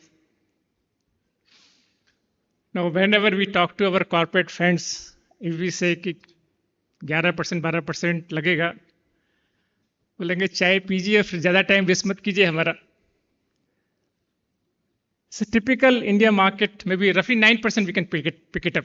Suppose you were to borrow this money from overseas market, what would be the approximate pricing? We work with a lot of MDBs. So in one such case, we were trying to work out the pricing for a 15-year loan. So MDB was offering the money at SOFR plus 1.25. So if you pick up SOFR at 5, it becomes 6.25. And if you do a 15-year hedging, my guess is not less than 7%. So would you pick up a 15-year money at 13%?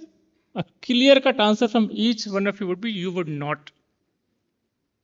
That means Indian money is cheaper.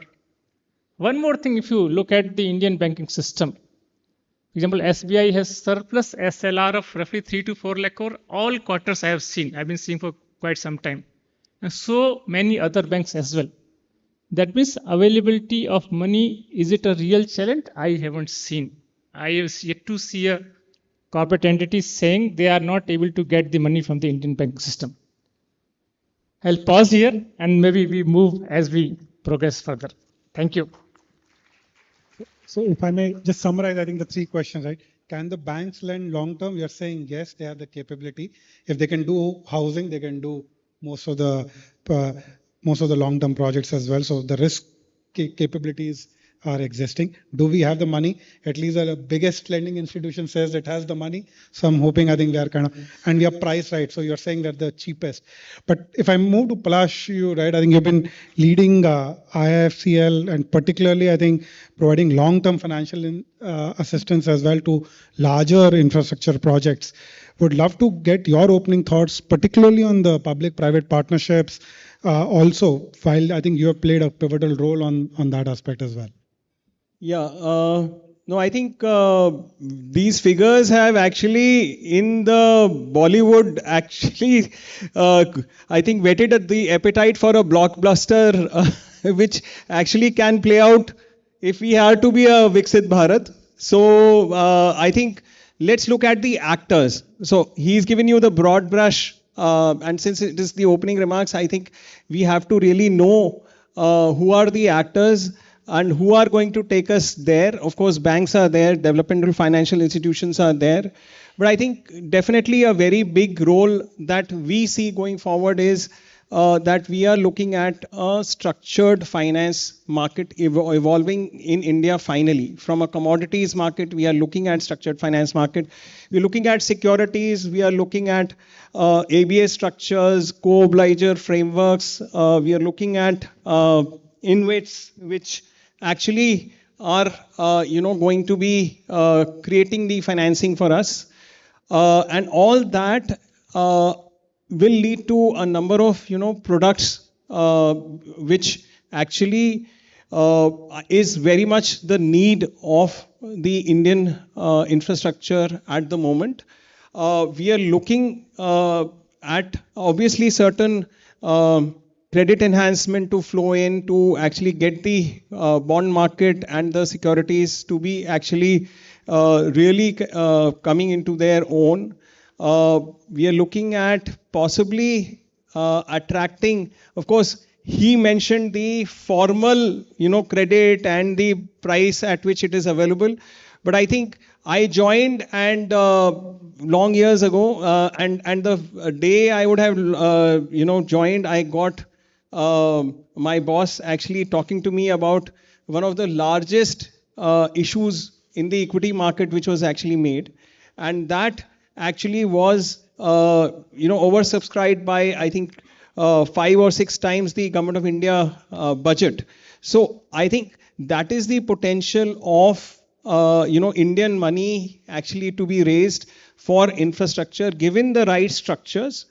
And obviously there is a buy side here which actually is also will have to be discerning, and which also has to have its capacity built out, like much in the way the developed markets are looking at secondary markets for securities and secondary markets which are accessible by retail investors. So I think if I am to really look ahead all these 20 odd years which actually India is to actually emerge as a developed economy, then all these transformations are actually something which I am already seeing playing out in front of me. And given the experience that I have of 25 plus years of watching this infrastructure finance market, all it was actually, when we started, we said that, I was looking at a $250 million line from the World Bank and $250 million line from ADB, and trying to, for the next 7-8 years, get some projects going. And now we have a situation where the multilateral funding is not stacking up. So it is interesting how the experience of creating structures, creating frameworks actually has enabled us to actually reach a point where we can, now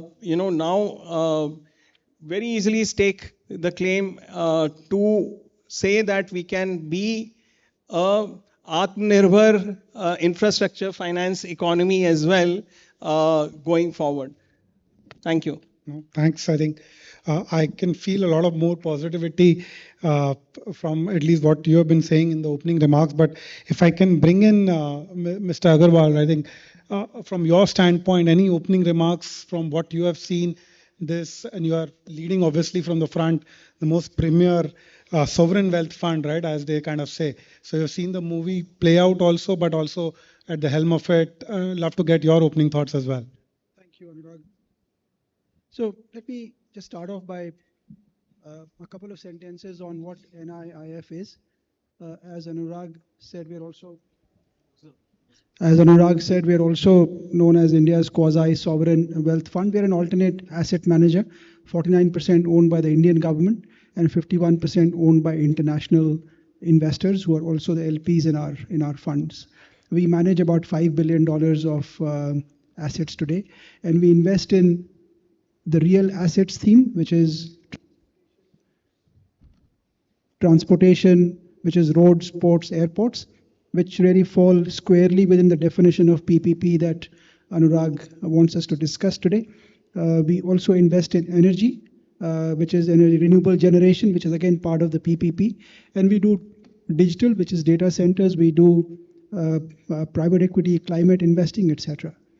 Now, when I give my remarks, it's from the perspective of an equity investor, either in NIF or in my earlier role in the private sector investing in India. What is very well known is that if you just look at the investments required in the typical PPP sectors, over the next 10 years, they run into something like $300 to $600 billion of equity that is necessary. The numbers vary, but we can agree that the number is very large. The requirement of the country is that we need to get more international equity to come in for investment in these sectors. And why I believe that international equity will come into these sectors is based on the following facts. First is scale. If you look at any of the large growth markets in the world, India is the only market which allows international investors to deploy equity at scale. In my earlier role, I used to look at investing in Japan. In Japan, if you're able to invest $100 million in a year, you pat yourself on the back. In India, one can easily talk of committing multiples of $100 million in one particular sector in India. So that's a unique advantage that this country has. The second concern of international investors has always been the depreciation of the Indian rupee. So most investors, they bring in the money in dollars, and therefore depreciation of the rupee hurts them. What has changed in India is that over the last 10 years or so, the depreciation of the rupee has become very gradual and much more predictable.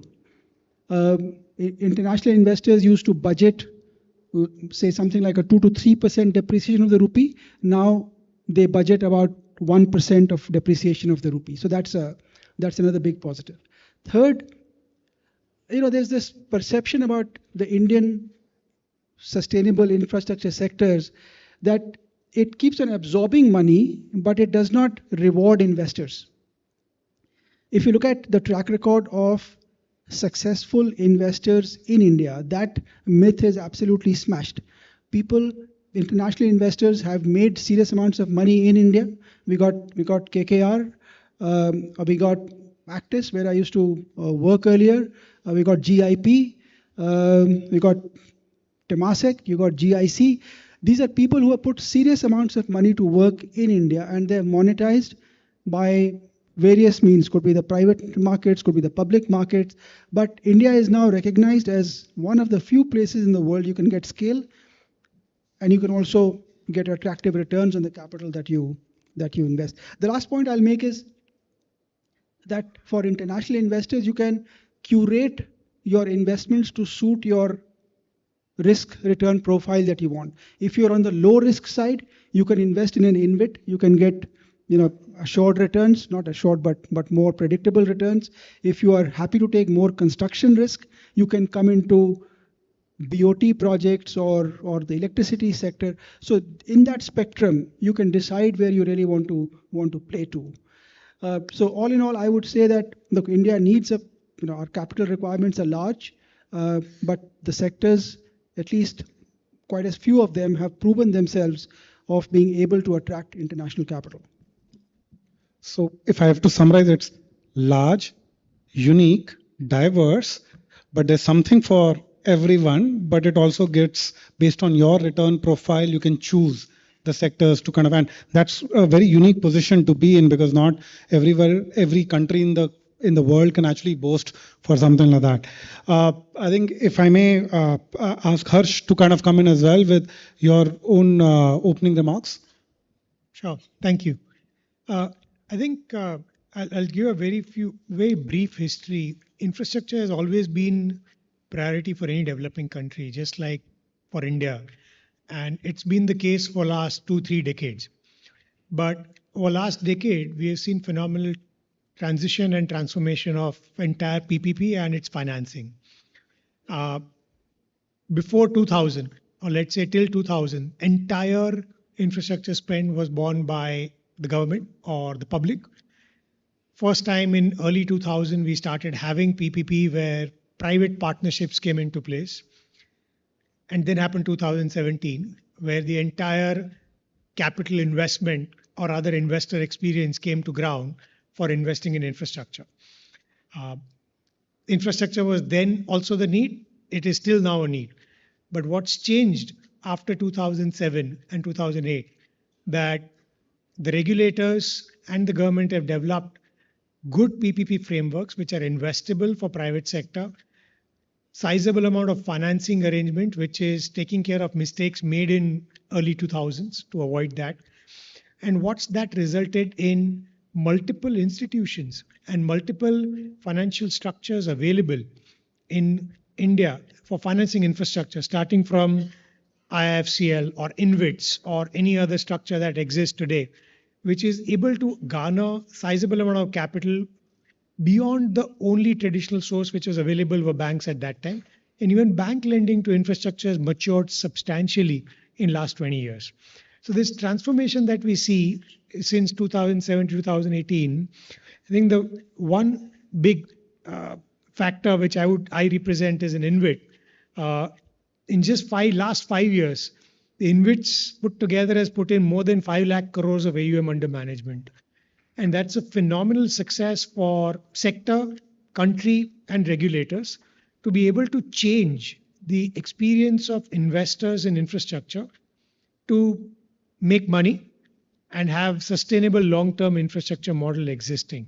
And I think we are still scratching the surface, both in terms of the amount of dollars that's needed for transitioning India to a Viksit Bharat, plus the platforms which are reaching its maturity. So we're going to need much more capital coming to the sector. I'll just say 2 more points and then we'll probably go to specifics. I think several times the PPP, the partnerships get forgotten in India, both from private sector and public. And I think that's one point or risk that exists for India, not for private sector, not for public sector, for India to be able to achieve its vision to garner capital for infrastructure. So I think that's a point to probably deliberate more on. And again, with that is the risk management that is needed at a country level, not just at a lender or an equity or owner level. That what are the risks that exist for the country to garner sufficient financing available for growth for the PPP framework in India and build infrastructure that will be needed for future. No, thank you. Thank you for all the opening remarks. But I think in summary, I think I have to summarize, I think it's a large market, very unique. There's a return profile for everyone. The banks are saying there's enough or more money out there to do it. If we get into specifics, right, I think while infrastructure financing is a very broad subject, but I think how do you really see the role of PPPs evolving in this India's ambitious infrastructure pipeline, right? And what are the specific measures that have been taken to ensure that infrastructure financing is sustainable, aligned to the long-term economic growth? But I think Harsh made a very important point, not forgotten, right, after a point in time. So, I mean, maybe we can start, I think Mr. Sharma, with you, and then go that. Thank you, Anurag. I'll just give some examples, the kind of size that is being done in India to give you a flavor. So maybe some of you may be knowing that Delhi-Mumbai Expressway, the funding, the cost was 1 lakh crore, funding 90,000 crore. Another big project, Nagpur-Mumbai, 56,000 crore. Another SPCL Rajasthan Refinery, 72,000 crore. As a bank, maybe if I say 10 years back, we were not seeing this size of project. Now, the projects up to 10,000, large numbers. I was just talking to one of my MDB friends. Earlier, we used to go to them. So, what kind of money you would offer? They said 250 million, 500 million, that kind of money. We said we ourselves underwriting checks for 1 billion, 2 billion. We are no longer interested in this 250, 500. So, can we talk of billions? So, PPP is happening in a big way. How do we resolve the issues as I was giving the housing loan example? Come down to the brass tacks, then we need to go into the details of the agreements, concession agreements. Most of the cases we have seen, if you resolve the issues regarding those frictions, what we call, between the among the various stakeholders, then PPP is there to take off fully. Many examples you must have seen. See, we had underwritten this Noida airport. It's difficult for us to meet the demand from the lending community. Everyone is asking, can you give us a share? And many other projects which I have shared. So the demand from the lending community is large. Those days we are gone wherein it was difficult to get the financial closure. So how do we improve on that? Some of the sectors like road and airport, they have seen the agreements moving in a direction wherein the competition is immense. The risk has lowered a lot. But there are many sectors still where a lot of work needs to be done. So can we work on each one of them, understand whether the risks are balanced among various stakeholders?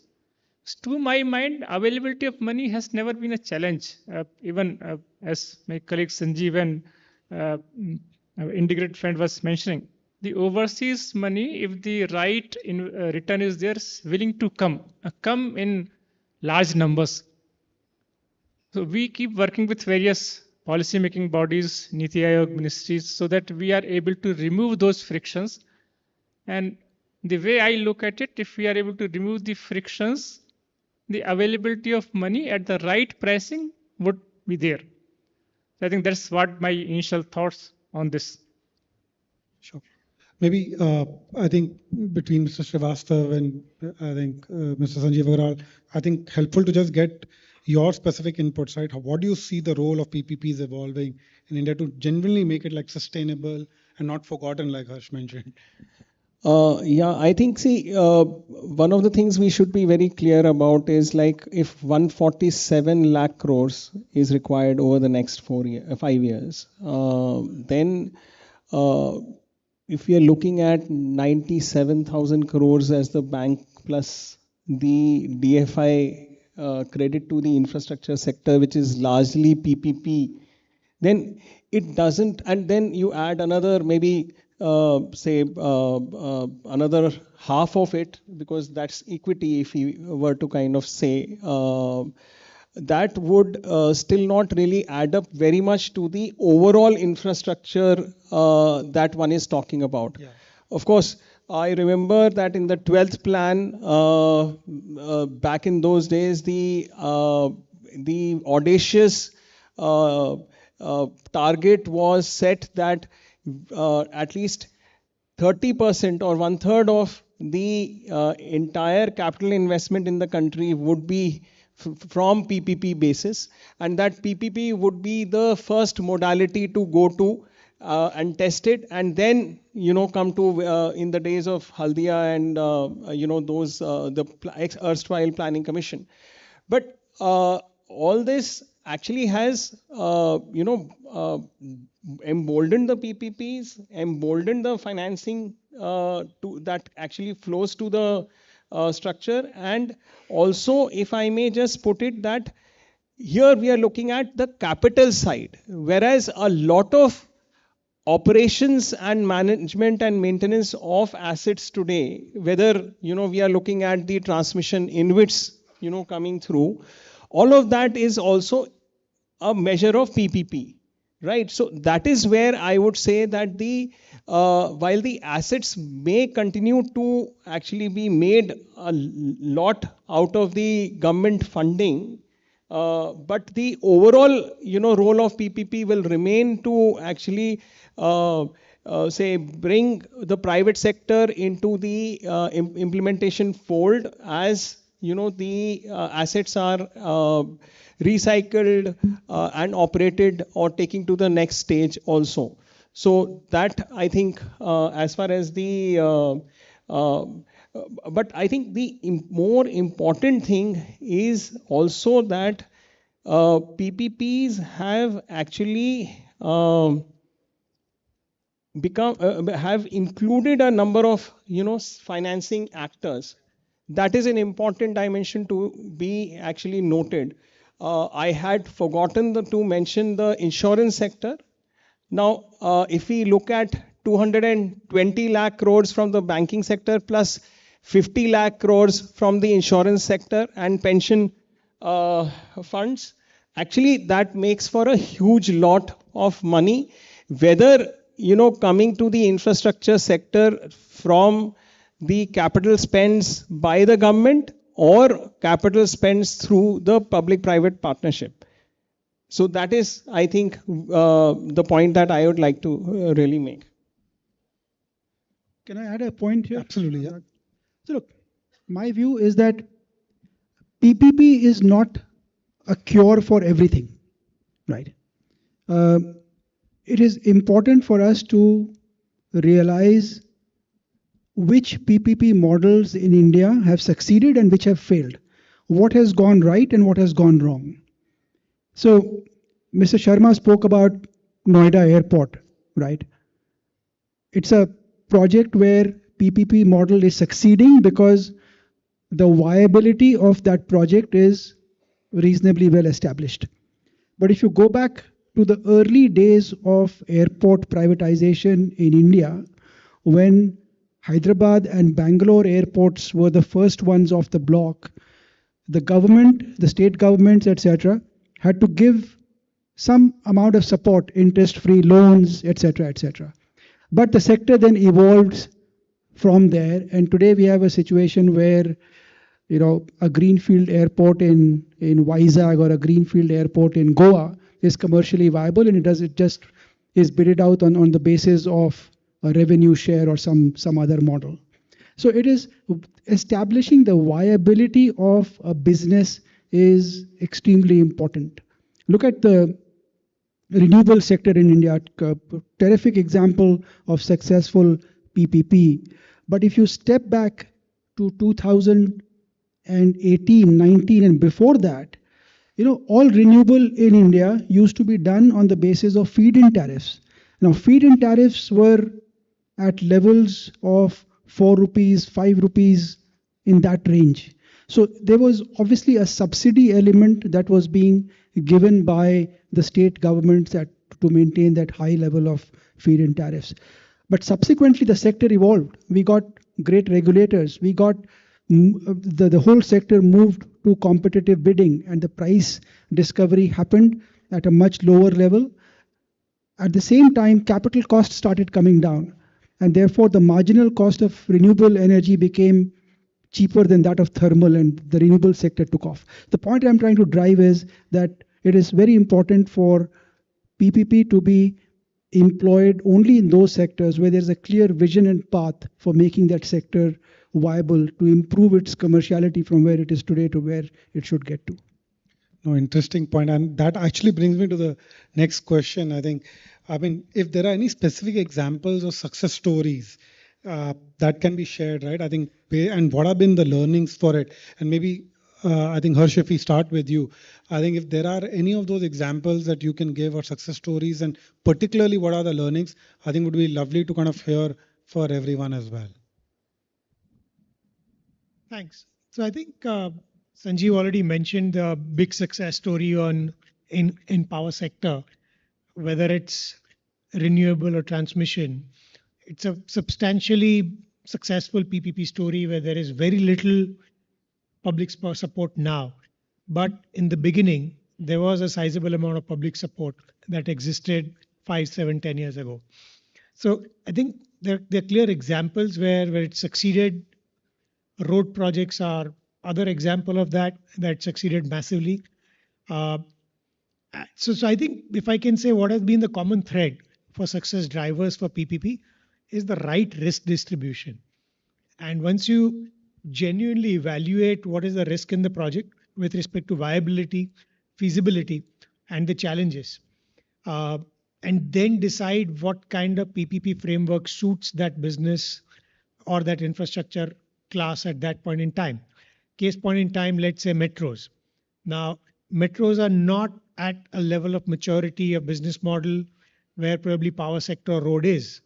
And if somebody tries to push metro on a extremely marketable PPP basis, saying okay, all the risks are to private sector, people will take, not deliver, risk will materialize, and then the project is in dispute.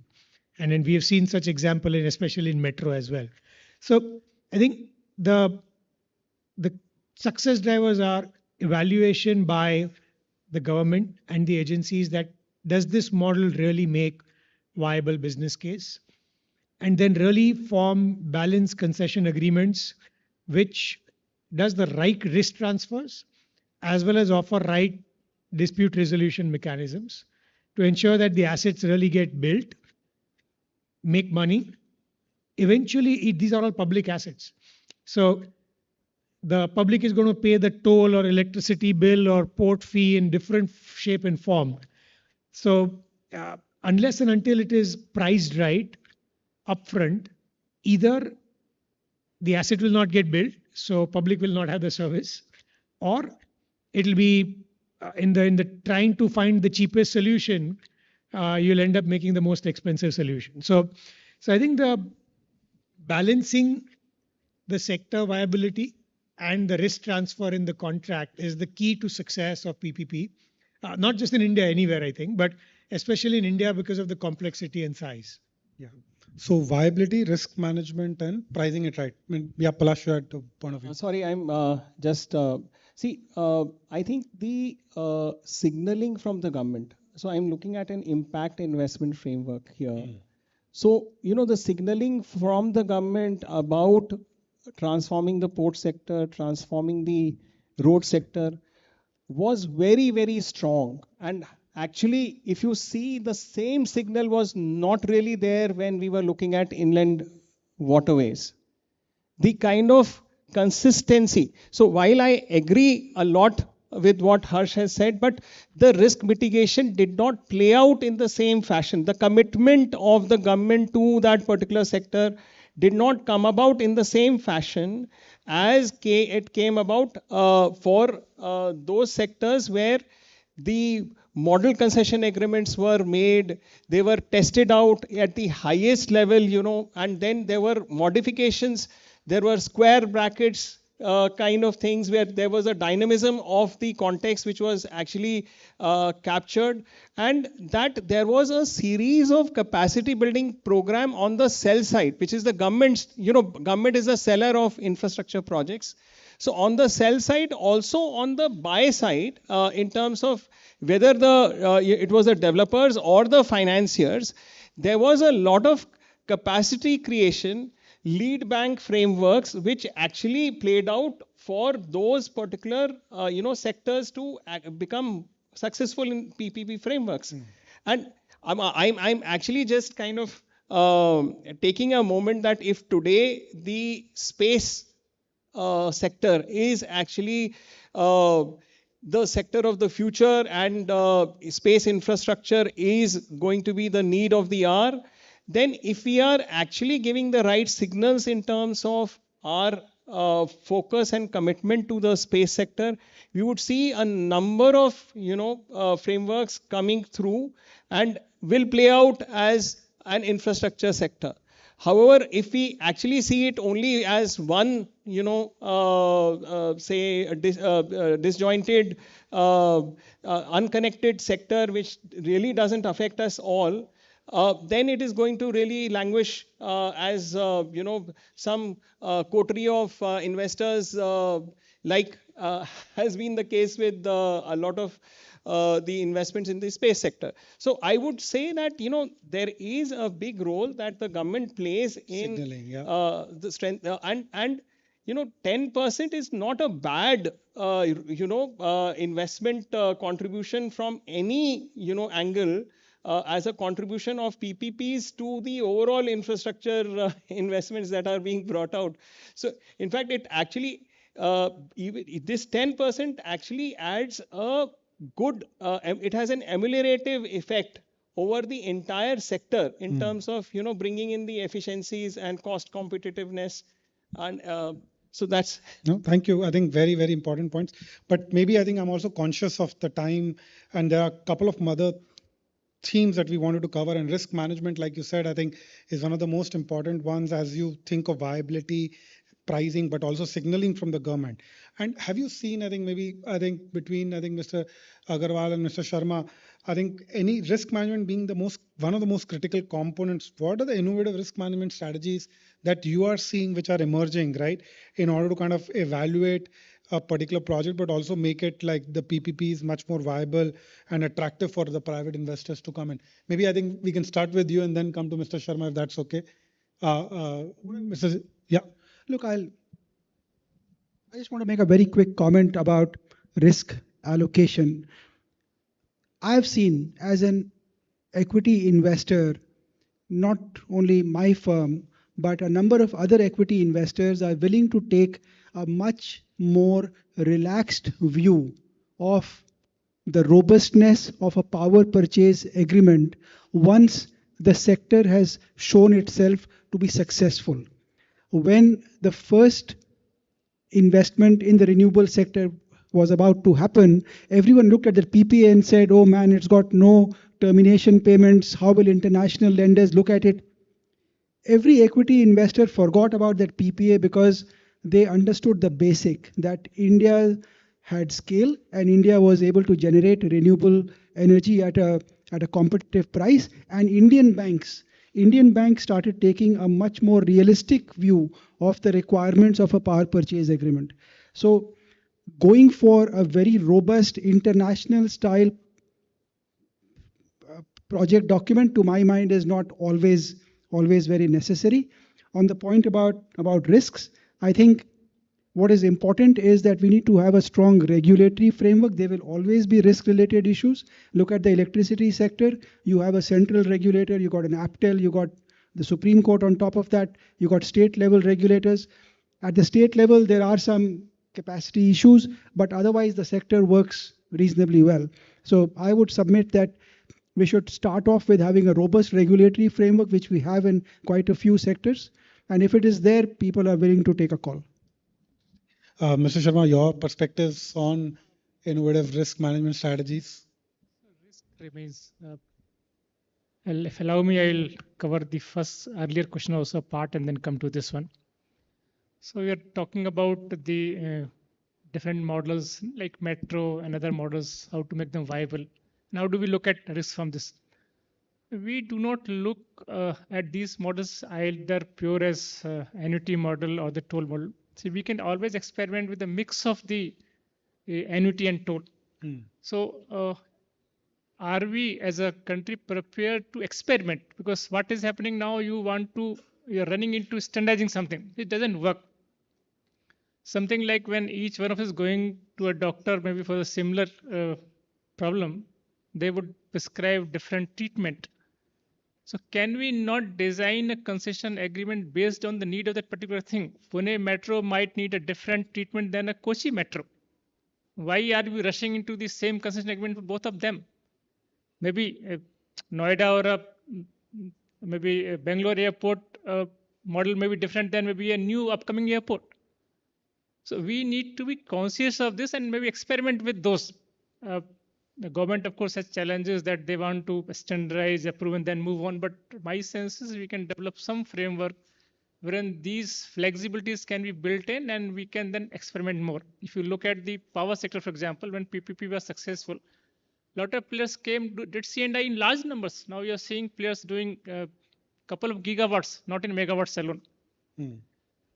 Coming to the risk part of it, the PPP risk remains. Now, should you categorize the risk in black and white? This belongs to lender, the developer, the government, or you sit together, work out on that piece called concession agreement or the agreement, and very clearly, unambiguously lay down the roles. Most of the times you'll find out because the clarity is not there, that leads to the problem. Many times, if we recall earlier, see, suppose 90% land was to be given, it was not given, and that was the origin of the problem. So we all understand risk very well, but are we really adhering to the our piece? That's important.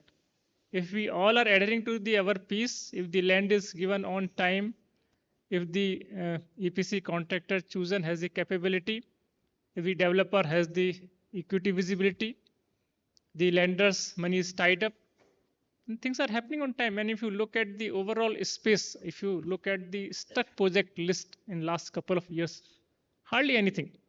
So even some cases I remember wherein because of the issues in the promoter level, we were able to do harmonious substitution. So that means the problems would come, but are the solutions working? Yes, solutions are working. So I would say the risks are manageable. We have to again go to the root cause, work on the concession agreement, redefine certain clauses if the clarity is not there. One case I would like to just mention, we were discussing the toll-based concession agreement with the authority, NHAI. We have a view which they have not given the consent so far, if I put it that way. We were discussing the concept of termination agreement admissible during the course of life of the loan. So our view has been that the termination payment should give the fair value to the investor at each point in time. So suppose there's a 20-year concession agreement. Even at 19th year, if the concession agreement is getting terminated, it should get the fair value. Now, if you restrict the termination at 15th, 16th year, that means post 16th year, what the lenders or the investors are going to do. Or if you are not willing to give a termination facility within the construction phase, for example, 50%, 60% concession, the execution is done. And for some reason, things are not moving out. There's no problem in giving a fair value. But sometimes, for a variety of reasons, we do not agree on those things. That is why the problems arise. So, risk can be structured in a better fashion if we all are willing to discuss, debate, and agree with the stakeholders. I think that is the way forward. No, thank you. Thank you. And maybe I think as we kind of round it up, I think how do we make sure that some of these financing models for PPPs are more resilient and adaptive for future both requirements as well as challenges, right? And particularly the India model may be very different than what is usually there globally.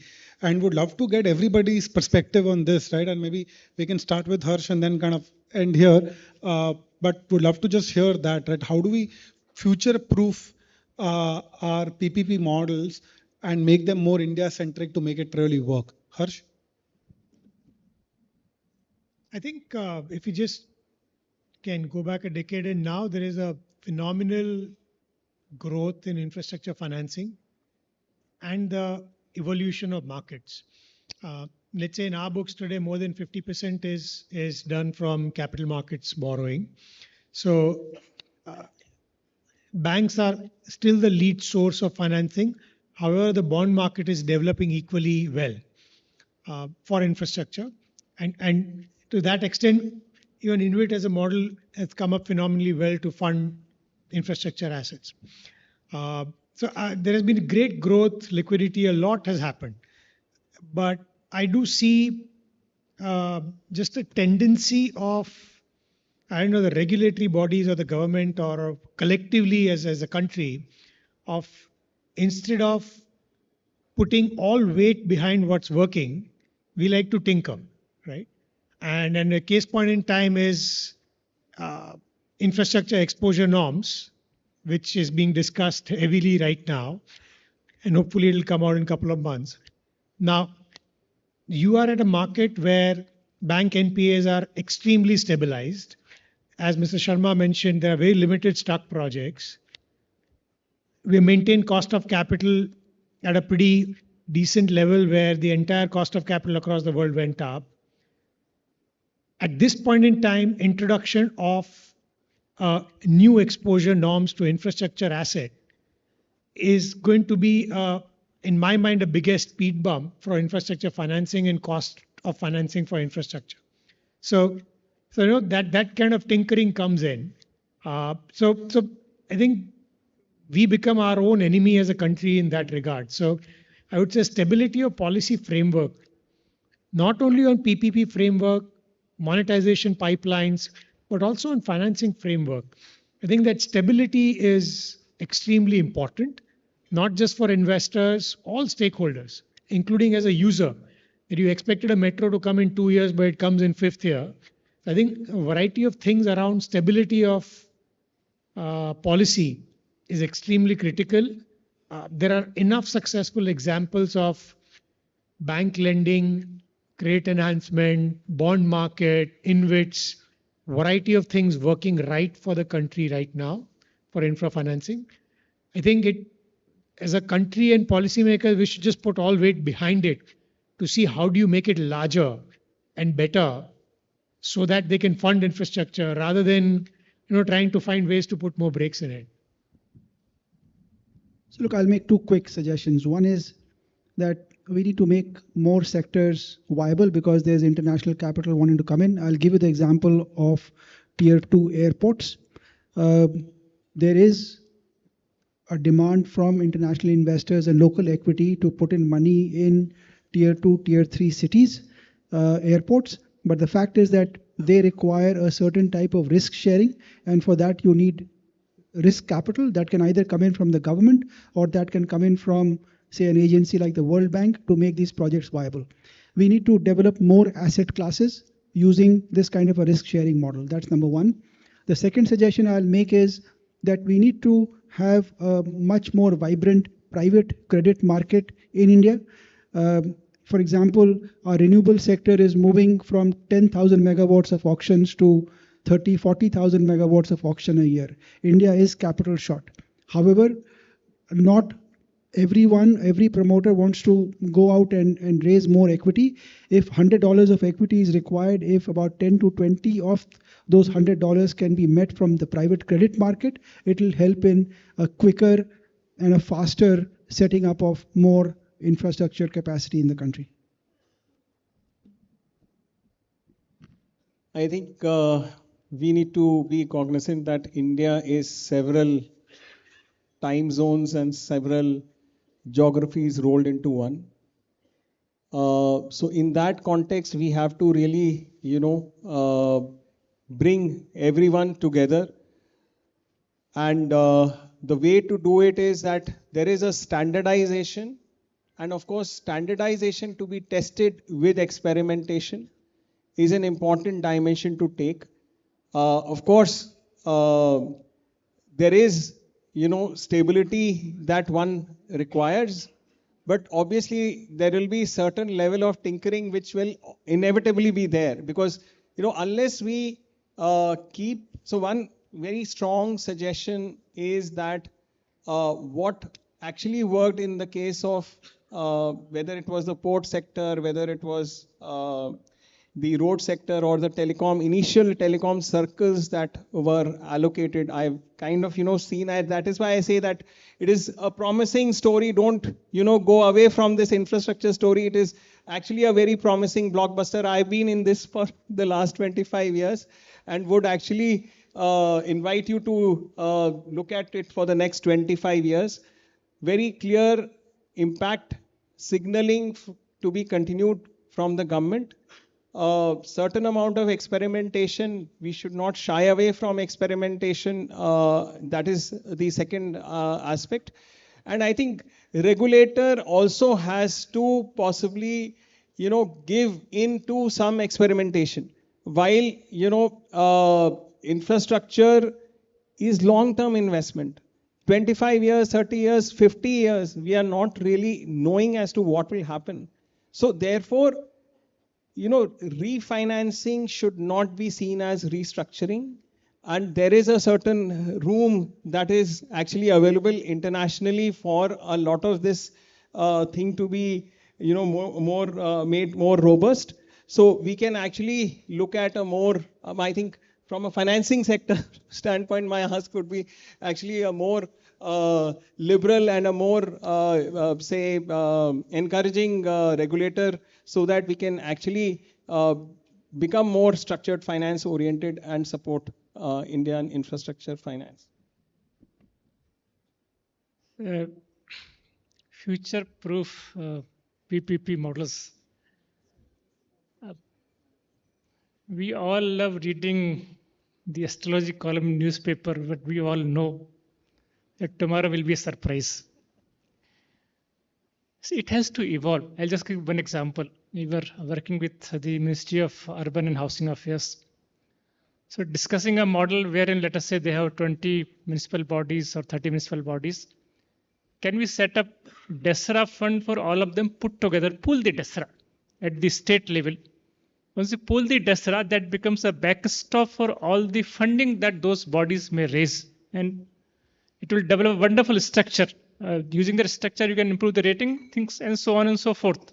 Provided basic viability has been taken care of. Suppose only 50% that can be met through revenues, then for 50% you have the annuity structure, for 50% you have the tolling structure.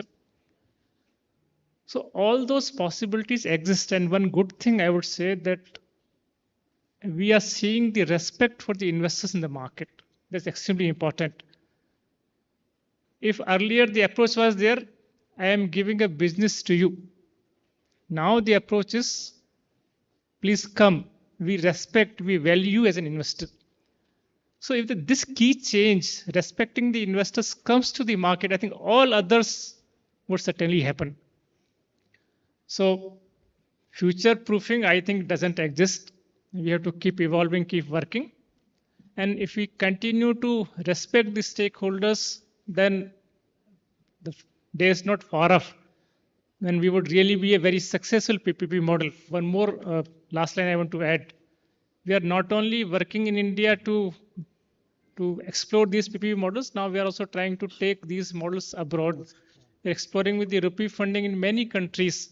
So the other countries, this is being done through MEA. We're talking to other countries wherein this rupee funding can be extended to the PPP models in those countries.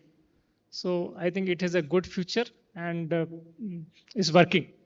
No, thank you. If I have to just summarize, I think it's stability of the PPP model with some kind of standardization at the base, but allow for experimentation, particularly in few sectors with a little more of proactive regulator who's allowing the experimentation. But future possibly looks bright. I think I can feel the vibe as well. I think there's a big funding gap. I think for the country to actually truly becoming Viksit, I think infrastructure plays like a huge role, and so does each of the stakeholders like you. But it's looking bright and much more vibrant as we actually see. But thank you to each one of you for amazing thoughts. I think very, very insightful conversations. Really appreciate you taking down time. Thank you.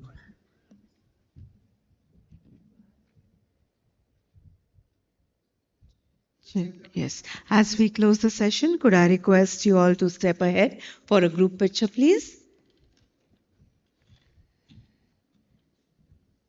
Ladies and gentlemen, we are not breaking. Please remain in your seats and allow us a few moments for changeover.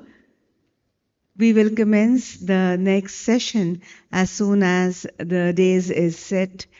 And we will be having a session on role of Indian banking in financing India's growth journey with Shri Dinesh Khara, former Chairman, State Bank of India, and this will be moderated by Madam Lata Venkatesh, Executive Editor, CNBC TV 18. Ladies and gentlemen, as I have mentioned earlier, I take the opportunity to once again remind you that we will be having Shri Ajay Seth, Secretary, Department of Economic Affairs, Ministry of Finance, Government of India, for the valedictory address in the evening. And we will also be joined by whole-time member of SEBI post this session. For the FDI session, we have his special address. Okay, we are almost there. Could I request all those who have moved away from their seats to return?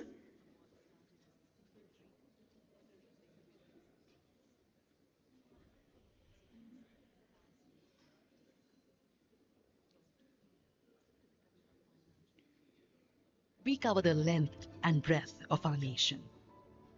As India moves forward, we move forward with resilience, resolve, and determination, with a focus on digital and innovation. We are relentless in our drive as we strive to meet and exceed the evolving needs of being Bharat ka digital lender. All right, ladies and gentlemen, one last call. Please settle down quickly. We are beginning the session immediately. So this session, ladies and gentlemen, is on the role of Indian banking in financing India's growth journey with Shri Dinesh Khara, former Chairman, State Bank of India, and this session will be moderated by Madam Lata Venkatesh, Executive Editor, CNBC TV 18. Could I request you both to please take your seats on the dais? Let us welcome with a resounding of claps Shri Dinesh Khara, former Chairman, State Bank of India, and Madam Lata Venkatesh, Executive Editor, CNBC TV 18. Welcome, ma'am. Welcome, sir. And with that, I hand over charge of this session to Madam Lata Venkatesh. Over to you, ma'am.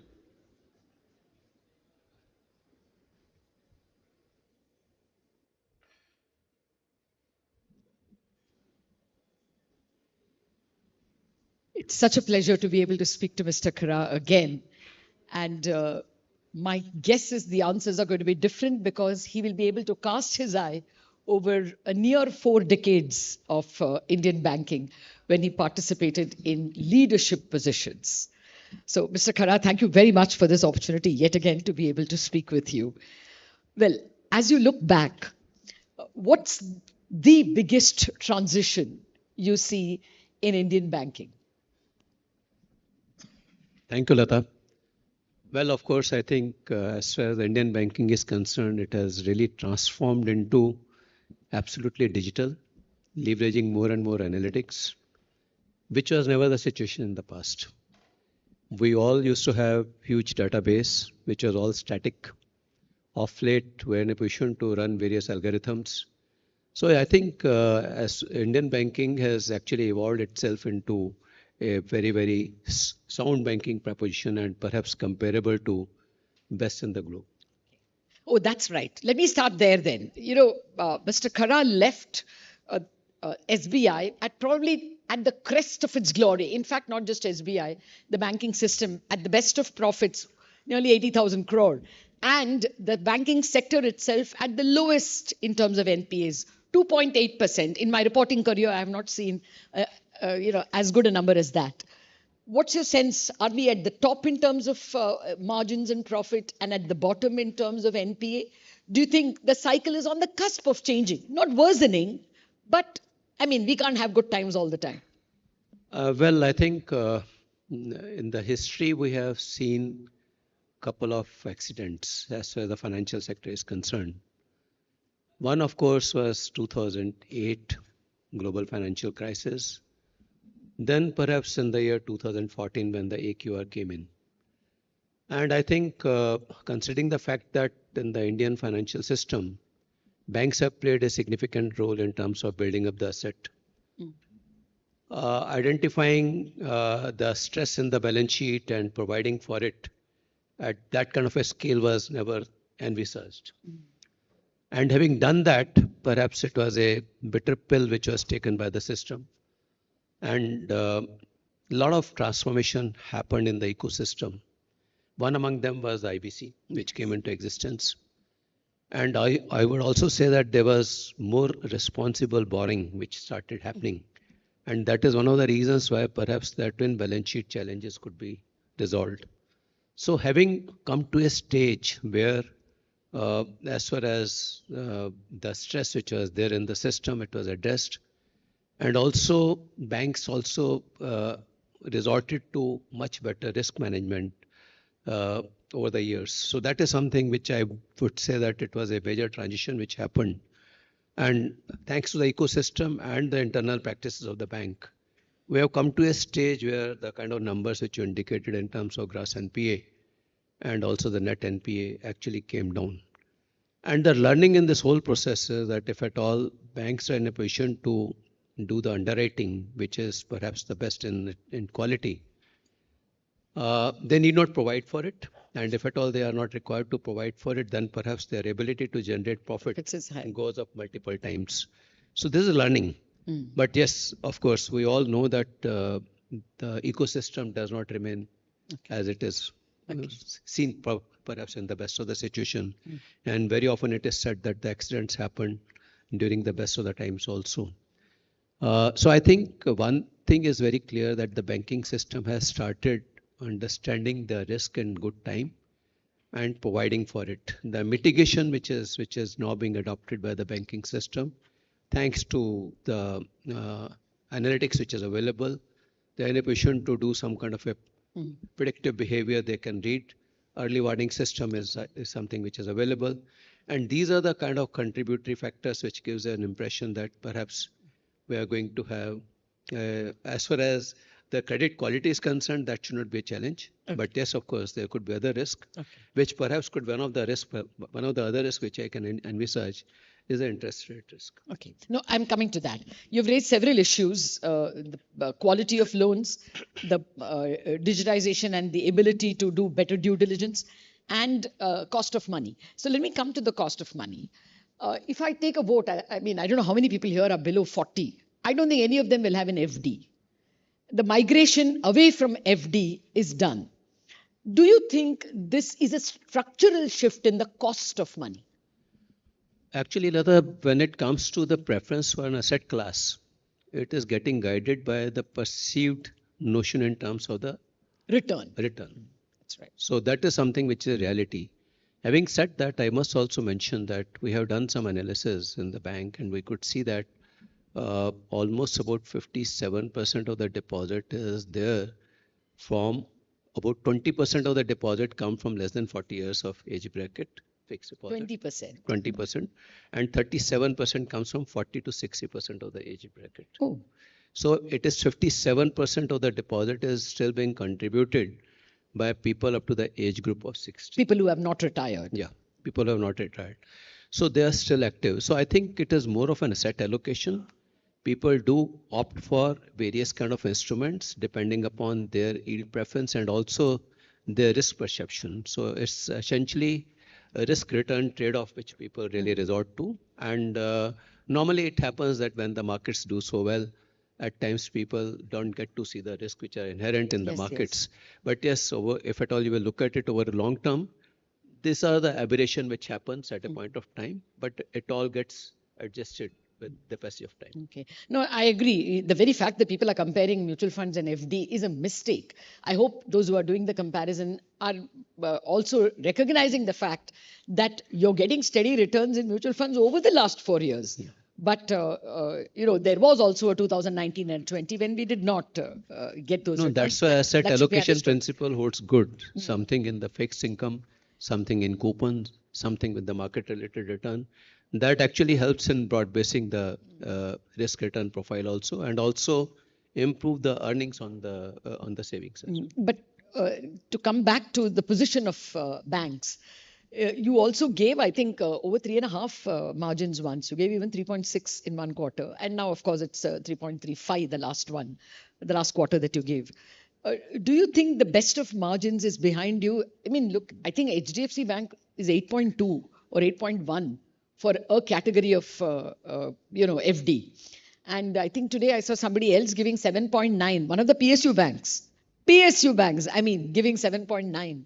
So, is it a problem that is going to persist for a year, or do you think it's structural that banks are stuck with higher deposit costs? No, actually, we have done some analysis which is actually based on the RBI report, where we have done some analysis over a time period, and we could get to see that generally the deposit advances divergence, it persists for anything from 25 months to 41 months. So our assessment is that maybe this divergence perhaps would last somewhere in the June to October quarter. Okay. So what you mentioned in terms of the ability to sustain the NIMs, well, I think when it comes to deposit interest rate, of course, different banks, depending upon their ALM situations and also their credit deposit situation, they will have the compulsion of raising deposit at a higher cost also. But much of it will depend upon their asset liability composition and also their credit deposit ratios. So if at all they have got the flexibility in terms of their credit deposit ratio to defer the increase in the interest rate, perhaps their ability to support the NIM would be much higher. And if at all, and also with the lower credit deposit ratio, they can actually decide the portfolio relating to their credit portfolio as well. They can actually look at... You mean pass on the cost? Pass on the cost and also look at the higher yielding assets also. That is, I was waiting for you to say that you will pass on the cost. Now, let us look at the people who are going to take that higher cost. No, actually, not really passing on the cost, because why I'm saying that passing on the cost, because, see, eventually, if at all you are looking at the best quality assets, your ability to pass on the cost is also limited. So this is something which has to be kept in mind. So essentially, it's a very fine balancing which is required to be done by a banker. One, of course, they cannot trade off in terms of the quality. And if at all they cannot trade off in terms of quality, they have to look at the very fine pricing. And how should they really arrive at that is something which is a skill. Yes, of course, that's the banker's skill. But are you worried about asset quality? The Reserve Bank Deputy Governor was there, your former colleague, at the CNBC TV 18 function, and he said that there isn't anything worrisome about asset quality. But nevertheless, risk weights were raised. And there are NBFCs who tell us that at this point in time, 10% of the total NBFC borrowers have 10 lines of credit. I mean, the over leverage of a small section maybe. I mean, obviously the other 90% he himself must be saying is, properly leveraged. But are we in a state of over leverage in retail? Not in corporate. Corporate is absolutely unleveraged, deleveraged. In fact, that is perhaps the reason maybe RBI had the visibility of such kind of a behavior, and that is one of the reasons why perhaps they increase the RWA. So naturally, by increasing the RWAs, the cost of fund for such entities have gone up. So this is the other way of discouraging such entities to go for the unsecured in an unbridled manner. So that is, I think, it is coming out of that. So I would say that RBI action was well in time and much ahead of the curve.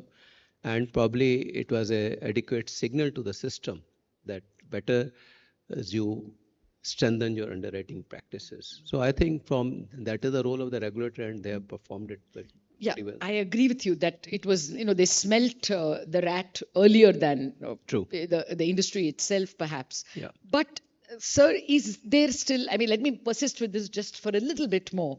MFIs, we already know, are in trouble, and we saw that in the first quarter numbers of many of the smaller microfinance companies. Even in retail, it's a very crowded trade. Nobody else is borrowing. Corporates are seriously deleveraged.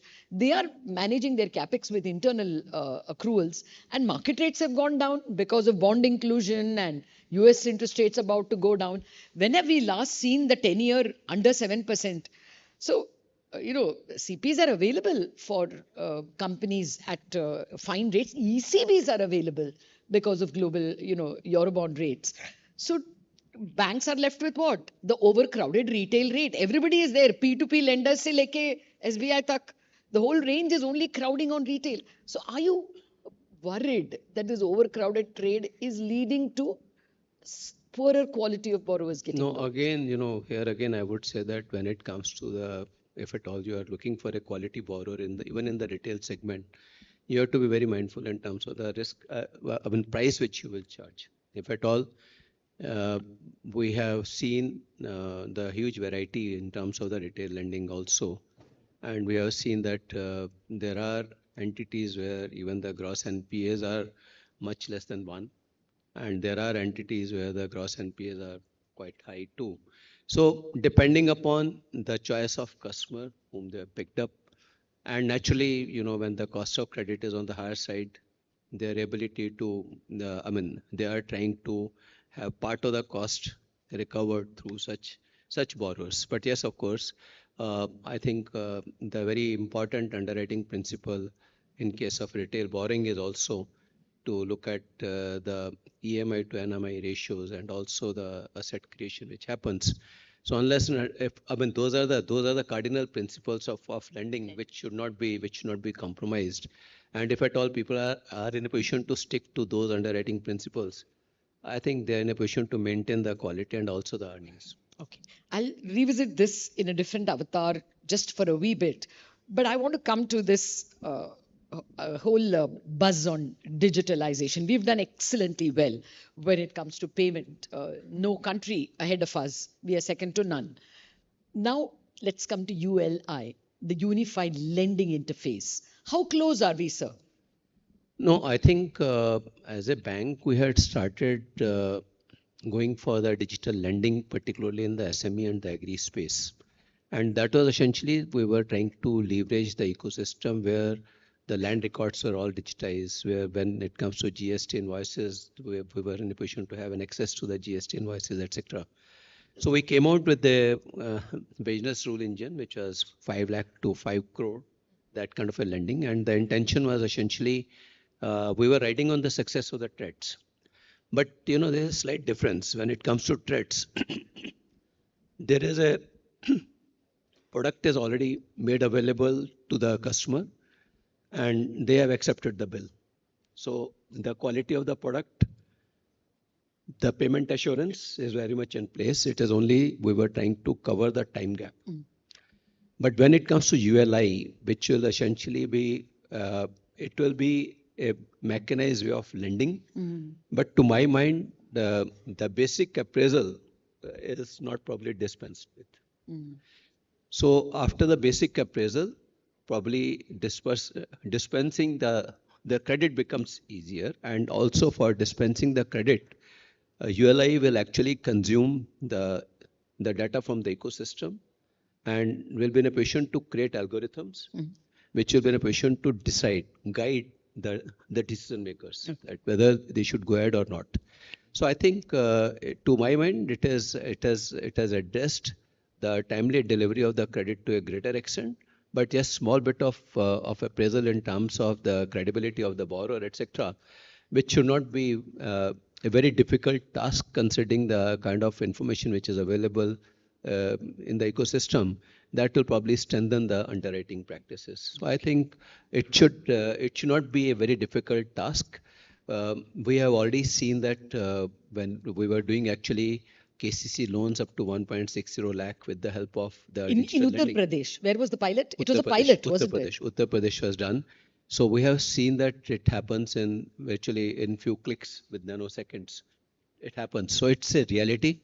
It can happen. But yes, of course, as I mentioned, the digital land records becomes one of the very critical component, and also availability of the GST invoices, etc., will be very, very critical. And some bit of an information relating to the borrower in term from the purchaser, etc. Those are the kind of from the ecosystem we'll have to pick up that information. So it becomes a very, very strong underwriting practice, and particularly for the low value loans, perhaps the cost of administering credit will also come down significantly. Okay. Okay. That is also there. No, I'm worried about another kind of cost. Are we right in even selling ULI like UPI? In UPI, I have the money in my account and I'm paying somebody. In ULI, you are trusting someone. You have to measure the risk of the person. That's why I said that. Can we sell it as instantaneous? No, Isn't it dangerous to do that? No, it is actually, if I may say so, it is when it comes to commoditization in case of UPI. UPI was merely transaction. Exactly. But it is something little beyond in terms of assessing the credit risk. And that's why I said that there is a lot of information which is available in the ecosystem, but perhaps it has to be put to a good use so that the algorithms can be created and decision can become very foolish. No, my push is, should not bankers be saying, I will not give a nanosecond loan? My job is to assess the risk. I don't want to do it in nanoseconds. No, you should resist it, I thought. I think as far as assessment of risk is concerned, banks will not probably compromise on that. Okay. That's what I agree. Credit card is a loan, which is given literally in nanoseconds. But the whole system cannot be a credit card loan. No, that is true. That is true. So you are hoping that banks will... no, I think that the basic due diligence... The zeal for cannot... ULI should not be more than the zeal for due diligence. Basic due diligence will not be compromised. That's what my sense is. Okay. And even when we did the BRE model, we also never compromise on the basic due diligence. Okay, that's good to hear, sir. Yeah. Now let me come to an altogether different chapter. Public sector banks. I mean, you have headed one and completed your career with Elan. But we repeatedly, the government has said, we don't need 65% of the banking sector to be owned by the state. And after that, all those arguments over the first 8 years of this government's term, the arguments have practically stopped. We heard nothing in the current budget, perhaps not even in the previous. You think that this is an agenda which needs to be mooted, that some more privatization is needed? I'm a believer of ownership agnostic structures. Whether it is private sector or public sector, when it comes to even entities like State Bank of India, where the Government of India ownership is to the tune of 56.92%. But if somebody asks me whether it impacts the decision making, perhaps no. So because it's a board-run entity, and being a board-run entity, it's a responsibility of the board to ensure that the policies are the one which are for the ultimate interest of all the stakeholders. See, when I'm talking of 56.92% held by Government of India, about 43% is held by various other stakeholders. And out of those other stakeholders, 12% is held by the foreign institutional investors also. So we are accountable to all the stakeholders in terms of the value creation. And that is one of the reasons why I feel that either it is private sector or public sector, more important is that the entity should be very focused. And we have also seen the situation where the accidents have happened in the private sector. Okay, let me put it this way. I read the Banking Companies Act some time back, so I will not be able to quote section and chapter. But the Banking Companies Act, Takeover of Banking Undertakings Act, does give the government, there are chapters and sections in it which give the government the right to impose their policies, their programs, for instance, Mudra or Jandan. It can be imposed on the public sector banks. The Act gives the right, which it cannot impose on banks they don't own. That's one. The second one, you will be bound by the CVC, the CAG, because the law of the land is that if you are a government entity owned more than 51%, all the 3 Cs will be part of the working of the banking system. And then there is the Prevention of Corruption Act. Again, a very unfair act because commercial decisions are not right or wrong. They are commercial judgment. Now, they do impede a banker who is circumscribed. So I would think there is a very strong argument. Yes, government needs, it has an SBI to impose its, to run its programs, and SBI ran Jandan brilliantly. But do you need 65% of the banking system to be curbed by CVCs? And surely some more space needs to be given to these banking entities. Well, there are two dimensions to the question which you have raised. The first dimension is to support the social banking program. Social banking program, government can always run through the public sector and private sector both. Because today, when it comes to social banking, you definitely opened way more Jandhan accounts than HDFC or ICICI. See, the point is is that multiple times. No, when we opened, probably people did not see the merit. But today, people can see the merit. Those are the accounts where today the average balance has gone to 4,000 rupees. So when we opened those accounts, it was perceived to be a cost. But we have already seen that about 4,000 rupees is a balance which is there in those accounts. And that is one of the reasons why today, when it comes to the private sector banks also, they are equally willing to open such accounts. That is one.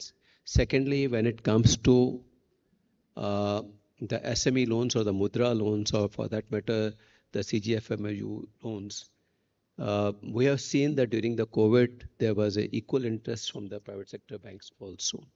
So I think it's more of an opportunity which is being perceived by the private sector banks, though the government has got they can certainly do some kind of they may not be in a position to impose, but at the same time, they can have some kind of moral suasion on them. So that is something which you are... Moral suasion is perfectly understandable. Yeah, moral suasion is something which you are seeing, and practically when it comes to the Swanidhi also, there was a active participation from the private sector banks.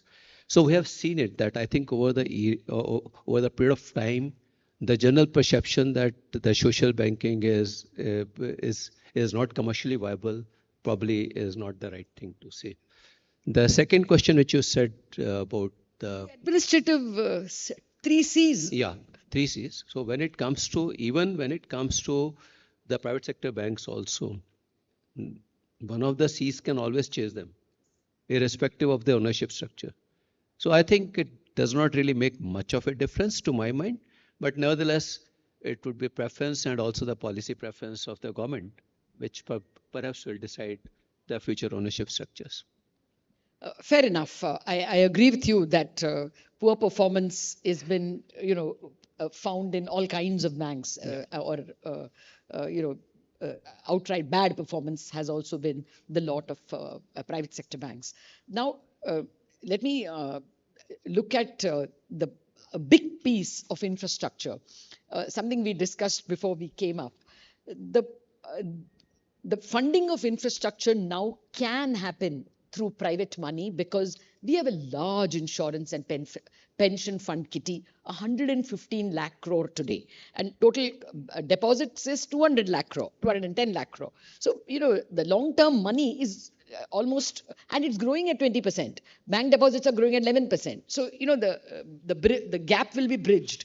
Yet, that money is not coming to infrastructure, or only 9% is in infrastructure because they are clearly worried that the money may not be available when it is needed. The pensioner cannot be told, that I can't pay the money, I can't return the money to you. They stick to AA+. How do you think this can be bridged? We have the money, but it is not going to where it is needed, which is infrastructure. Yeah, when it comes to perhaps the way forward would be the developed debt market in the country. And because as of now, when it comes to the certainty of the principal, which is very, very critical for the insurance sector as well as for the pension sector, though there are, when it comes to the pension sector also, now they have started permitting some investment into the equity and also some investment into the debt securities also. But yes, of course, perhaps some kind of a credit enhancement so that, when it comes to the chase for the AAA or the AA, that can become easier. So credit enhancement can perhaps be the way forward, which will probably facilitate such kind of money flowing into the infrastructure sector. Having said that, I must also mention that when it comes to infrastructure sector, we have already seen that the early success of the InvIT structures. So infrastructure is the one where at least where the cash flow positive, whichever projects are now cash flow positive, they can be actually taken to the infrastructure, and out of that the money can be recycled. So that is one option which perhaps can be used in the intervening. And eventually, of course, the development of the debt market, maybe with the help of the credit enhancement, will also probably support the lending support, will support the infrastructure financing. I'm not very sure, but from what one infrastructure guy told me, InvITs are being purchased by Canadian pension funds, but Indian funds are still not buying InvITs. I could be wrong, but this was what he said, that they have not made the leap, the Indian insurance companies. No, actually, it so happened that when it comes to the pension money from across the globe, they were looking at the kind of returns which are sustainable over a period of time. And to that extent, the infrastructure which is being created in the country offers a decent opportunity. So it's not merely Canadian pension funds, but even the other pension funds across the globe also were showing a lot of interest, and some of the sovereign wealth funds also have shown interest. I think, to my mind, they were having a flavor from the different markets across the globe, and perhaps they had a significantly higher comfort. But now, of course, we are seeing the infrastructure within the country also now in a position to really ride on this opportunity. Okay. Yeah, let's hope that we are going to see more of this. Now, my final set of questions to you. I don't know if there are people in the audience who want to ask you. My final three questions to you is, what is your ask from the regulator? Now that the pen is down, you can boldly ask, where should they change? The first is the PCR, the LCR. Liquidity coverage, new ratios. Do you think you need more time? Now it is not I need time, the system, or provisioning for infrastructure projects, project financing. What is your ask from the regulator on anything? Well, when it comes to the liquidity coverage ratio, I think the system already has got the cash reserve ratio. And also when it comes to the runoff factors, maybe they probably need to be revisited in the context of the Indian scenario. Because do you want them to reduce the ratios or give more time to reach the higher ratio? No, I think perhaps it can be reduced also, because as far as the Indian banking system is concerned, the concentration is not perhaps as high as it is seen in one of such cases, which was Silicon Valley Bank, where on the asset side as well as liability side, both sides there was a concentration. So that is one of the reasons why perhaps and that to my mind is one of the reasons why perhaps when it comes to the digital accounts, the runoff factor has been significantly enhanced. So I think maybe that can be revisited. That is what my sense is. And when it comes to the infrastructure related project financing and also the provisioning requirement, perhaps this can be more rationalized. That's what my sense is. 5% is too much? No, actually it has to be seen in the context of the LGD in such cases, loss giving ratios in such cases. And if at all it is looked into in the context of the LGD, then perhaps it will be more scientific. That is something which I believe will eventually go a long way in terms of strengthening the system. Okay. Well, I apologize for using those abbreviations. The Reserve Bank's recent rule is, it's still a draft rule. If you have too much of what they call unstable deposits, after all, we are all paying in UPI. So for the unstable deposits, you have to keep liquid. The banks have to keep liquid cash to the extent of 15%. At the moment, they keep 10%. They have to keep 15% of those deposits in cash, which is not really cash. You keep it in T-bills, near cash instruments. That ratio has been raised, which is what we meant by raising of the LCR, liquidity coverage ratio. And you heard Mr. Khara's eloquent arguments on why it can be reduced or extended. A final question, where do we see you, Mr. Khara? What is the next avatar? I should be around. Okay, so the government has approached you. That's very clear in that case. I think there would be questions. Yeah, you want to complete. Where do we see you? Do we see you in Delhi or Mumbai? Maybe both the locations. Okay. Yes, of course. We will be delighted. But anyway, Mr. Ajay Seth is coming later on in the day. We will probably get to know where we see Mr. Khara. Questions from the house. Yes, sir, please. If you can introduce yourself.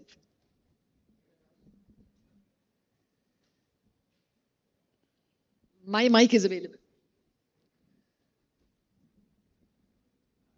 Oh, it was not supposed to be for the house? It's okay.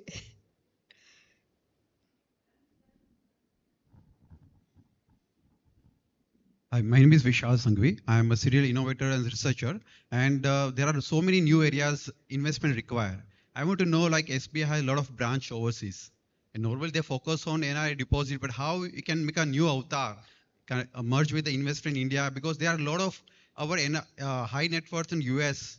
They earlier it was service class, but after automation rise, there is a more era coming for the new entrepreneurship actually. So how this, this SBI So what branch you're saying in how will they tap NRI money to finance NRI investors, innovators? Is that what you're saying? There are new ventures of money is possible too, not only for deposit actually. You know how you can see, because I cannot see, but you must be see the opportunity as a SBI branches to just getting those funding, not just a FD, but people just want to investment, not for the money, but a part of the India's growth story of Viksit Bharat. That's.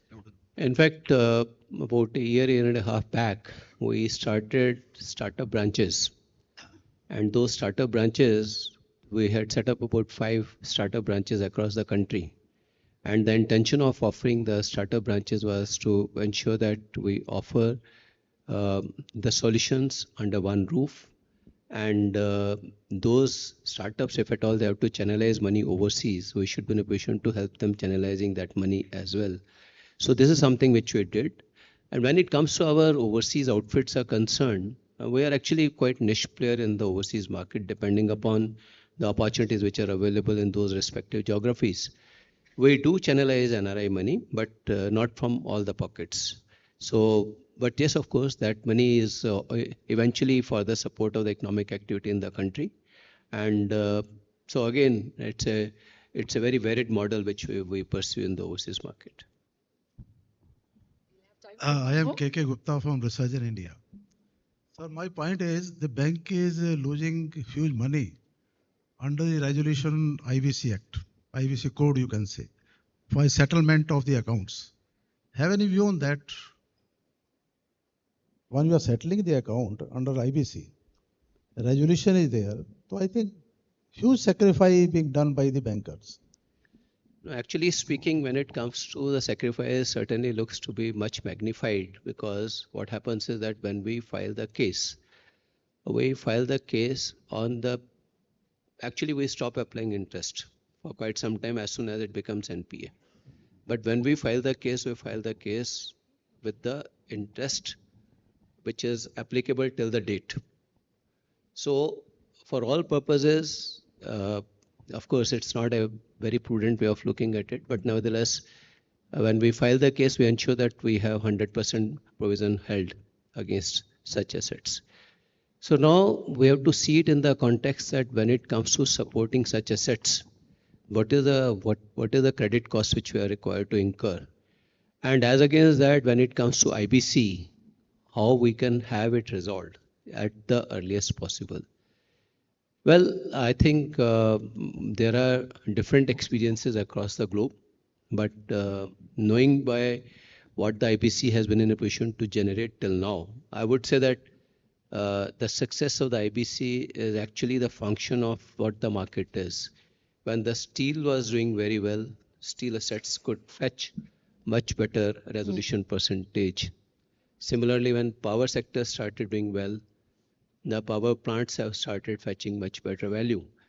But yes, of course, when it comes to EPC, etc., where there's hardly any tangible asset underlying, so there we have seen the challenge. So I think the experience perhaps cannot be put under one category itself.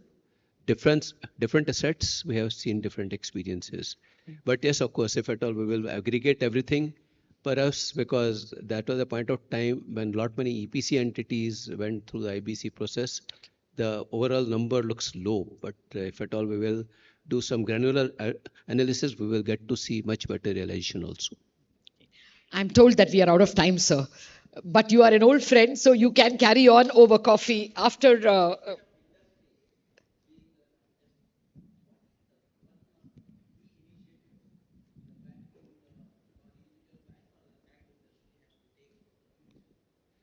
I would say that leveraging analytics in a big way is going to be a game changer for the industry.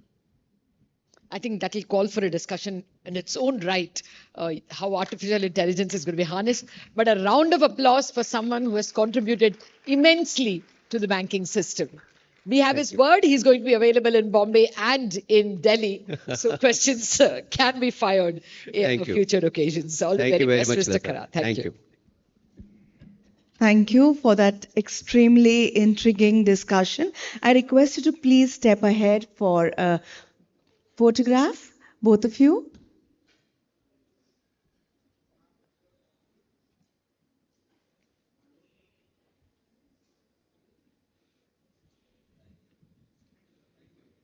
Thank you, sir. Thank you, ma'am.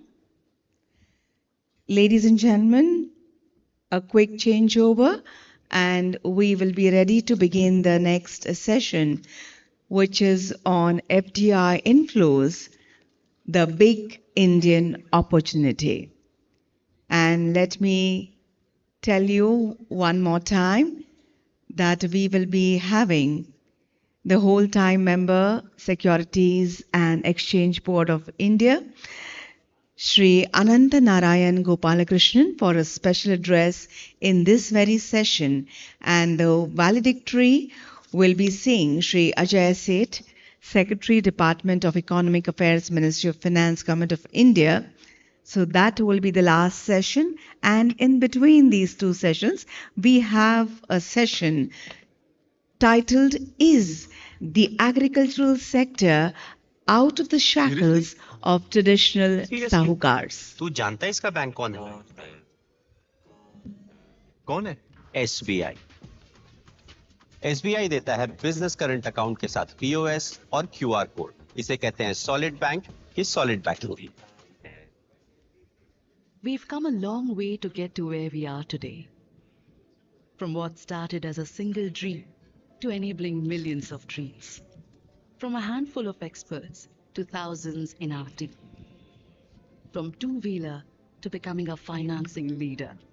We cover the length and breadth of our nation. As India moves forward, we move forward. With resilience, resolve and determination. With a focus on digital and innovation. We are relentless in our drive as we strive to meet and exceed the evolving needs of being Bharat ka digital lender. In a market filled with increasing choice, we needed to find our unique brand voice. As part of our journey to tell our growth story, we spoke to people across the country, covering all our stakeholders from customers, channel partners and employees. We sought inspiration in their values and aspirations. We breathe new life in our brand identity. We are set and ready to begin the next session. I request all those who have moved away from their seats to please return back. Request everyone to return to their seats. We are beginning immediately. So this, ladies and gentlemen, is a session on FDI inflows, the big Indian opportunity. So the foreign direct investment is a key driver of economic growth, bringing in much needed capital, technology and expertise. This session will explore the dynamics of FDI inflows in India, examining whether they meet the high expectations of policymakers and stakeholders. The session also promises to be an intriguing one as it would offer perspectives from a varied set of panelists to discuss the roadmap to further enhance India's attractiveness as a global investment destination and ensure that FDI contributes effectively in the country's economic development. With those words, I will invite Shri Ananta Narayan Gopalakrishnan, whole-time member, Securities and Exchange Board of India. Could I request you, sir, to please take your seat on the dais? I also request the Session Chair, Mr. Janardhanan Ramanujalu, Vice President, Regional Head, Rest of Asia, SABIC, and the panel speakers, Mr. Imad N. Fakuri, Regional Director, South Asia, International Finance Corporation, the IFC. Welcome, sir. Mr. N. Venkataram, Country Chair, CDPQ, India. A very warm welcome to you, sir. And Madam Neetu Samra, CFO, Noida International Airport. A very warm welcome to you, ma'am. All right, so all those standing, one last request, please take your seats. Thank you for your cooperation. We are all set to begin, and without spending any more time, let me call upon for the special address Shri Ananta Narayan Gopalakrishnan, whole-time member, SEBI, the Securities and Exchange Board of India. Sir.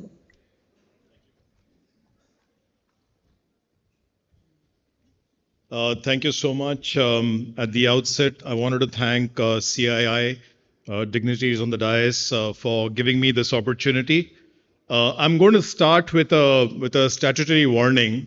I'm changing the topic for myself. I'm not going to speak about FDI and the future of FDI. Given that I'm coming from the Securities Exchange Board of India, I'm changing the topic to FPI, which falls within my realm, which is foreign portfolio inflows instead. You'll hear a much more informed discussion about FDI from the panelists here, and you have a treat in front of you. But let me stick quickly to on the FPI front. First of all, while we've been celebrating the growth of the domestic investor over the last few years, that doesn't mean that our requirement for quality foreign savings to come into the country has diminished in any manner whatsoever. So while the numbers look great, if I remember the numbers correctly, we've seen about 12.5 lakh crores of domestic money coming into risk-oriented mutual fund schemes alone over the last 5 years plus. Compared to that, foreign investment flows through FPIs has been about 3.5 lakh crores. So the domestic component is more than 3.5 times what the foreign component is as far as investment flows are concerned. But that doesn't mean that our focus is shifting away from foreign flows. As I mentioned, our requirement for getting quality and drawing in foreign quality savings absolutely remains. Of course, with all this money being collected, both domestically and foreign, the need for us to ensure that there is supply of good quality paper and raising of good quality capital so that a sustainable cycle of capital formation ensues is very much there. But our focus is not on diminishing any of these flows at all. We still want to grow that. So at the Securities Exchange Board of India, one objective which is very, very close to our heart is ensuring continued ease of doing business for foreign portfolio investors, even as we ensure that we take all adequate measures as required to ensure compliance with our regulations, including disclosure requirements when required. Okay? And it's a topic very, very close to us. In fact, I can tell you that the chairperson of SEBI herself and I have had several review meetings on the score to try and put things into place. So I thought I'll take this opportunity to tell you about some of the stuff that we've already done and some of the stuff that we have on the anvil when it comes to this foreign portfolio investments landscape. First of all, we've put together in the SEBI what we call our FPI cell. So we've got officers who are dedicated only to look after the role of FPIs. We've had a massive outreach program already underway with this newly formed FPI cell, where our officers, our chief general manager, our executive director are actually reaching out through webinars to the FPIs directly. We've actually reached out to more than 500 FPIs through this route, and where we tell them about the landscape in India as well as about our regulatory outlook towards the foreign portfolio investments.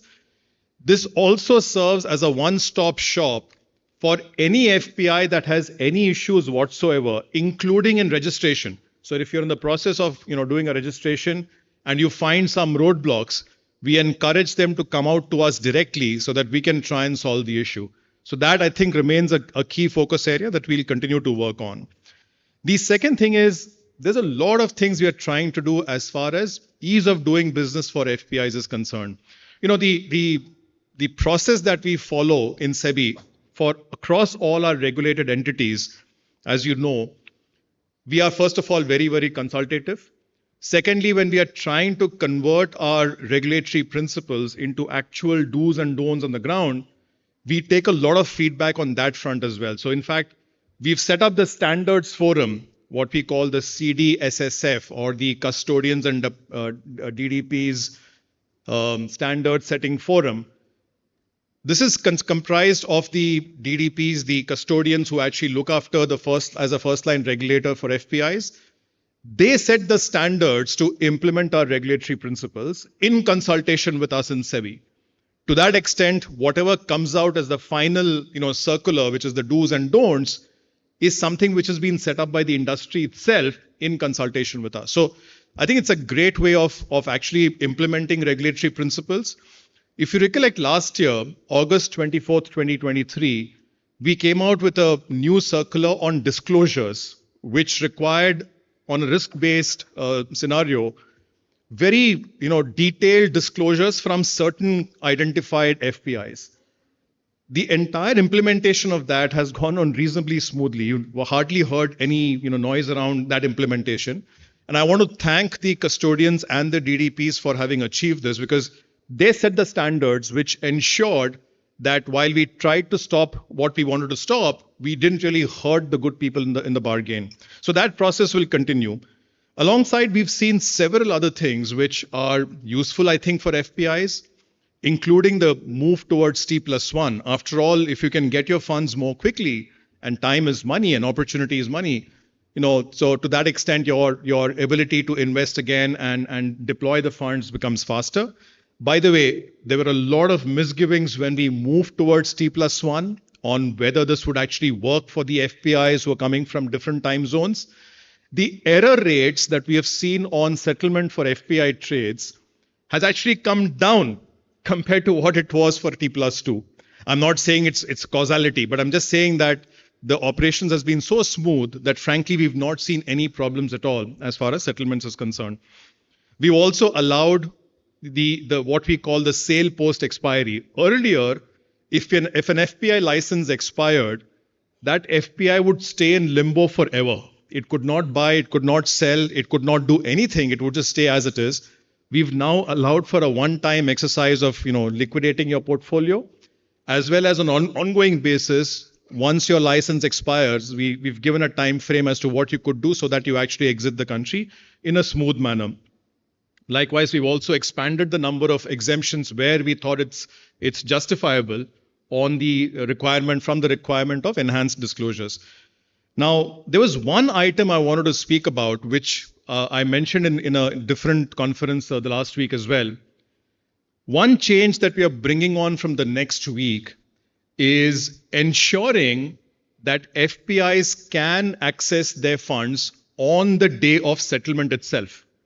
So today what happens is when you have a settlement on T+1, and let's say an FPI has sold securities, logically it should be able to take out the funds on T+1 itself. However, in reality, what happens is it's usually not able to do so until T+2 or T+3 or even beyond. And one of the reasons for that has been that the tax certificate required for actual settlement or for actual clearing of the funds has been delayed. Now, what we are doing from the next week onwards, from 9th of September onwards, is we are ensuring that the tax clearance comes from the vendors well in time before settlement happens on T+1, so that the custodian can actually remit out the funds on the same day on T+1 itself. So just to repeat, what used to happen was earlier, after the settlement was done, the custodian would send the list of the transactions to the tax consultant, who would then take half a day or 1 day to come back and say, this is what the tax incidence is.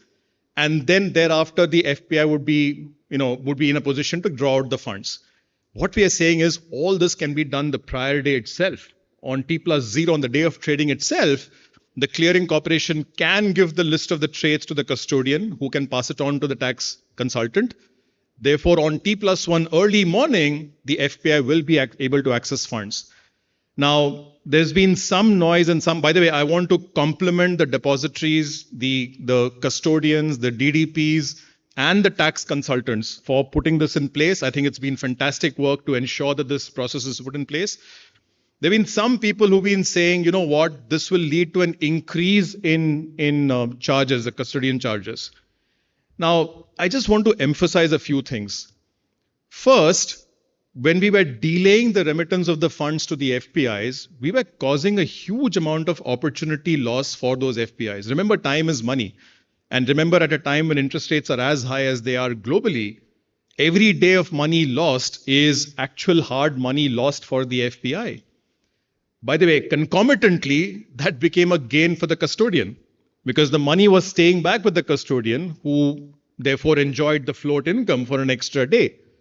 So it was frankly non-transparent, opaque, implicit charges as opposed to explicit fees as a result of an inefficiency and frankly a man-made inefficiency. Now, the other offshoot of this, which is pretty negative, is you had feedback coming from FPIs saying, you know what, your processes are so onerous and your tax compliance and tax operations are so onerous that I have to actually take a whole day just to get my tax clearance and therefore funds are held up. This is a problem. Frankly, the entire tax issue could have been handled in the background without the FPI even knowing that's happening in the background. And this was unfortunately creating. So our broad point is transparent charges, efficiency, and making sure there's ease of doing business for FPIs is important. The more we have, and this is true for all market participants, the less we have of implicit hidden charges and inefficiencies, more transparent charges, I think it's good for everybody. Will there be an increase in custodian charges because of this change? Sure, I mean, it's a competitive world. But the point is, so far, like in brokerage, custodian charges have been zero or close to zero. And we all know there's no such thing as a free lunch.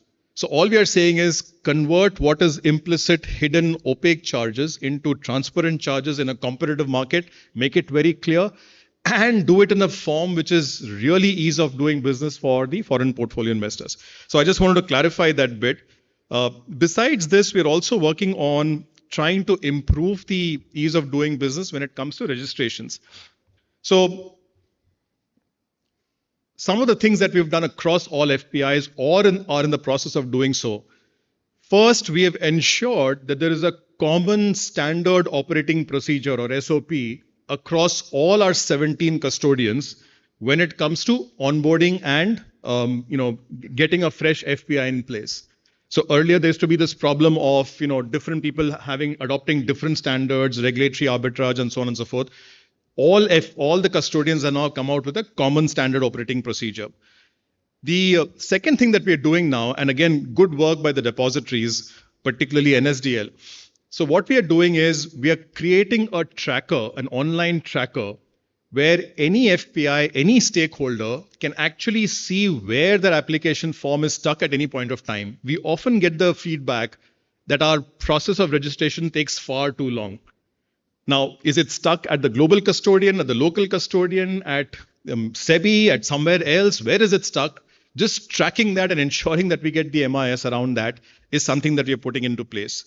Similarly, the feedback that we got from custodians and from FPIs is there are some simple things we can change in the application form itself to make life easier. For instance, if an existing FPI investment manager is setting up a new FPI, they have to fill up a complete common application form all over again. So what the depositories are now putting in place is whatever are the common fields which have already been set and established, they don't need to be repopulated. They will automatically get populated. It's a very simple thing as you would imagine, but actually improves ease of doing business considerably. Now, we have set ourselves very, very aggressive timelines and targets on how quickly we want this registration to happen. By the way, one more thing that we're trying to think of here is when it comes to FPIs that are only investing in government bonds, given that that Indian debt that has been included into global indices, we are trying to see if we can make the registration process for them a lot easier. So a light touch registration process for those only investing in government bonds. All the requirements from a SEBI perspective, including investor group, including the details that we would ask for from an equity perspective, frankly, we don't require it if you intend to invest only in government bonds. So that's something, again, that we're working on. Besides this, one of the offshoots of the exercise that we did to identify FPIs that need to give us more granular disclosures to ensure that there is no circumvention of minimum public shareholding or substantial acquisition of shares and takeovers was actually identify what we would think would be transparent FPIs which don't need to give us more information. So sovereign wealth funds, government-owned entities, insurance companies investing their own funds, pension funds, mutual fund-like institutions, public retail funds under UCITS or under SEC. These are examples of cases where we really don't require too much of information. We trust them because they're already regulated and we know what they're doing. Now, for these kind of FPIs where we believe we don't require too much of information, frankly, we are looking at ways in which we can make life a lot easier, how we can make life a lot easier for these people, right? Where they're very, very transparent funds. So for instance, using an FPI license, how is it possible for them to do many other things besides just investing in the listed space? Similarly, can we review the KYC periodicity for some of these people and make life a lot more relaxed in terms of, having to make disclosures, etc. One of the feedback that we're getting is we still live in a world of requiring wet signatures and a lot of papers going across the globe.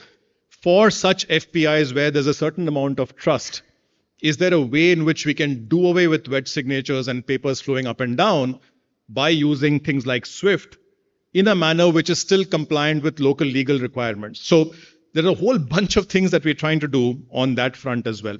Finally, while we are doing all this on the ease of doing business front, there are a couple of unfinished agenda that we have when it comes to ensuring compliance with our disclosure requirements. I've talked about the August 24th circular a couple of times about requiring a lot of disclosures from certain FPIs. There are some categories of FPIs that still require to do disclosures. First is those who are ODIs or overseas derivative instruments, the erstwhile P notes. So as of now, the erstwhile P notes are still not subject to the requirement of extra disclosures if they happen to meet certain risk criteria. So we've already put out a discussion paper where we intend to ensure that such FPIs such ODIs are also subject to the same regulations and that there is no regulatory arbitrage between having an ODI and a normal FPI and everybody has a level playing field. Similarly, some FPIs tend to have segregated portfolios, which are something like a sub-fund within the fund, where the owner is actually different, the economic interest is held by somebody else, and they could be holding a part of the portfolio which could have concentration or which could have a size criteria being met. So for segregated funds as well, we need extra disclosures where certain criteria are met. So both of this, ensuring for P notes and for erstwhile P notes and ODIs that adequate disclosures happen, and that for segregated portfolios that meet certain criteria, adequate disclosures happen. These are two things which are in the works. And again, like we did in the earlier case where the implementation was reasonably smooth, we think we can manage the implementation in a smooth manner here as well. To summarize, look, ease of doing business for FPIs so that we continue to get quality inflows into our country remains a huge priority. Our capital markets are doing well. We are getting money from our domestic stakeholders and from foreign stakeholders. By the way, 5 years ago, India had a 9% weightage on the MSCI EM index. Today, we are close to 20%. And that's a reflection of the strength of our markets. We need to see that numbers continuing. To that extent, we will continue to work on ease of doing business for FPIs to ensure we get quality funds in. We do have some regulatory requirements around disclosures, ensuring no circumvention of our regulations. And we will continue to ensure that in a manner which is focused only on the risk or where we perceive risk, and ensuring that these regulations don't come in the way of good FPIs. Now, my request to all of you, we have separate committees for ease of doing business proposals. We have separate advisory committees. Please continue to give in your suggestions. On the ODI proposal, we've seen more than 3,300 responses coming to us online on giving their ideas about the ODI proposal. That's absolutely fine. The more the merrier. Give us those quality feedback so that we can continue to ensure that capital formation ensures in a sustainable manner. Thank you very much. Really appreciate it.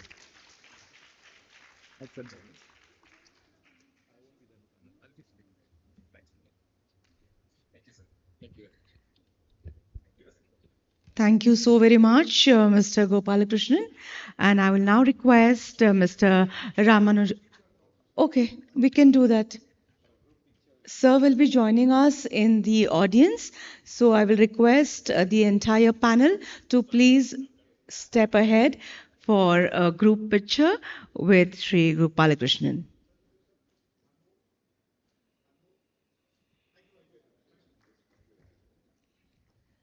So let us continue, and I will request Mr. Ramanujalu to please take charge of the panel discussion now. Thank you very much. And that was a lot of information on FPIs. Thank you very much, Mr. Anand. We continue with our topic on the FDI. I mean, at a very broad level, at a high level, whatever investments India needed to come up to this 4 trillion, on a very simplistic, linear way, if we need to go to 10 trillion, we will need, in a linear way, 2.5 times. And that's a lot of capital. I think, like the headline ambition is so great, but it needs to be fed with a lot of capital, which is an enormous task. And FDI plays a very important component. Most of those countries which developed rapidly in the last 2 decades in Southeast Asia and East Asia all had to have FDIs to cope with that growth pace. On a broader level, why do we also need FDI? Not only capital, because we know all those examples of FDI, they bring in technology. Yeah, they give us access to patents. They give us also access to export markets in return when the technologies are met. And then, of course, create the jobs in the country. We have been having a flatlined kind of an FDI inflow in India for the last 3 years. We have had big spikes. When there's a major deal, it spikes up. And at other times, post-COVID, general view is there is a lot of thinking of reshoring by many of those advanced economies and countries. So I think, that phase is kind of getting digested, but it was definitely felt over the last 2-3 years. And from our own basket of what kind of FDIs we are getting and what would we love to get, some of the information what you see is that we are well serviced on the services sector, the IT sector, probably even the real estate sector is well fed with the capital, but the manufacturing sector is one of the poor cousins in the FDI. And with our ambitions to grow, become the manufacturing hub for the world, 2, 3, 4 billion FDI per year is simply not enough. Probably, like our Indian investors can even actually put in more. But it's not just the funding part of it, because it's also, as I said earlier, the technology which comes with that is also will be missed if we miss the FDI in the manufacturing sector as a whole. But that's just a broad landscape I wanted to put in place, but we have eminent panelists here. And I also look forward to hearing more from them as much as you're keen. Let me hand over to our panelists for your first thoughts for a few minutes. Can I go to Neetu first, please? Yeah. Sure. Thank you, Jayar. So let me begin by saying thanks to the fellow panelists of the previous session on infrastructure. I think Noida Airport was mentioned as an example of infrastructure financing. And maybe I'll start from there. That's the positive. That's a positive side of it. That's the good news that even Dr. Nageshwaran mentioned yesterday, that the foreign capital inflows are there and they could increase with how the Fed rates will evolve, etc. And opportunities are there. And if you look at just as in case Noida International Airport for Zurich Airport, I think the key drivers, I would say, remains what was mentioned in the previous session was the viability and the risk management. So how the risk has been managed for the foreign investor with the support of the concessioning authorities, in this case being the UP government, how the business viability has been looked at. Just to share, Zurich Airport, this is not the first investment in India. They had invested in Bangalore Airport also. And at that time in 2008, the airport regulations, the economic regulations were just formed. So as a foreign investor, they have seen the journey evolving, how the economic regulations have evolved, how the in terms of regulatory approvals things have moved. So that experience and how the what Mr. Sharma also mentioned in the last session, there is no future proof how the evolvement happens. That leads to the foreign investors' investments in India, and that's what I think we need to probably more of the strategic reform so that the absorption of what we call as the foreign capital inflows is there for a longer term. It's not just a shorter term investment, it's more a longer term investment. So what if I briefly touch upon before I hand over back to JR, is what we need is some of these strategic reforms to continue. We talk about the harmonious tax reforms, we talk about the fiscal incentives, how different states look at it, the regulatory clearances. So all these play a critical role. I think starting with, to me, one thing very important is the information. So as a foreign investor, when you start looking at, let's say, some participation in investment, it's very important that that information is available in a good form, because unlike a local investor, the foreign investor will know less about the local environment. So assessing the risk and the rewards of that particular investment sometimes becomes a difficult situation. So I think things can be looked at in those kind of elements that will help the foreign investor assess the risk and the rewards of the project.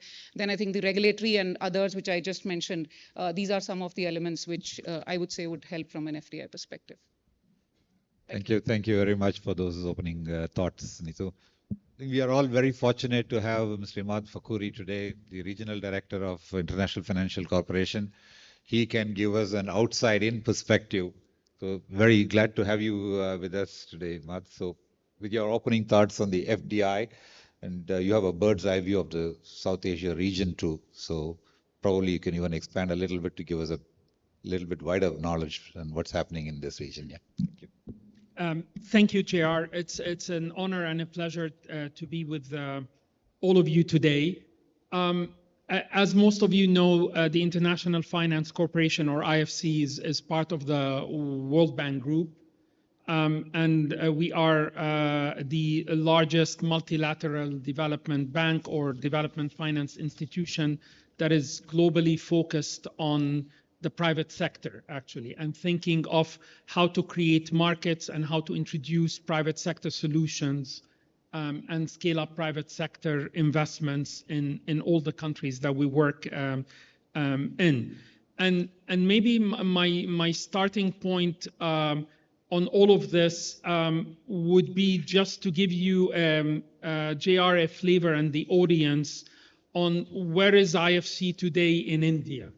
Because I think that's probably quite important. So this year we celebrate 65 years since we started work as IFC in India. It started in 1959 with a $1.5 million loan that we had provided to actually a steel forging plant in Hyderabad. Today we have grown to actually become IFC's largest portfolio globally. So we are, our current portfolio in India is about $9 billion. This is about 11% of IFC's total exposure. And India today is the 6th largest shareholder in IFC as a government, just so that everybody is aware of that. Out of the 9 billion, about 35% of that portfolio is actually in equity. That's a huge vote of confidence in the Indian economy, in the India story, in the transformative journey that India is embarking upon. So I want to really highlight that part. Over the past 5 years, maybe just to give you a little bit more information, we have actually mobilized about 4.1 billion, in addition to about 7.1 billion of our own resources, IIFC, to invest a total of about 11.2 billion in India and India's economy. Last fiscal year, 24, which ended in June, we had a record year. We actually committed about $4.2 billion in India. That's a 200% increase over a 2-year period, actually, which is actually very much showing the scaling up that's happening in India from our own perspective as IFC, and how this is, coming in as an FDI and mobilizing both international as well as domestic financing that is coming into this requirement. And for us as IFC India specifically, we are the top performing country globally for IFC in terms of climate financing, as well as in terms of gender and inclusion. And I think these messages are very crucial to position what we do. Maybe to add, JR, in terms of only if our 4.2 billion investments that we committed, if they actually fully get implemented, and they will, what would the impact be of those? And I want to just share with you some ideas so that you relate these investments to sustainability and impact. These are going to create 342,000 jobs, both direct and indirect. They're going to reduce CO2 emissions by 8 million tons annually. They're going to actually create about 30 million microfinance and MSME loans, about 20 million of them going to women and women as MSMEs. They're going to provide 268,000 housing loans, of which about 86,000 are going to women housing loans.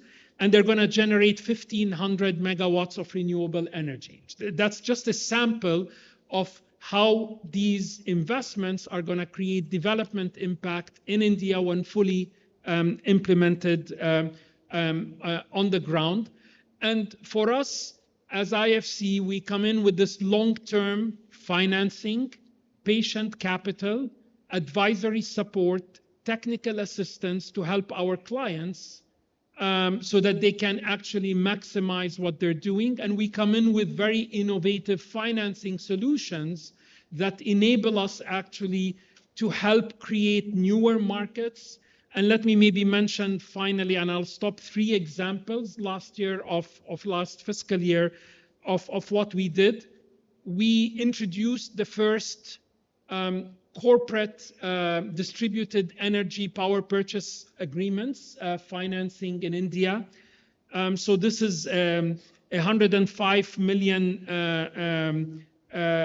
debt financing to Brookfield, as well as about 275 million anchor investment, equity investment in Fourth Energy Partner that we announced, which had mobilized additional equity financing. So I'm just saying how we come in different ways with innovative financing structures that helps India expand its potential to bring in investment.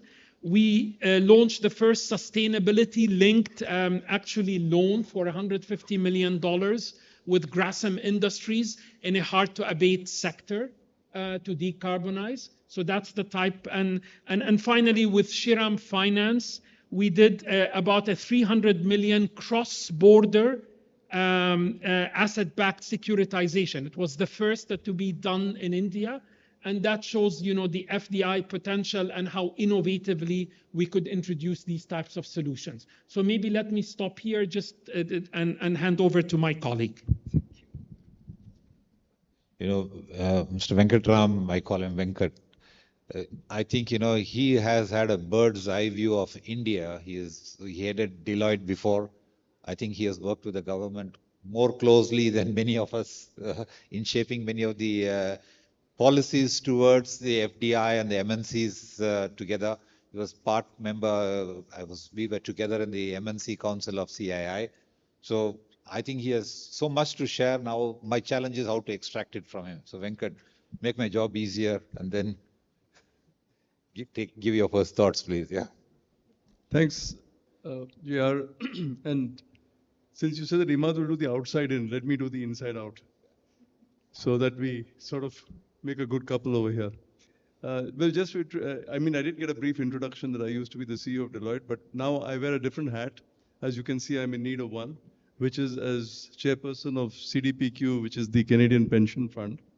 They've invested about 7 billion in India, and a large part of it is in infrastructure, renewables, highways, looking at ports and all the others.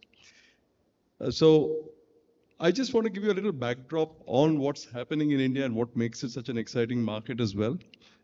I'll just bring this paper up because focusing on both the microphone and the paper is a little difficult at this point in time. So to start on a very positive note, one of your UN agencies published this World Investment Report 2024, where they said that from the year 2000 to 2023, FDI into India has it's about $980 billion. So there has been a lot of FDI that has come in. Yes, there is a lot more that needs to come in on the manufacturing side, but certainly there has been a lot of progress because it's similar to what we see in the stock market and elsewhere, right? That the first few years was slow, and then it doubled in a shorter period, and then it doubles almost every second or third year. So I wouldn't read too much into the net reduction in FDI over the past year. I would also say, perhaps, you know, when JR asked me a question later on, that my submission is that it will not just be inbound FDI that will come, but if I were to look at the experience of the 2000s when some of India's companies were growing, that for their own markets and other reasons, Indian companies will also do outbound FDI. So FDI is a net number that we look at, and so sometimes we shouldn't get unduly alarmed. Having said that, India does have very ambitious targets. I personally am a little confused as to what the number is. So I just picked up one which I can blame on someone else other than Deloitte, which was McKinsey, who said that India's target is 19 trillion economy. They said 2047, which I thought is a very low number because we were looking at, I think, 17 trillion by 2030. But whichever way you look at it, even if I say from 3.5 trillion, if you have to get to 5 trillion, if you look at capital formation alone, it's some multiple, right? I'm not an economist, so I'll not hazard a multiple, but you know rates of return on investment. So even if I were to say from 3.5, I have to go to 5, that's 1.5 trillion more. That would require at the minimum 4.5 trillion of capital formation, which is both in the form of debt and equity, which requires very, very serious money. And so whether you get to a figure of 19 trillion that McKinsey says, or a much higher figure that everybody wants, you will require a huge amount of both equity and debt to come into the system. And yes, we have our markets. We do also have a lot of SIP, a lot of savings being converted into investment. But certainly, if I look at reports which have done by the Big Four and many others, everybody has talked about something ranging between 450 to 750 billion of investment that has to come from overseas and direct investment. What is the attraction? The attraction would really be the fact that they look at your domestic market. So whilst we are all looking in terms of saying, India should export, we first need to manufacture to quality in our own country. And the way the steps would work is you would need to attract investment into India. And I think the government has taken pains to say that when you look at Atmanirbhar, it doesn't mean that we are saying multinationals can't come in and manufacture. It will have to be of necessity multinationals who will also come in and set up manufacturing facilities, as you said, JR. And once they feel that they have their supply chains in place, they have the quality parameters in place, once they believe they're satisfying a local market, then they can look in terms of whether they also do two things. One is exports overseas, and the other is import substitution. Because eventually we'll first have to allow them to allow their global supply chains to work. And in the longer term, we've got to see how we then substitute it with the domestic supply chains itself. That's the way this is going to work. The second and the more important piece, which I think is critical to us, is the creation of jobs. if you really look at it, we keep talking about a demographic dividend. I'll not hazard the numbers as to how much it's going to be, but again, if I can quote that McKinsey report, they said 90 million jobs by 2030 and 600 million jobs by 2047. I haven't juxtaposed on that the fact that the challenges you have in saying that 50% of it should be women who enter the workforce. I'm not talking about the fact that this requires a huge amount of change in skilling, but it is a reality that if you say you want the digital dividend, you have to create jobs.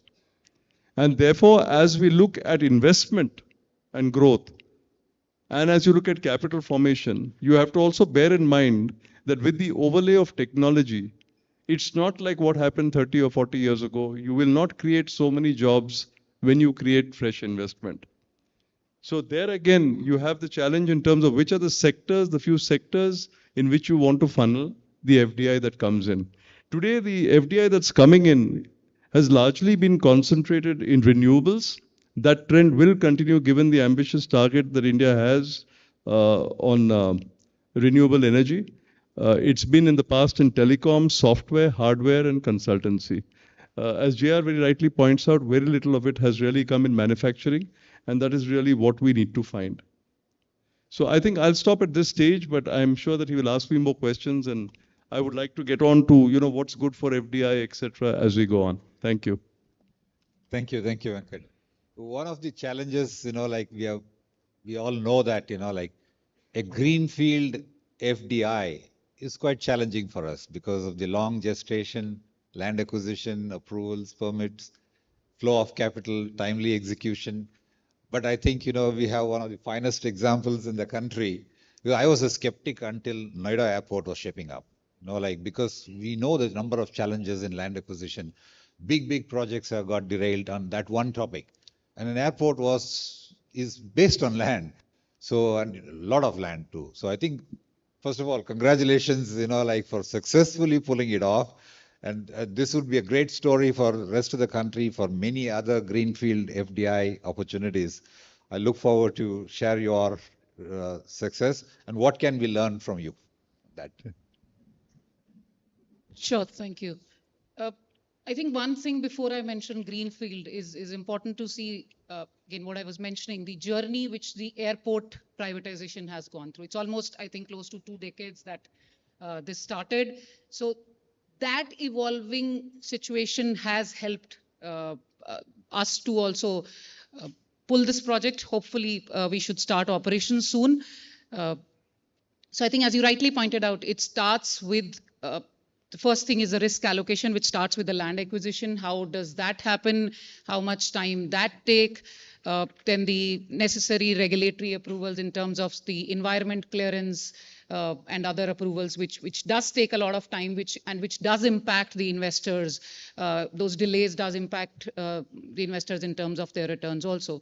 So I think I won't say that that's a good thing which happened with us as far as Noida Airport is concerned. So I think our concessioning authority, which in this case is UP government, did a fantastic job in land acquisition. So that risk allocation which we were referring to was very rightly allocated between the private player and, let's say, the government. And when we started this project in 2021, more than 90% of land was already given to us. So I think that helped us to kind of in terms of timelines, because we actually started the construction almost in June 22, and we hope to start sometime next year. So which means in kind of 36 months, this construction will happen. And the first step of that was that land acquisition, which happened well. So you're right in terms of FDI in any sector, land acquisition, be it, I think, manufacturing also, that will play a role, a power that will play a role. So how that can happen in different sectors is one thing I would say to look at. And then, as I mentioned, the different regulatory approvals. As the economic regulations also for this sector has evolved, where in 5 years you have an opportunity to true up and recover the capital. So that gives a protection again from an investor perspective. So how, again, I think power sector that is there, airport sector that's there. So I think these are some of the things in terms of risk allocation to learn from, I would say, from a greenfield project perspective. And last thing I would say is that it's not that challenges don't come. The challenges do come. It's a greenfield project. A lot of things are happening for the first time, where we need to look at how what data points to look at, because it's a greenfield. If you look at a brownfield airport, it could be a different data point for us. But I think the important thing is solution. So I think if that solution can be found with the partners, with the stakeholders, with the central government, with the state government, so that solutioning has helped us to hopefully get onto the right track and hopefully deliver the airport soon. Thank you very much. Just asking a question, because I'm going to share one of my own interactions with the Bangalore Principal Secretary of Karnataka, who's the chairman of the Bangalore Airport. What I asked him, what was the surprise after the airport, which was my question to him actually, because I was undergoing the same. In Karnataka, the local village panchayats can charge their own tax, which is not mandated in any books. And when I went to him to discuss that, he said, I'm the chairman of Bangalore Airport. I'm also surprised. 5 villages asking for local taxes, which is not planned in any of our thinking. And there is no way we can regulatorily take it out. Were you caught by any surprises after this green field? I mean, you don't have to disclose if you're something which is not to be disclosed, but feel free. Not to the likes of what you mentioned. So if we here, let's say, talk about a land acquisition, there are villagers which will come and ask for those land compensations and all. But again, in our case, that was all managed well by the government, and we do have a nodal authority in Noida which manages these matters for us. So we've not been surprised by those. As I mentioned, in terms of policies, in terms of sometimes fiscal incentives, what an investor comes into the country, and then sometimes you find those challenges in terms of approvals, things evolving, changes, those kind of things do happen. But I think with the stakeholders, we do work and find solutions. Thank you. Thank you for that. With Imad here, I don't want to miss this opportunity. Many of us know that, like today, the capital is chasing sustainable projects. ESG has become a kind of a governing factor for all boards worldwide to say yes or no. And India, as a land of opportunity, we are embarking on green hydrogen, green ammonia, solar power. I think, like if we are not blessed with hydrocarbons, we are blessed with a lot of sunshine. So my question to you is that for this FDI, how much of this is a drive? Is it changing the quality of flow or the direction of flow? Is India really attractive on this score from your point of view? Thanks, JR. Maybe let me first start by saying that sustainability is good business. It's unavoidable. Climate change is already posing a lot of risks for businesses, right? And so the flip side is sustainability then offers tremendous opportunities. You can't design an airport without factoring in how climate now is changing in terms of resilience of the infrastructure and so on. So I think, and I presume, and I've noticed this is my 7th month in India, in my current assignment where I'm based in India and covering all of South Asia. We clearly can see, at least in all the businesses, in all the interactions we do, for us as IFC, this is mandatory, right? But let me give you a flavor that sustainability actually practices can both mitigate risks as well as, in our view, boost profitability. Early this year, several MDBs led by IFC and the European Investment Bank actually launched the Global Emerging Markets Risk Database, what's called GEMS.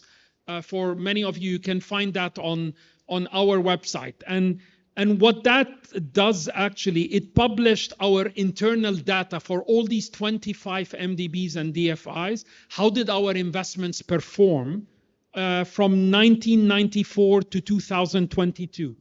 And all of us implement ESG standards, obviously, as DFIs, very high, and they're getting tougher and tougher every year because we're trying actually to raise the bar on sustainability. What we found out actually that the default rates, which gives you a risk assessment based on the GEMS portfolio, were about 3.5% for all these 25 institutions across that period of time. And this is very much comparable to, let's say, an S&P B-rated a company or a Moody's B3 rated company. So the first message is that we are actually performing as well as these comparable assets or companies. The recovery rates when there's been a default actually was even better. So for us it was about 75% when there was a default. And this was, if you compare it with Moody's global loans at 70% or global bonds at 59% or JP Morgan's emerging market bonds at 38%. And finally, for us as IFC, we also published that for the past 4 decades, our equity actually investments have outperformed the S&P 500. So the key message coming out of all of that is that sustainability is good business, actually. Now, the second part to that, obviously, is India has tremendous opportunities. And as mentioned, there's definitely a very big financing gap that is going to be increasing. Government on its own, whether at the national level or at the state level, is not going to be able to bridge that gap. So the key message is we all have to work together, supported, and this support exists very strongly by the government of India and in all the states that we're moving. And I think success is going to be contagious and is going to force everybody to raise the standard and improve the environment. We're going to have to continuously find ways to scale up private participation and attract investments at scale, both domestic as well as international, so that we can actually bridge these big financing gaps that have been already mentioned. Thank you. Venkat, coming to you. You have a long history of working with the government on shaping the policy for India. So what are all those things, like some of us we see in a single slice, but you have a big picture of all the reforms which have made FDI as easy as now it is. So could you give us what is the government's support which has been given to this FDI field over the years? Yeah. Well, I think I shouldn't, before I get on to that, I would like to just supplement what Imad said here on sustainability. Here again, everybody throws numbers, but a number I see is that India needs to invest 600 billion a year. I would say in the foreseeable future. Somebody has said in the report till 2050, but our commitment to net zero is actually 2070. So it's a huge amount of money. And I think if you look at that in itself, you will have to look for global funding. You will also have to look at innovative ways of financing. We will have to look at blended finance in a very big way. And maybe, sir, you could give us some light on all that IFC is doing over there. Even we at CDPQ are working on blended finance. I think that one part that we miss out also is that there will be assets that are not green assets which will also have to be disposed of. And while we keep talking about the amount of investment that has to be made in green assets, I have yet to see a single write-off of assets that aren't green. I know in India, for example, if you look at the power industry, it's because people say that there's still a lot of life in thermal, and the thermal still has legs for another 19 or 20 years. But certainly, if I look at those high-risk industries, whether it's power, steel, automotive, cement, arguably I would say that one has to accelerate the way in which you look at replacement of some of those assets.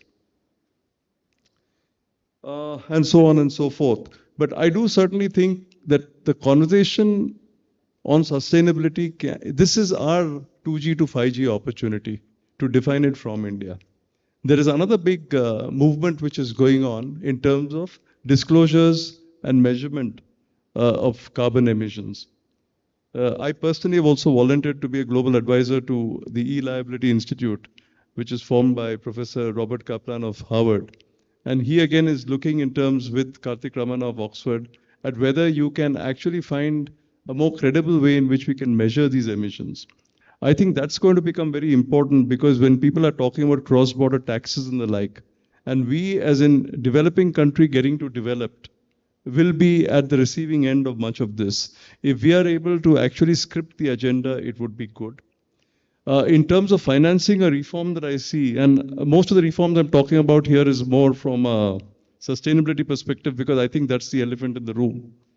I think it is deepening our bond market. I think that steps are being taken on that, and we can also probably on green bonds and the like set a lot of standards. Attempts are being made, but still very early. But I do certainly think deepening of the bond market, both in terms of investors and investees, is probably a very urgent need of the day. Thank you. Thank you. No, I'm very glad that our regulator has started asking for voluntary disclosure from the ESG score.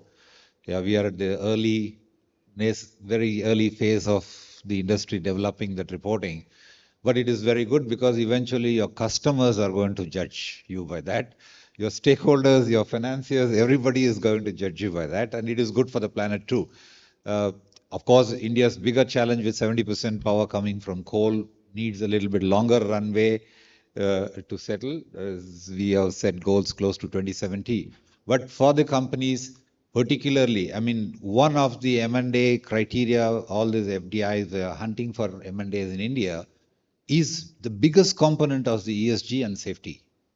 Yeah, so the safety is from the plant design and safety point of view, and the other one is ESG. So there are a lot of funds. There are meetings with the government of India in Dubai, and people saying, I want to bring in 300 million, but I need this score. We have not been thinking on those scores actually. We have been now hearing about it, that there are investors looking for somebody to score on this very high that money can come in. So, but that is just the early phase. But I think it's good that most of our Indian companies will get onto this platform of voluntary disclosure, because eventually, even your European customers, CBAM for instance, they are going to measure your carbon emission and tax you according to that. So you need to report, you need to do it yourself and then report also to that. So it is very, very important. I think, there is a lot of money chasing quality investment. And I think if India can offer that, Venkat was wanting to say something. I'll just say that the ammonia and green hydrogen in India are huge opportunities, massive investments, need infrastructure investments to which go with that. We'll get huge credits in terms of sustainability. But I don't think, we ourselves can fund that. So one or two projects already, India, just on ammonia, India was a net importer of 1 million for the last decade. And green ammonia itself, we are building 5 million ton capacity. We will become a net exporter. And ammonia is as an energy carrier, not from a chemical point of view I'm using. So I think, these kind of funds is chasing our Indian sun. For the first time, I'm happy a little bit being dark. So I think we should be happy about it. I give it back to you, Venkat. You are wanting to complete something in your mind. Yeah, sorry, because when you asked me the question, what else government should do, I missed out one important point, and that is the importance of free trade agreements. I am a personal believer. I know that, you could have controversy around it, that free trade agreements would be good for the country. And finally, with the geopolitics in the world today, I certainly would think that companies will follow countries, and therefore, given the fact that the incentive for multinationals to come into India and invest to set up their factories is really for the domestic market, I would certainly think that if you have FTAs with countries, it does help. Thank you. Imad convinced me in the previous session that investment protection treaties are not really the key. There are much bigger factors which makes India attractive. So I dropped that question, and I just want to ask, it's a business secret, like many of the projects when we do in India with foreign currency, We are always on budget because our currency keeps depreciating, even though we have overrun. So I also just wanted maybe to add one point.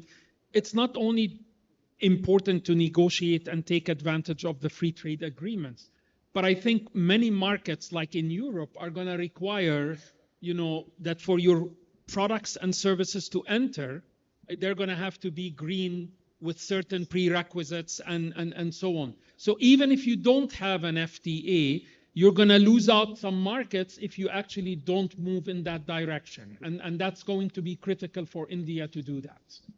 thank you. So the question was to Neetu is that because our currency has been depreciating, a lot of us are actually able to do from US dollar based inflow, meet our budget. So did you save some money with all the depreciation in the last few years? I mean, we had a capital inflow in Swiss francs. So yes, in Indian rupees, if I talk as the local entity CFO, yes, we did gain basis that. But from an investor perspective, I would also just add is that now the question becomes whether that rupee depreciation for them becomes a concern in terms of in future and their returns. But I think the important part is that long term. If that investor is there for long term, which let's say in our case, I would say Zurich is, so that kind of gets addressed. But in short term, yes, you're right. We did make some money from that. Yes. Thank you. Thank you very much. I think, this panel can go on forever. Just one closing comment, if I can make, to just reiterate what you said, that FDI does not bring only capital. So what you said in terms of the knowledge, even in terms of sustainability, it's taking an example in our case, Zurich has certain goals in terms of sustainability, which is not necessarily, let's say, a net zero by 2070. So we do our ESG reporting, etc. So which means locally also we try and do those things on a much faster basis. Then similarly, what you mentioned, technology and those efficiencies in terms of that knowledge exchange. So I think a lot of things come along with that capital is very key, which I think something to remember. Thank you. Thank you, Neetu. You have seen, this panel can go on for next 2 hours, but we will bring it to an end.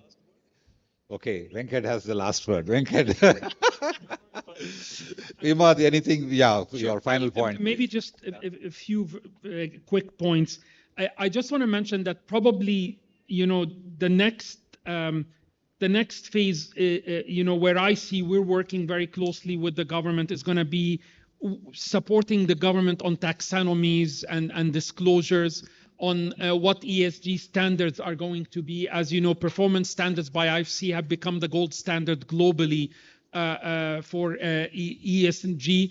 We're working also closely, and we count on the government of India being the voice of the South to also put pressure and hold accountable the advanced economies that they provide the sufficient funding for blended finance on a grant basis to help also the middle-income countries, not only the IDA countries, but middle-income countries like India and others that have to do big transitions so that we actually scale up that type of financing.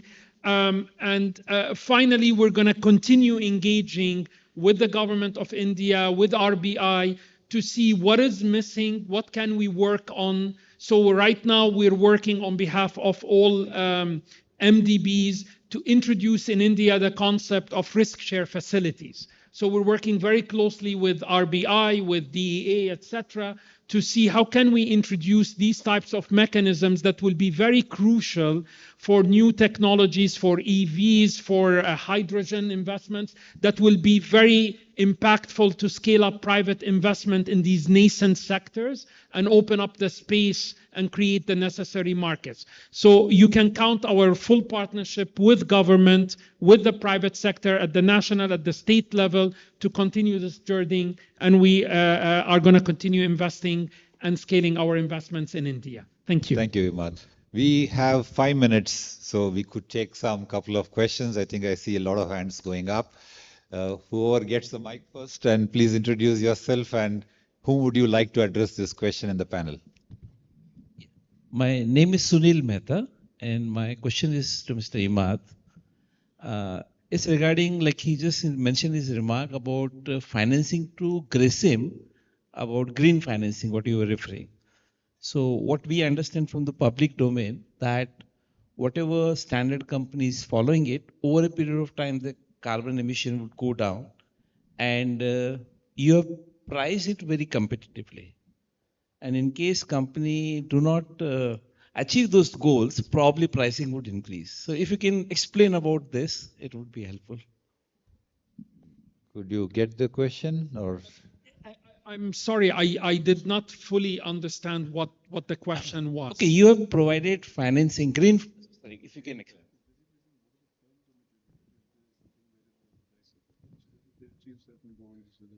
The green goals are not delivered. Okay, so we provide, financing both long-term lending as well as equity investment, or a mix, right, to a specific client that might be coming in. And there are instances where there could be sustainability-linked loans, for example. And if you achieve a certain, you will get a discount in terms of interest rates and that. So there's multiple ways. It's very hard to very briefly mention that. But yes, the market is slowly trying to move globally to a level where, when there's sustainability-linked financing, whether loans or bonds, that there is a differential for you when you achieve these types of requirements. So it gives you an extra edge and rewards, the client in that certain work.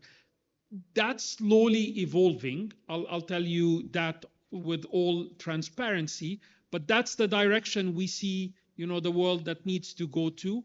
And with that, the carbon credits and the carbon markets are slowly emerging and evolving so that you can also get monetization out of that delivered to these different sustainable projects. So it's going to be that mix put together through an agreed level type of taxonomies and disclosures that allows us then to evolve that market and make it much more mature, and hopefully then ultimately reward the investors for choosing those channels.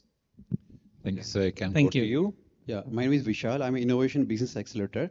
Like our cabinet minister Piyush Goyal belongs to our my area, North Mumbai. He frequently, we appear him in our programs where he frequently mentions about FTA, which he signed with the, Switzerland, Norway, just March actually. He always tell that maybe there is 100 billion, there is agreement, and they want to invest in sustainable area. I see there is a lot of, as we have to connect ESG, like, where we can, how the Noida International Airport happened. We have seen the recently Vadvan, Bandar actually, how we can diversify those, fund into the developing our coastal infrastructure, like vessels to transport agriculture goods, because we have the next session about agriculture, because there is a lots of food waste from south to, we can bring, because our government also started Sagarmala projects. Government are a lot of ambitious, but how we can bring, what is the synergy required between our ministry, like, government has started a Gati Shakti project, but somewhere there is a missing gap actually. Which is the missing gap, so we can get those funds, 100 billion funds are there, but some of the fund to become operators, start from vessels to operators. And there are Indian vessels who are running in the Middle East also. So how we can, some synergy, align in our country and something ministry, so we can develop those infrastructure. Thank you. Thank you. Okay, sir. Yeah, we finished. Thank you, ma'am. Please, go ahead. Well, my name is Prasanta Biswal. A question come observation, maybe Mr. Venkatram can answer that. I'll give an example. You talked about currency stability and depreciation, and he talks about FTA. In this context, when liberation happened in 1991, we went for rupee trade convertibility. Why I'm saying that, we got the first foreign private equity real estate fund into India, and Mr. Venkatram CPWK was a part of it, LP, with another foreign partner. And over the years, we have lost 2 foreign partners going out of India. For them, India means I'll never do it again. It's not about India Alliance. So it's become very easy to get in foreign investment, liberalization, but the ease of doing business has not happened. Once it comes in, it cannot go out because the opportunity cost is high. Environment clearance, processes, bureaucracy, red tape, delays and all. So what happened, that fund we got in at 42 rupees per dollar. In 2007, it became 40 rupees, rupee appreciated. When they exited, it was 70 rupees. So couldn't get even hurdle rate. And recently rupee has been doing well, but still, when you FTA, don't you think that, nobody's talking about capital account convertibility now. So if that happens and all these things will put in place, I think the growth rate can jump up to 2%. Thank you. Thank you. And one last question. Yeah, I think there's a lady there with the hands up. Yeah. Can you please give it to us?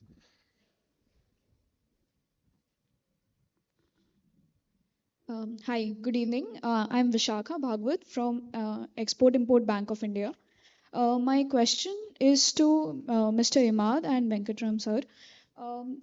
There was a brief mention about CBAM in this conversation, and as we can see that the Indian officials are not very much they're kind of criticizing the CBAM also, and they're saying that it is discriminatory, especially for the developing countries. So my question is that, is it the right time for Indian regulators per se to create their own regulations in terms of green financing and green exports? And if so, what are the particular sectors or products that we can focus on, especially in the short period? Thank you. Maybe this last one, since I mentioned the word CBAM, I will just give you a brief answer and then we can have more discussions with coffee. See, what the government's policy is, there should not be an environment arbitrage. Yeah, all the most polluting products in the world should not end up here for manufacturing. So the government is also equally concerned about it. And Europe is also equally concerned that what they consume should not take advantage of environment arbitrage rules elsewhere. So overall, the goal in the long run, it's good. Initially, of course, it might be painful because we don't want such many polluting industries to come to India. And at the same time, Europe doesn't want to buy from such countries which are not meeting. So I think it is not well understood, and Europe has always been ahead on this kind of score. It takes some time for others to digest and accept, but there will be an initial pain due to lack of understanding. So I thank you all very much from the panel. If you have any questions, please also catch them up in the coffee after this break. Thank you very much, all of you.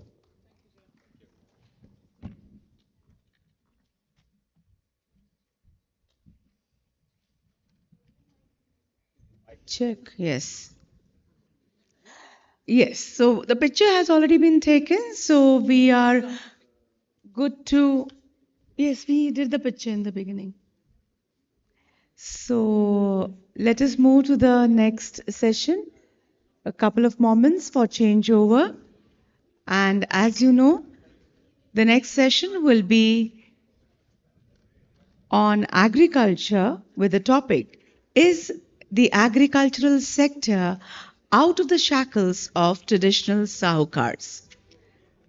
This session will see a special address by Dr. M.P. Tangirala, Additional Secretary, Department of Financial Services, Ministry of Finance, Government of India. And following this will be the valedictory session.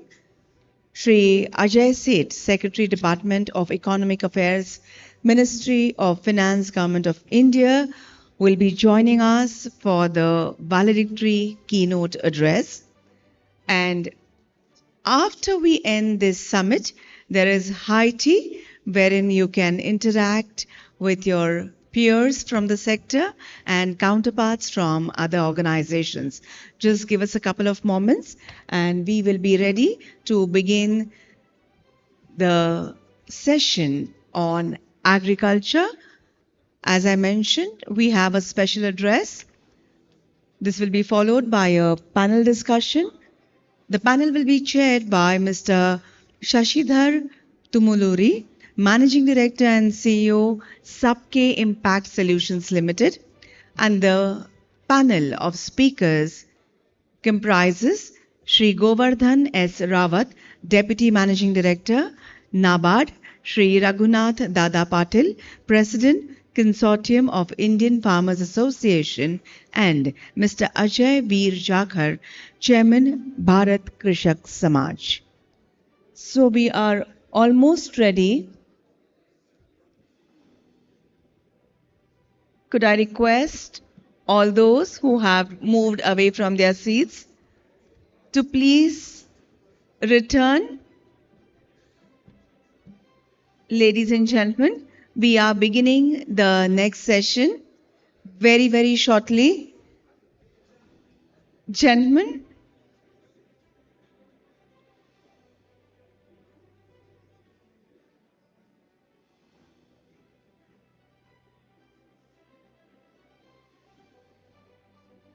all those standing, requested to please be seated.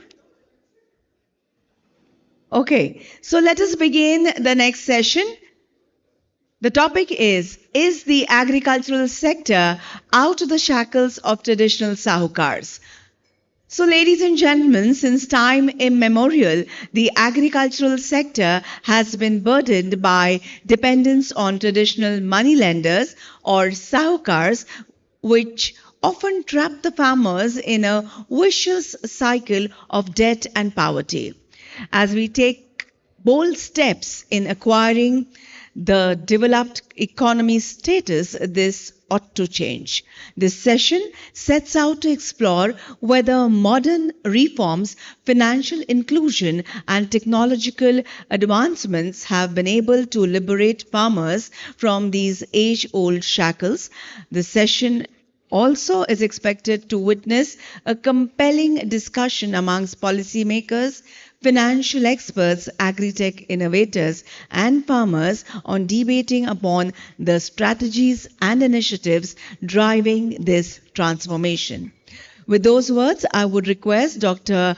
M.P. Tangilara, Additional Secretary, Department of Financial Services, Ministry of Finance, Government of India, for a special address. Dr. M.P. Tangirala.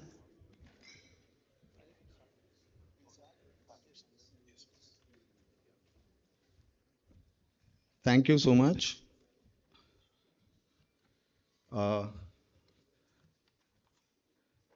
If the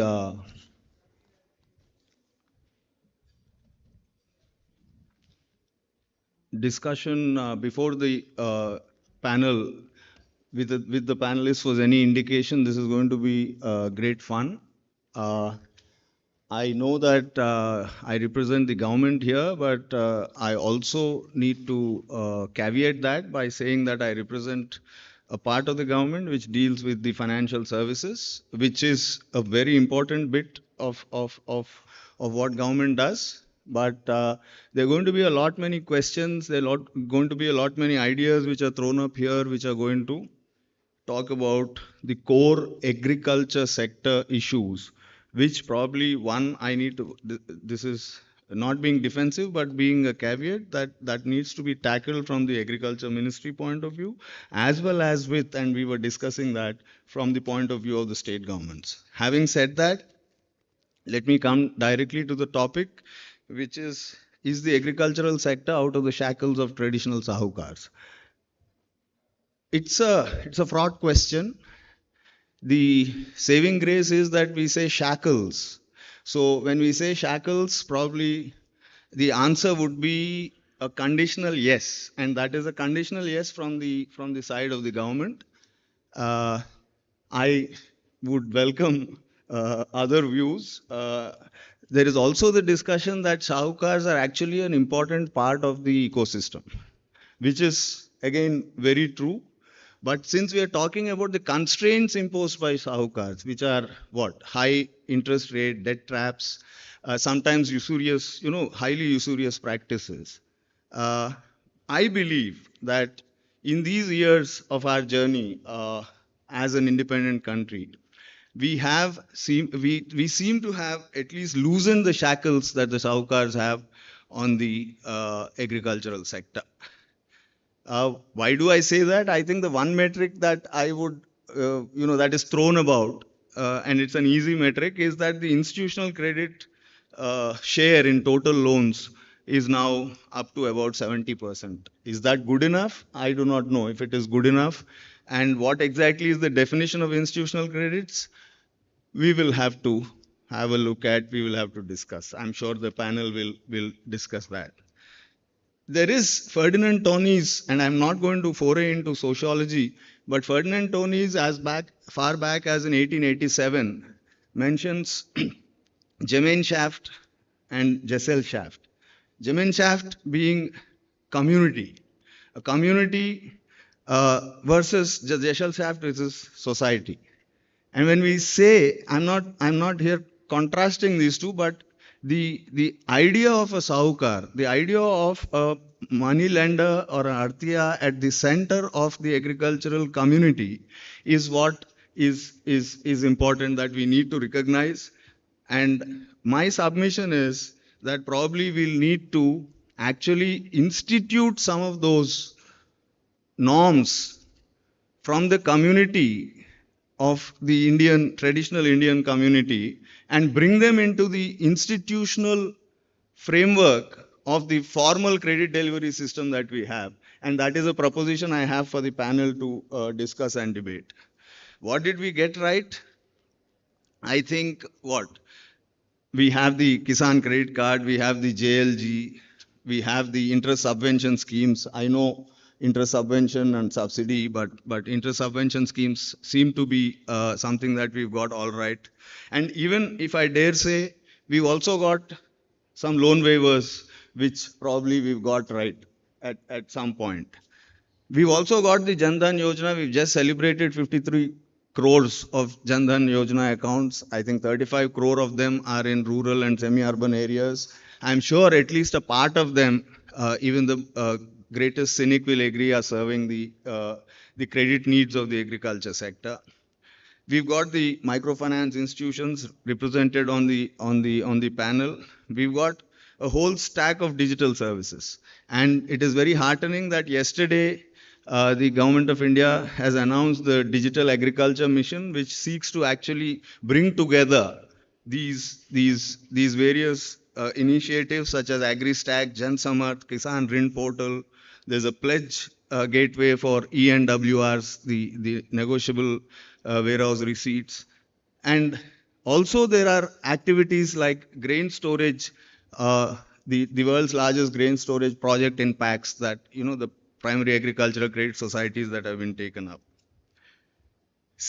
Having said that, what I think we haven't done right is, first and foremost, in my humble opinion, it is the legal framework with respect to tenant farmers. I don't think we've got anywhere with respect to tenant farmers and their rights and how they access credit and how they are going to get their livelihood going.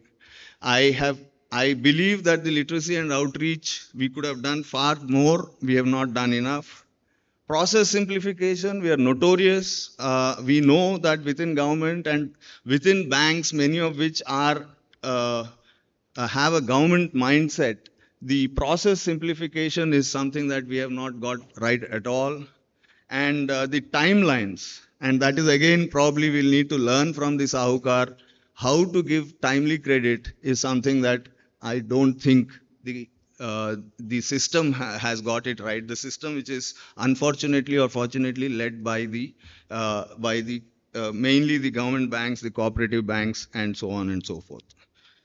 I have a few suggestions which I'll throw up, and then it's for the panel to discuss. And I'm here as part of the government. I'm with open eyes and open ears. I've already got a lot to think about, a lot to mull about, and I'm look forward to good policy suggestions that we can carry back and try and implement it across the different departments. One is that the way we do ground level credit, the way we actually target ground level credit in this country is a problem. And there are huge regional disparities. If I simply take the agri credit to gross value added, the regional disparities are humongous. They vary from a very high of 74 in the south to a low of 9 in the north. I'm talking about agri credit to gross value added. Now, this is something that we cannot afford to perpetuate. This is going on for many years now, and I know NABARD is here. There is a lot of activity which is done with respect to perspective level planning, district level planning, based on which ground level credit targets are set, scale of finance is taken, cropping patterns are seen, perspective plans are developed district wise, and then they are aggregated to the nation. But I believe the time has come to think about some kind of a normative standard for actually targeting credit. If we can look at some ratio of the agri credit to GVA, regionally, if we say that no, it's not good enough for Northeast to have 9, or for eastern parts to have 20, low 20s as the agri credit to GVA ratio, why not, if the South can do 74%, why not that all the regions at least we target a ground level agricultural credit ratio of about 30-40%. That is one thing that I propose. The second is the focus on allied sectors. There was this talk, fragmentation is a reality. We were talking a few years ago about average landholding of 1 hectare. I think I understand now with the most recent surveys it is 0.7 hectares. So the fragmentation is a reality that is upon us. I believe that right now only 12% of even the figures that we have of the ground level credit goes to allied activities, which is animal husbandry, dairying, fisheries, piggery, goatry, and so on. I think that is another piece that we need to fix. Third is, I'd like to submit that there are some regulatory and definitional issues in agriculture. I think we need to, and there are expert committees which have gone into this and have recommended very clearly, we need to define all activities from input supply to harvesting to retail sales to be included in the definition of agriculture. And that's a big thing that needs to be done at the earliest if the credit availability is to be increased across the value chain of agriculture. The second is actually a small bit which probably RBI, the regulator, will have to think about, is that financing input suppliers and aggregation and procurement is not counted under agriculture today. I think that needs to also be sorted out. Both the input suppliers and the aggregators and procurement financing also needs to be included in agriculture for the credit cycle to improve. Warehouse receipt financing. And there are a few other thoughts which we are working with the Department of Agriculture to actually try and see where we can go with those. One is to increase the Kisan credit card loan limits. I think those are been set a few years ago at 3 lakhs, collateral free of 1.6 lakhs. Those have been set a few years ago. We are thinking about increasing those loan sizes. The second is, and which is I think an important piece, is to actually include term loans for agricultural implements, appliances, etc., under the ambit of the Kisan credit card. So that is another thing that we are working with the Agriculture Department.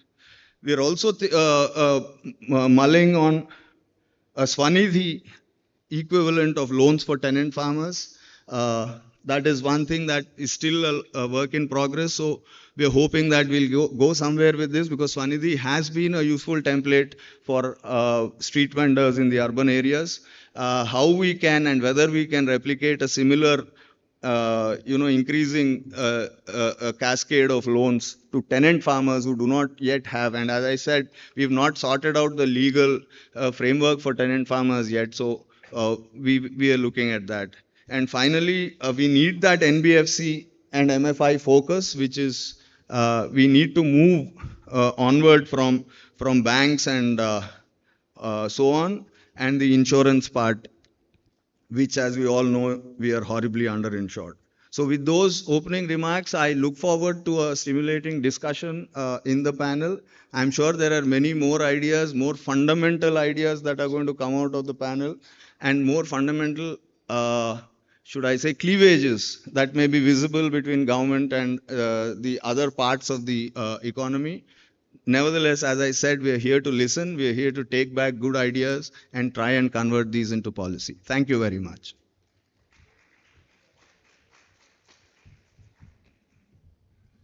Thank you, sir. And now could I request the session chair, Mr. Sashidhar Thumuluri, Managing Director and CEO, Sabke Impact Solutions Limited, to please take charge of the panel discussion. Over to you, sir. Thank you, ma'am. Thank you, sir. I think very pertinent remarks and good update on what is being thought through on the new developments, both on the product side and the policy side. Appreciate. I think that's a good kickoff to this potentially stimulating. I think we have great mix of speakers here, NABARD and farmer representatives and government representative. I mean, the only one missing probably is the true bank representative. So I represent a financial institution, but not so rightfully in the agri. Banks are much more active. But just to continue with the opening remarks, maybe I will invite you, sir, from NABARD perspective. How do you see this landscape has evolved, and keeping focus on the core of the topic is, did we go any far in actually releasing farmers from the shackles of money lenders? Yeah, thank you. Thank you, CII, for giving this opportunity. Just to add to what Mr. Tangirila mentioned in his initial space, was the Economic Survey 23-24, it says that the share of non-institutional credit has declined from 90% in 1950 to around 23% as of 21-22. And if we talk about non-institutional, it also includes loans from relatives, friends, traders. So the actual sahukars, lending from actual sahukars may be much lesser than 23%. That is what we infer from that. So that is one. And if you see the overall financing space as of now, because of various steps taken by Government of India as well as the Reserve Bank of India in terms of their priority sector lending targets and all. So if you see right now, so I'd like to give a broad perspective of what's the status of overall agri credit in general in our country, and in general credit that is flowing in the rural areas right now. So broadly speaking, right now, if you go by 2011 census, we have about 14 crore cultivators in our country. And if you see the Agri Ministry data, we have about 9 crore PM Kisan beneficiaries. That means they are verified farmers. So they have valid land documents, they have a valid ID document. So around 9 crore. And from the banking sector, one major medium of disbursing credit for agri is the Kisan credit card. And we have around 7.85 crore farmers, those who have operative Kisan credit card as of now. And through this 7.85 KCC, the total credit outstanding right now is around 15 lakh crore. And in total for agriculture, it's around 25.5 lakh crore, but for the production purpose, it's around 15. So if we can broadly see, there is a gap of around 6 crore if we calculate the cultivators and those who are covered by the KCC, formal KCC, which goes through the formal banking system. That's the 6 crore. And within that 6 crore, if we see the verified farmers, they are 9 crore as of now. So there may be some those who have missed out, but verified as per the government records is 9, and KCC coverage is 7.875. So around 1.25 farmers are left out, those who are not covered by the formal credit.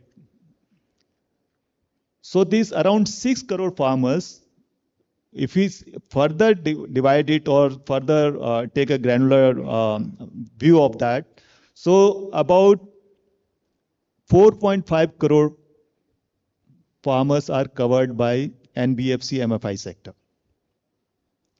There are about 74 lakh joint liability groups who are again covered by the formal banking system. 75 lakhs JLG means roughly per JLG 5 members, so it may turn around to 3.54 crore again. Similarly, about again, another 80 lakh SHGs being financed by the formal banking system. And again, if you add 80 lakhs into 10 average membership of a SHG, it's around 8 crore. So that's the overall universe of the number of accounts or the number of accounts being covered by the formal banking system in terms of number of farmers. So that adds to around 21, 22 crore. And proportionately, there is around 21, 22 crore flowing through these mechanisms, KCC, SHG, JLG, NBFC, MFI. So that's the overall universe. So we can say a lot of money going there, but if we take an average, there may be some duplicacy also. Maybe a male member getting through KCC, the other member getting through either JLG or SHG. So there may be some duplicacy somewhere. But broadly speaking, if we say 14 crore cultivators and the gap of 6, so we can say almost 70-80% covered by the formal banking system. So that's the overall scenario. But so the question now is, instead of asking whether the sahukars come into picture or not, so two areas. So all KCC loan is going to the farmers at a highly subsidized rates. So if the borrowers pay promptly, they will get at 4%. Similarly, for SHG lending also, the loan is highly subsidized, interest subvention is there. Only in case of joint liability groups and the NBFC MF sector, the lending rate may be slightly on the higher side. So JLG on an average, it may be around 14, 15, and the NBFC MFI sector may be plus of around 20. So now the major question is that how we can reduce the cost for the NBFC MFI sector so that it gets reduced to a reasonable level where the farmers, especially the small and marginal farmers, they can afford it in a much more profitable way. And similarly for joint liability groups also. So that is the major question that we have to ask. And second area which Tangrila Sahab also mentioned about is the processes, the turnaround time, how quickly, on time, when they require, at that time, whether we are able to provide. So those are the things. And fortunately, a lot of initiatives are being taken at different level to ensure that. In fact, Ministry of Finance, Ministry of Agriculture, they are reviewing agri flow, credit flow on a very regular basis. So many campaigns are being done throughout the country, SLBC level discussion, district level discussion, so many initiatives are taken. Reserve Bank of India also has come out with a platform, PTPFC, that is Public Tech Platform for Frictionless Credit, where they are providing a platform where the lenders, the agri-tech startup companies, they can plug and play, and all the data, the documentation process that is required to acquire agri-credit, that can be available in one platform. So that those sort of initiatives are being taken, and then there are subventions from the Government of India side. And similarly, in the post-production part also, it's only not the production part only, the post-production part also, there are so many initiatives that the government has taken. Yeah. So in totality, sufficient initiatives by Government of India, different ministries, from the regulator side also in terms of direction to the financial institutions. So that is what is taking care. But yes, as one major point that what Mr. Tanglila said was about the regional imbalance. So that's a huge issue. So while the credit is going, but whether it is going in so those we'll areas, come to that. Just to hold you there. I think this is one side of the story. I think statistics always are appalling in Indian context. Everything is in lakhs of crores and crores of people. Numbers always are in millions and billions. So I think those are very, very impressive statistics. Took a long time, obviously. We're comparing 50s to 21st century. So, but the question now, I coming from a financial institution, I don't know if any lender actually underwrites a farmer. Although we say that SHG loans, JLG loans can be considered agri, I doubt whether there is any loan that really goes for crop cultivation or a term loan of an agricultural equipment. These are rural loans mostly, but not necessarily agri loans, is what one can argue. So I think I'll now shift to the receiver side of it, the demand side of the problem, right? Farmer representatives are sitting with us. Raghunath ji, आपने सुना है, they have mentioned that इतना loan मिलता है, government has done so much, and आप फिर भी आपको लगता है कि लोन नहीं मिलते हैं. You know, what is the real gap? Why do you think, you know, we were talking on the sidelines in the lounge, and he doesn't seem very happy with how the government really works in this space. So I just wanted him to come out and speak out. What does the farmer community sees from these initiatives and the access of credit? शाहूकार अभी भी है कि नहीं है? Hello, CII का मैं धन्यवाद देता हूं कि हमें इस प्रोग्राम में इन लोगों ने बुलाया है और किसानों की जो भी अभी हमारी बात है वो रखने का मौका मिला. धन्यवाद CII. आज का विषय is the agriculture sector out of the cycles of traditional साहूकार्स. मेरा जवाब तो इसका ना है. सरकारी की तरफ से सेक्रेटरी ने बताया कि हाँ है, लेकिन किसान की तरफ से इसका जवाब तो ना है. तो साइकिल्स ऑफ ट्रेडिशनल साहूकार सर कम तो नहीं हुए, लेकिन टाइटन हो रहे हैं, ज़्यादा से ज़्यादा उसको शिकंजे से कस रहे हैं. और इसका कारण अभी है कि किसानों की जो खुदकुशियाँ हो रही है, हिंदुस्तान में हो रही है और महाराष्ट्र में का उसमें एक नंबर है. तो ये जो काम है ये क्यों हो रहा है ऐसा? तो इसका मतलब ये साफ है कि ये काम तो किसानों के बारे में देश में अच्छा नहीं हो रहा है. ये तो इसका सबूत है. अभी मैं जहाँ से आता हूँ कि पुणे और महाराष्ट्र में, तो हमारे देश में 700 साल मुगलों का सल्तनत थी, तो किसानों की खुदकुशियाँ नहीं थी. 150 साल ब्रिटिश हुकूमत चली, उस वक्त भी किसानों को खुदकुशी करने की नौबत नहीं आई. लेकिन दुर्भाग्य की बात है कि हमने सब स्वतंत्रता मिल गई, मिलाई, हमने पैदा की, हमने ब्रिटिश लोगों को उसको वापस भेज दिया. और जब से हमारी सरकार आई है तो हमें खुदकुशी करने की नौबत आ रही है. तो इसका मतलब साफ है कि पहले जमाने में जब भी हम लड़ते थे, बात 1915 की, जब भी पूना डिस्ट्रिक्ट में साहूकारों के खिलाफ बहुत बड़ा आंदोलन हुआ. जो ट्रेडिशनल साहूकार थे उनके नाक काटे गए, कान काटे गए, और ये बहुत बड़ा आंदोलन हुआ महाराष्ट्र में. और इसका असर ये हुआ कि वहाँ जो सल्तनत थी, ब्रिटिश हुकूमत थी, तो ब्रिटिश हुकूमत ने एक कानून पास किया और उसका नाम था यूजुरियस लोन एक्ट.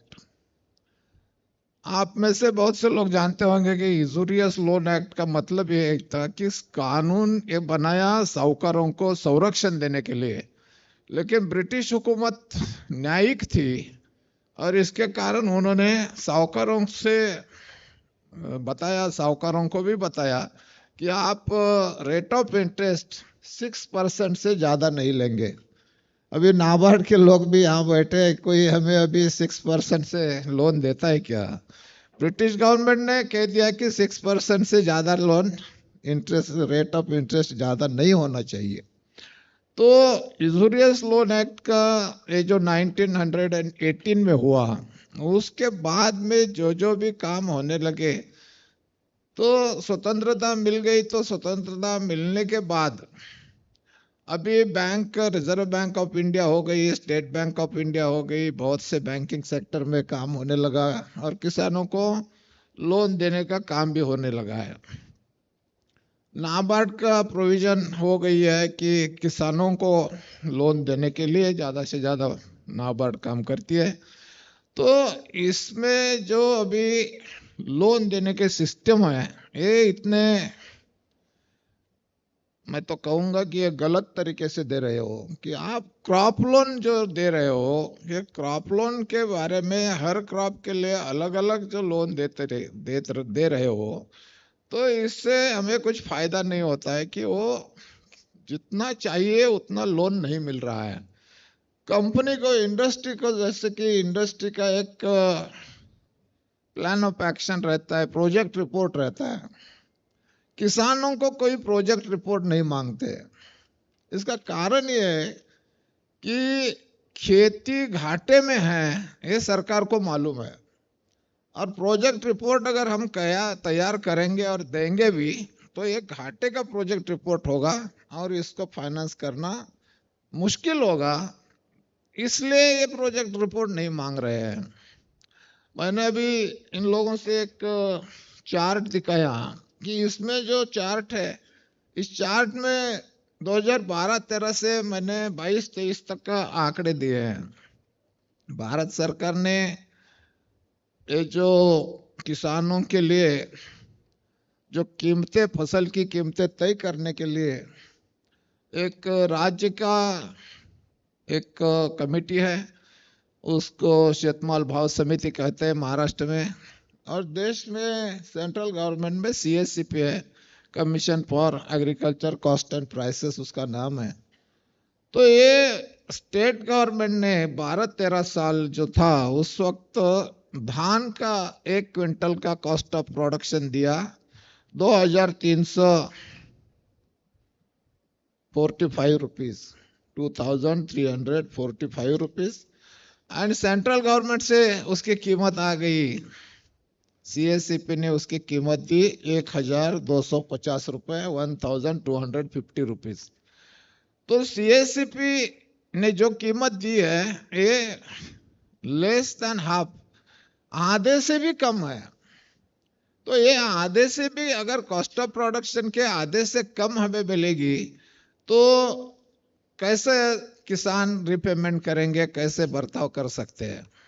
ये मेरे आंकड़े नहीं है, इसके लिए Tata Institute of Social Sciences ने भी एक रिपोर्ट दी है, और ये रिपोर्ट दी है उन्होंने बॉम्बे हाई कोर्ट का जो नागपुर बेंच है, वहाँ हमने एक पिटीशन दायर की थी, और उस पिटीशन में सरकार की तरफ से कुछ जवाब नहीं आया। इसलिए जज ने Tata Institute of Social sciences, जो मुंबई की स्थित है, जानी मानी एक सामाजिक संस्था है कि जो सामाजिक प्रश्नों का बहुत अच्छी तरह से स्टडी करते हैं, तो Tata Institute of Social Sciences ने भी कह दिया है कि देश का CSCP is not giving justice to the farmers.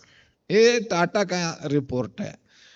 Tata का भी छोड़ दीजिए, उसके बाद सेंट्रल गवर्नमेंट ने, मनमोहन सिंह जी ने जो आयोग डॉक्टर MS स्वामीनाथन का बिठाया, तो डॉक्टर MS स्वामीनाथन ने क्या कह दिया, अगर खुदकुशियां रोकनी है, अगर किसानों की खुदकुशियां नहीं होनी चाहिए तो क्या करना चाहिए, तो उनको कॉस्ट ऑफ प्रोडक्शन जो है उससे 1.5 गुना ज्यादा कीमत देनी चाहिए।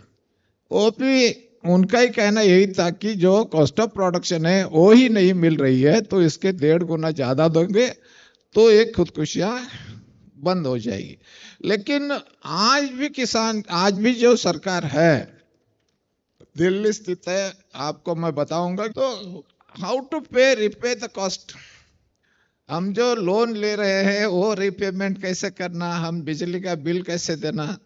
अभी ये जो हमारे लिए सरकार जो भी कुछ कर रही है, अभी सरकार के जो मिनिस्ट्री से आए हैं सब लोग हैं, और नाबार्ड के भी लोग हैं, और भी लोगों ने, कल से मैं सुन रहा हूँ यहाँ, तो हमें लोग बोलते हैं कि प्रोडक्टिविटी ऐसी कम है, वैसी कम है।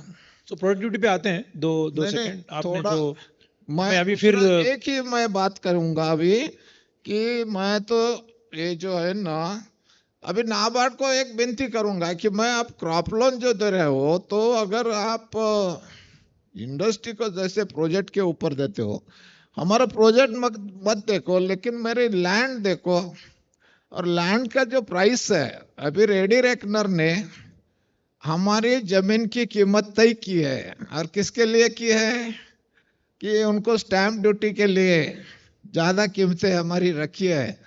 तो हमने कह दिया उनसे कि ठीक है, अब आपने जो कीमतें तय की है उन्हीं के हिसाब से, अगर गोल्ड लोन जैसे देते हो 80% तो देते हो ना, तो वैसे मेरी जमीन पे भी 75% दे दो।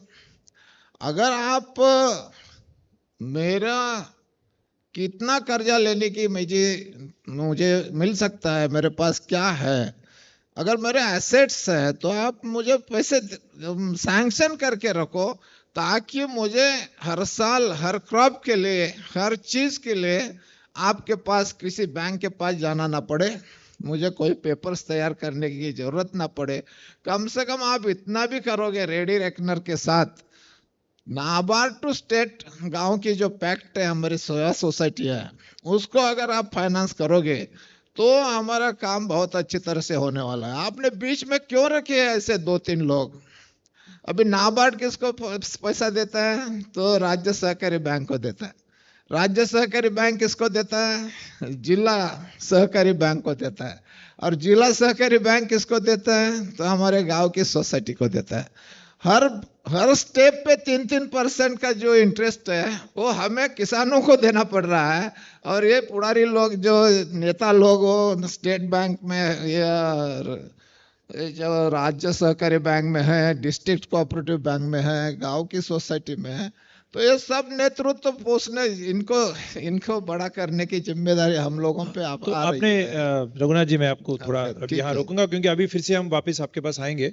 आपने एक अच्छा सजेशन दिया है कि कैपिटल लिंक्ड लोन्स का एक सजेशन आपने दिया है। इसका I am sure there are constraints also, how do you really from a banker's perspective valuing lands and all can be a challenge, but I think उन्होंने काफी इंटरेस्टिंग प्रोवोकेटिव पॉइंट्स बताए हैं जो शायद is also kind of mentioning through records.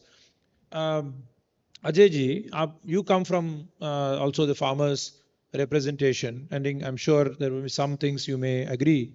But tell me now that आज के ज़माने में जो टेक्नोलॉजी का बात होता है, there is so much that is happening from agri startups, there's so much aggregation is happening, FPOs are being formed, so काफी माहौल बदला है। ऐसा नहीं है कि we are in the same state as fragmented farmer is trying to go to a bank and getting a loan. Tell me, what do you think these things have done for the welfare of the farmers? Do you really see the income doubling for farmers, given all the technological and the policy level initiatives that have happened so far in the agri sector? Thank you for this opportunity. You might say a farmer sitting in a pant and a shirt, but जब गांधी जी ने अपना सत्याग्रह चालू किया, वो पूरे India में घूमे, फिर वो चंपारण गए तो उन्होंने देखा कि वहाँ पे किसान उनके साथ जुड़ नहीं रहे, तो उन्होंने अपनी वर्दी बदली और उन्होंने किसानों की कपड़े पहने, और तब जाके सत्याग्रह इंडियन इंडिपेंडेंस मूवमेंट चालू हुआ। He realise the importance of dress. तो मैं भी पैंट कोट पहन के आज आया हूँ कि I hope CII will realise जो हम कह रहे हैं, it has value and it will be easy to understand. I think the topic needs a rethink. Question था कि ट्रेडिशनल साहूकार से पीछा छूटा है कि नहीं छूटा है। I think the topic should be कि जो पोस्ट मॉडर्न साहूकार आ रहे हैं, all the finance companies, lot of you are representing them, will they become a threat going forward as they become bigger in size and scale? I think that is equally even more important topic. मेरा मानना है कि traditional साहूकार से जो medium and large farmers हैं उनका पीछा छूट गया है। आई थिंक ट्रेडिशनल साहूकार से marginal farmers and landless labour जो टेनेंट फार्मर्स हैं उन पे अभी भी उनका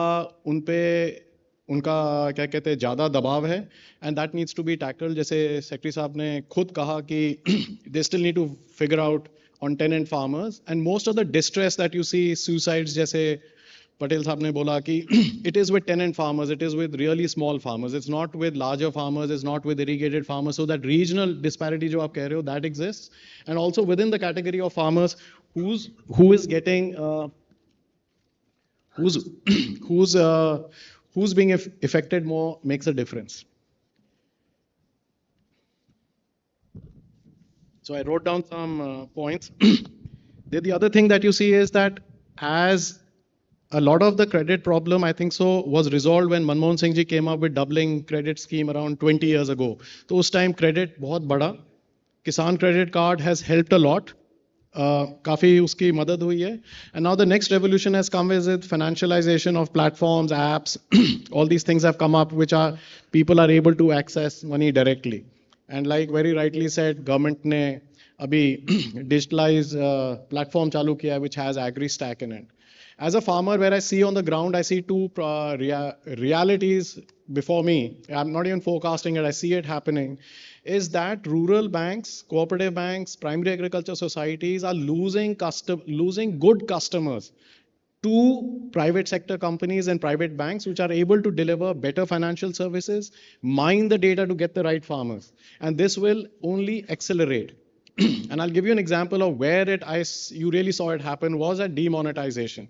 When demonetization happened, सारे लोगों के पैसे बदल गए, पर cooperative banks के पैसे 500 रुपए का जो नोट था वो नहीं बदला, वो नहीं बदलने की इजाजत मिली for cooperative banks. And then what happened is the good customers who had the money had to go to other banks and get the money changed. So a lot of the good customers from these village societies, from these rural banks, जो गांव में काम करते हैं, they shifted to public sector banks and private banks.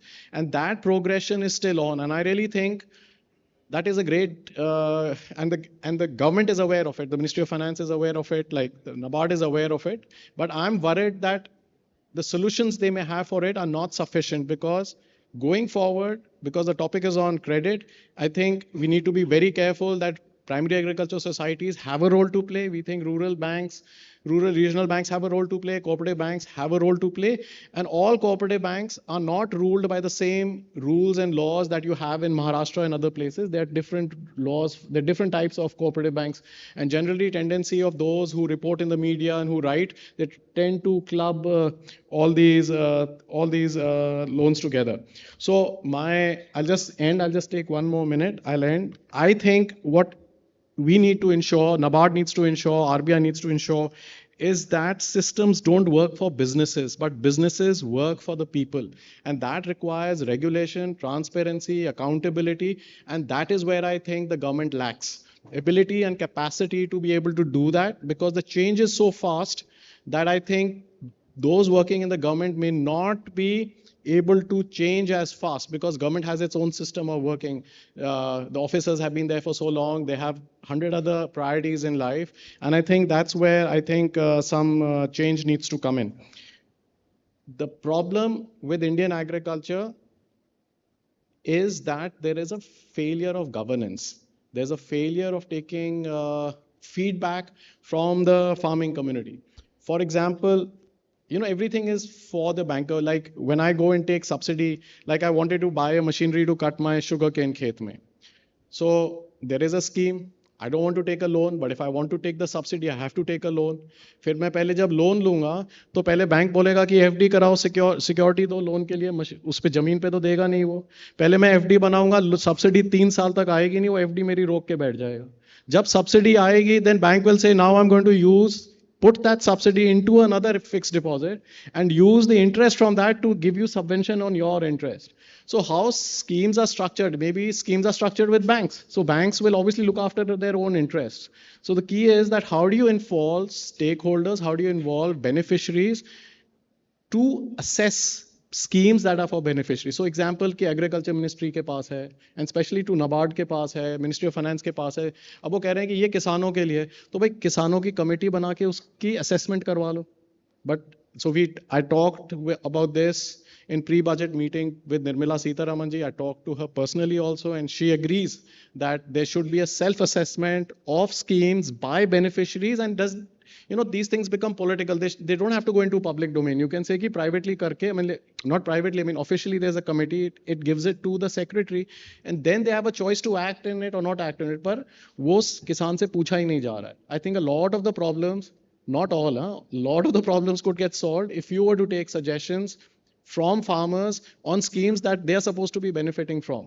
Great. No, that's a great suggestion. I think there is this concept in financial sector called self-regulation. So this is like self-assessment of schemes, and a good idea. But sir, I think in some sense there is the challenges have been posed at you or the government in that sense. So I know there are so agriculture is a very complex subject. Various stakeholders are involved.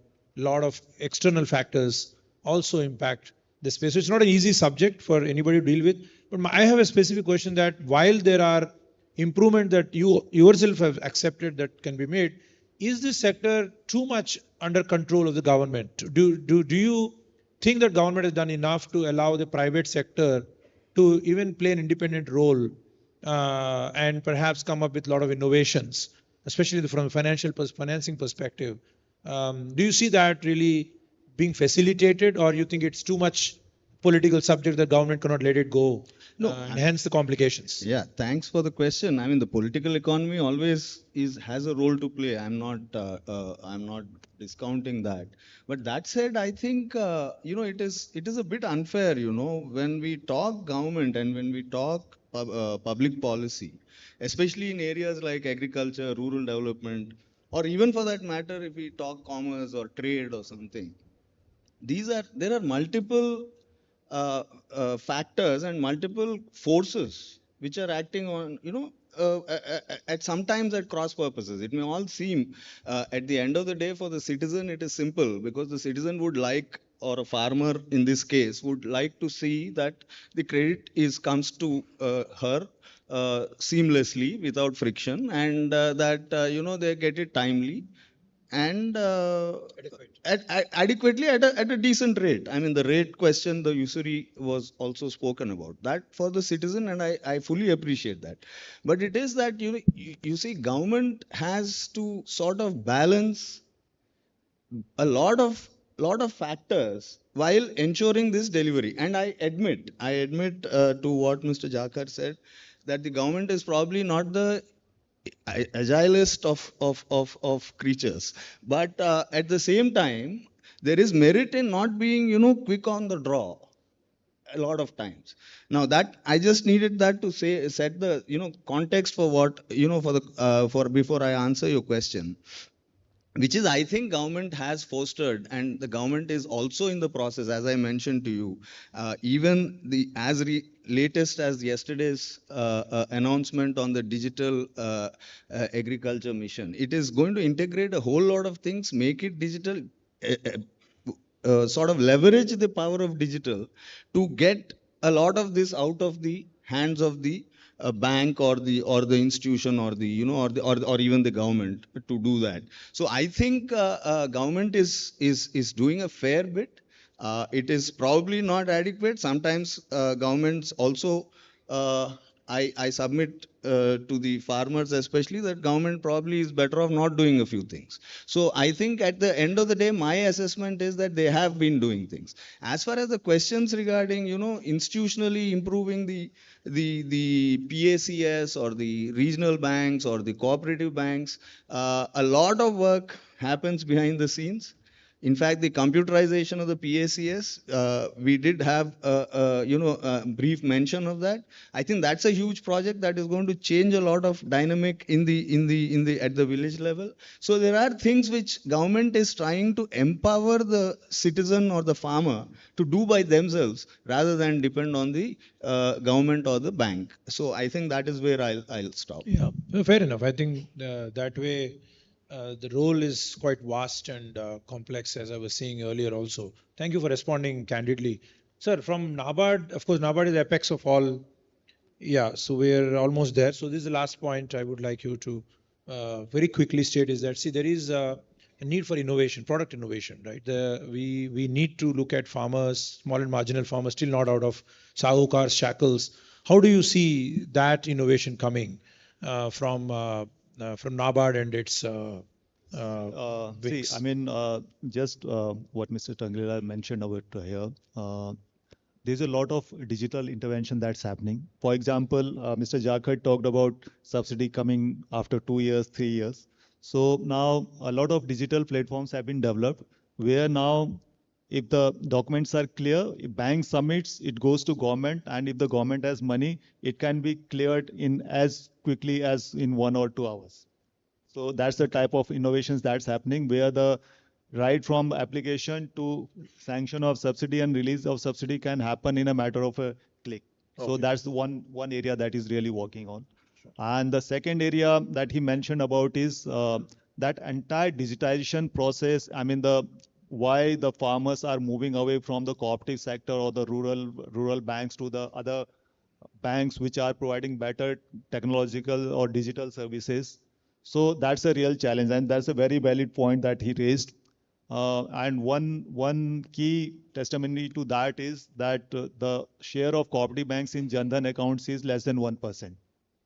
So because they didn't have the wherewithal, technological wherewithal, so everybody moved from there to other banks. Right. But then we also know that providing technology also entails a lot of cost in terms of not only the technology cost itself, but the maintaining the cyber security aspect. So one initiative that we are taking at our level, how do we bring the cooperative sector at par with the other banks, is having a shared services where we upfront built a common platform where every cooperative bank comes into the platform. They are provided all the types of services and they don't have to come up with an upfront capex. They pay as per use, and that's how they can come on board, reducing their overall capex and also their security and other aspects, also the human resource aspect of it. So such initiatives are being taken up. And as I said, RBI is also coming up with a PTPFC, Yes. where the platform has been created. And another major piece that Mr. Tangila mentioned about yesterday's announcement, the entire agri-digital mission, which brings in the agri-stack, it will have the same impact that the Jam Trinity and the UPI had on this agri space also, to bring in everything together. So not to hog, but just a couple of points I wanted to make. One is on the, when we talk about the banks or the smaller, the cooperatives not doing well, it is still a fact that 60% of the Kisan credit card accounts, the loans, are from the cooperatives and the rural banks.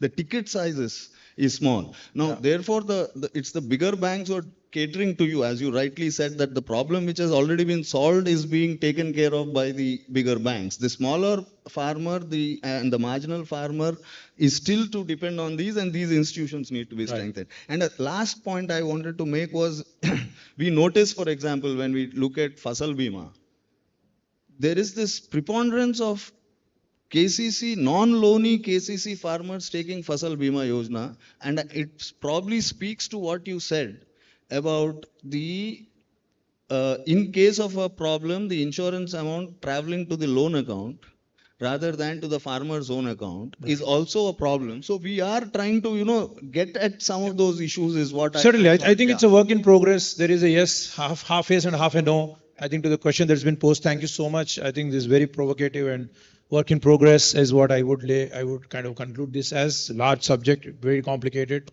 But thank you for your time. I think secretaries are also here, so we'll listen to the keynote speaker right after the session. Thank you very much. And as we close, request all you gentlemen to kindly step ahead for a group photograph, please. Ladies and gentlemen, as Sir just announced, the secretary is here already, so please be in your seats. Appreciate your cooperation.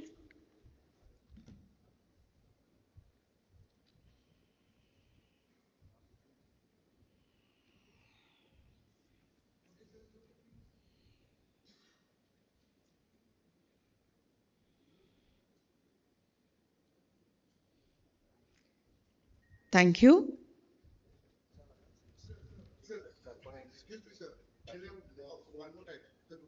One quick picture before we begin the changeover.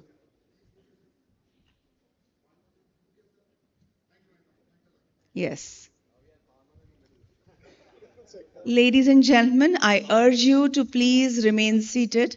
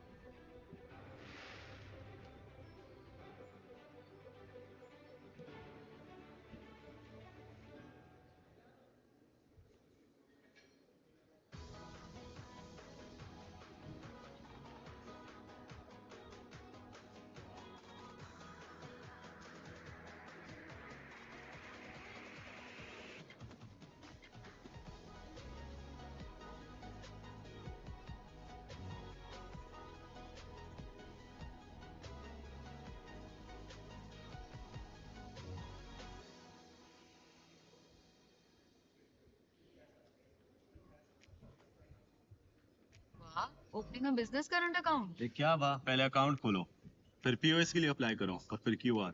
पता नहीं कब मिलेगा ये सब। मुझे तो सब instantly मिल गया। सीरियसली? सीरियसली, तू जानता है इसका बैंक कौन है? कौन है? एसबीआई। एसबीआई देता है बिजनेस करंट अकाउंट के साथ पीओएस और क्यूआर कोड। इसे कहते हैं सॉलिड बैंक की solid banking. All right, so we will begin the valedictory as soon as the Secretary, Department of Economic Affairs, Ministry of Finance, Government of India, Shri Ajay Seth, joins us.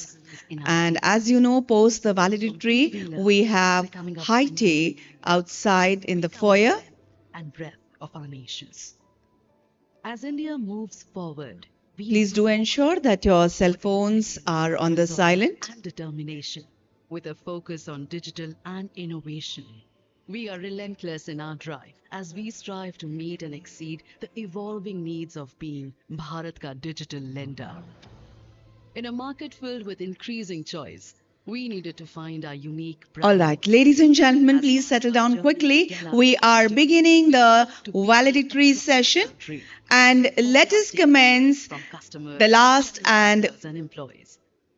valedictory session of the Financing 3.0 Summit, preparing for Viksit Bharat, organized by CII, the Confederation of Indian Industry, by welcoming and inviting on stage with a resounding of claps, Shri Ajay Seth, Secretary, Department of Economic Affairs, Ministry of Finance, Government of India. A very warm welcome to you, sir. I also request Mr. Sanjeev Bajaj, past President CII and Chairman and Managing Director, Bajaj Finserv Limited, along with Mr. Chandrajit Banerjee, Director General CII, to please join us on the dais. Welcome, gentlemen. I will directly call upon Mr. Chandrajit Banerjee, Director General CII, for the welcome address and moderation of this session. Sir.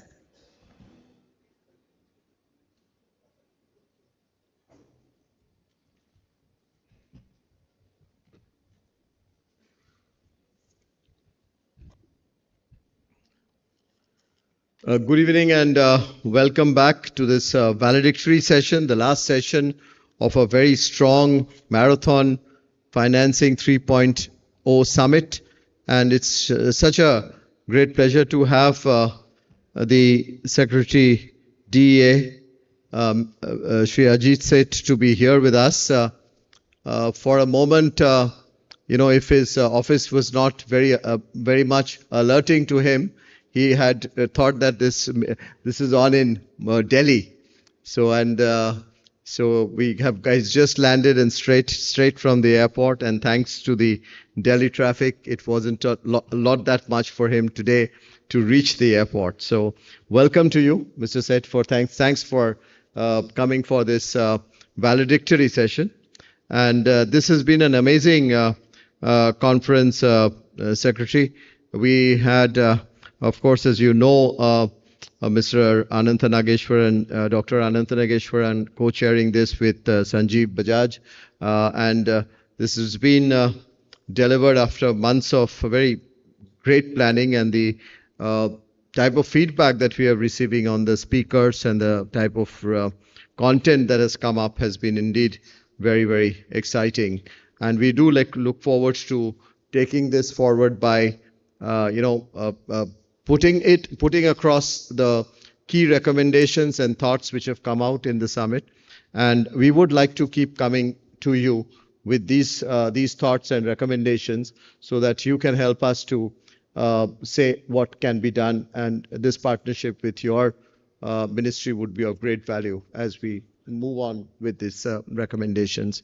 Ladies and gentlemen, without much ado, I would like to only mention that, Mr. Ajay Seth's involvement with the Indian industry in terms of consultation on policy framing and forming has been of great value. And whenever we have gone to him, and not just before the budget or on a particular subject, but we have seen whenever he has interfaced and interacted with the Indian industry on consultation, he's always had an open mind, and several types and sectors discussions for the last many years have been a hallmark of his in terms of reaching out to different sectors, getting their inputs. And so what a lot that we have seen in policy making, one has felt that there has been a partnership approach by him and under his leadership.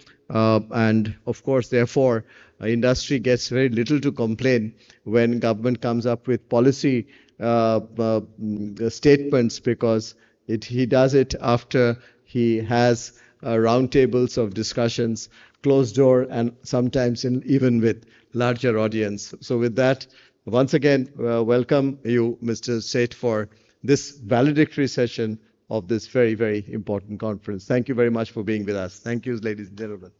Sanjeev, would you like to? Sanjeev, a few words from as a co-chairman before we invite our valedictory speaker.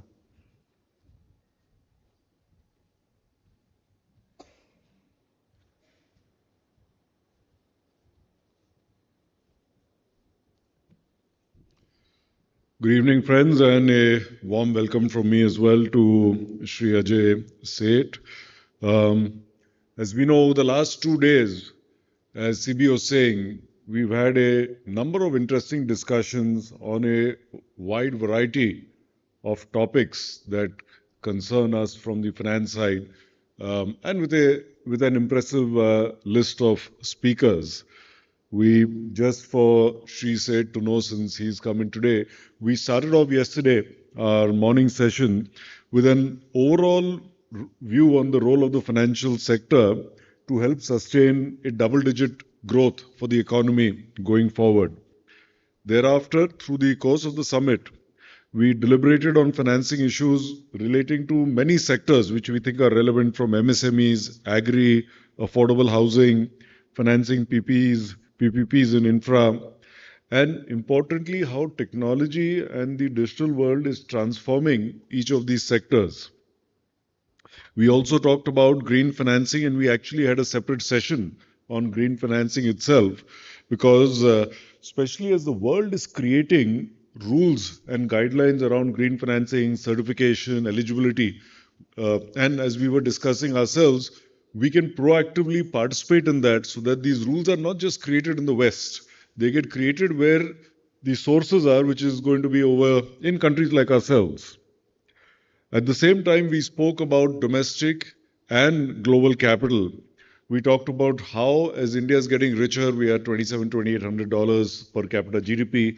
We can see already the impact of that with the middle class Indian having invested already in the security of a house, children's education, a little bit in health, a little bit car, is now starting to put money into financial savings, so that that savings can multiply and create a small wealth pool for themselves later on. And we can see the impact of that with mutual funds. So how do we continue to channelize domestic savings into productive investments going forward? We talked about the banking sector, the insurance sector, and regulatory aspects for capital markets. And a few key things that came out were that in an increasingly digital world, a lot of the basic concepts, like, what is money? In today's times, none of us see actually physical money. Nowadays, even for a tip, the guy is showing you a QR code and you can decide how much tip to give. So some of these things are changing. The financial sector is changing and has to start understanding what the digital world means. It also means the policy and regulatory framework has to keep racing against time to catch up with it. Because partly regulators and government allows innovation. You come too early, you kill innovation. But then you have to quickly go and again keep pace with it as well. And this is going to be a ever catch-up kind of race. The third clear consensus was, how do we again use the technology and digital tools available to further prioritize financial inclusion, so that we continue to build a more equitable and prosperous society. We know that on a year-on-year basis that may not necessarily happen, but directionally it must happen, and the gap must narrow between the haves and the have-nots. Next was a discussion around the transition to a low carbon economy and everything associated with it, from regulation to investments.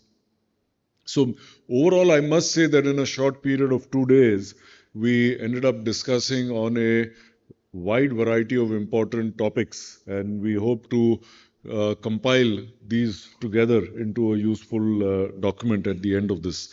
So that was just a quick summary for all of you all, as well as for Ajayji. And with that, now let me request him for his keynote address.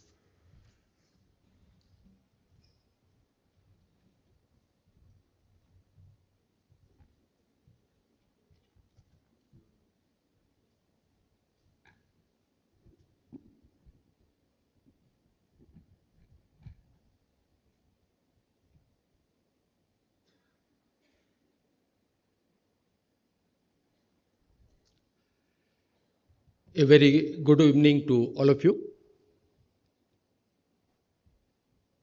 And my thanks to Mr. Bajaj, the past president of CII, Mr. Banerjee, Director General, captains of the industry and the financial sector, and distinguished participants. It is really my privilege to get this opportunity to share some of the thoughts which I feel may be relevant for the task on hand. But first of all, I must acknowledge that it was very simplistic on my part, even assume for a moment that one can talk about finances while living in Delhi. Thank you, Mr. Banerjee, for keeping it here, because here is a city which breathes finance and which delivers on finance. It's very appropriate that the conference is here. I recall an earlier work which CII had done earlier in the year, and it was titled Regulatory Reform Policy Agenda for India's Financial Sector. And I recall that CII and some of you coming to North Block, making a presentation, and very deftly calling it as a draft document, though it was already a polished document. And after that meeting, presenting it in no time as a final document. And that work had identified 6 overarching themes. So while all of you are very well familiar, but that 6 themes were very relevant when we were working on formulation of the regular budget. And what those themes are, these themes are relevant for us today, they will be relevant for us in even up to the medium term. And medium term for me, I'm not looking at 3 years, but even if you were to say 5 to 7 or 10 years. So I'll repeat those 6, it is from your document. 1, Atmanirbhar Bharat requires large global financial sector. That was the first theme which was identified. Second, financial sector should be inclusive. And you had one of the sessions in this conference, this summit itself. Third, ensure adequate financial capital for needs of growing India. And that has a relevance that what pace we are looking for. We are not looking for growing at 7% for a couple of years and then lapsing back to a lower rate. What we are looking for is growing at that pace, 7% for the minimum, maybe 7.5%, possibly 8 in some years, but sustaining it over next 2 decades. That is what we are looking for. And that requires reimagining our financial sector. And the fourth overarching theme, which you all of you had identified, was that regulations should balance risk and innovation, international standards and domestic needs. So what Mr. Bajaj was mentioning, these are some of the relevant that how do we go about doing the things. Fifth, future ready against cyber security, data protection using artificial intelligence. And the last one, but very important, nurturing talent for the future. These were the 6 overarching themes. Keeping that in mind, and find that as if this summit has been designed, I'm not sure whether Mr. Banerjee had that in mind, that he will come out with later part of the year a summit to carry forward those themes to delineate further. This summit, the significance of this summit, hugely. Timeliness, it could not have been better. It builds on your earlier work. And as I mentioned, we have to reimagine our financial sector. It has to be in terms of scale, reach, efficiency, and productivity. All four facets will have to be taken care. As Honorable Prime Minister said recently, and I quote, "This decade represents the lift-off decade for Bharat. These years will lay the foundation of a Viksit Bharat at 100. We are the ones making it happen." Unquote. Now let me share with you that what is the vision of Viksit Bharat. And that vision was detailed by Honorable Finance Minister in the interim budget. And I quote, "Prosperous Bharat in harmony with nature, with modern infrastructure and providing opportunities for all citizens and all regions to reach their potential." And here I underline the part, providing opportunities for all citizens and all regions. And what Mr. Bajaj was saying, inclusiveness. That is what we look for in a prosperous India. Further going on, in the regular budget, Finance Minister made an announcement in July 24 for developing a financial sector vision and strategy to equip the financial sector in terms of size, capacity, and skills. So when I got a message from Mr. Banerjee that this summit is being organized and will I be available to participate in that, I said, this is an April work. We took it forward in the budget, and now here is a huge amount of wealth of information, wealth of ideas will come from this summit, so I must go. And that is how I find that is industry and the sector people working in collaboration with the government is a great example of working on this, that exchange of ideas, exchange of what is possible, what is needed for our economy. And I really liked when Mr. Bajaj said that while there are global standards, but we have to see what are the standards for ourselves, what is the needs of our economy. We set our own standards. Of course, we have to be in harmony with what happens in the rest of the world, but we just can't take it elsewhere and start using them here. This theme, as I say, that there are 14 themes which are very varied and indispensable part of the financial sector. But these are deliberations what all of you had over the past 2 days. These are very appropriate point of time. These have been discussed for a collaborative effort with the government. Let me share now some of the thoughts which I feel are relevant for the task on hand. And I'll touch upon first the inclusivity as the foundation of Viksit Bharat. And the work or a framework which comes to my mind. We can have a different ways of look at it. This is something which was done by all financial sector regulators. RBI took the lead, worked with others, worked with the government, worked with the industry, and came out with Financial Inclusion Index. That was, I believe, 4 years back. Now, that FI index is a comprehensive index incorporating details of banking, investment, insurance, pension, even a small savings.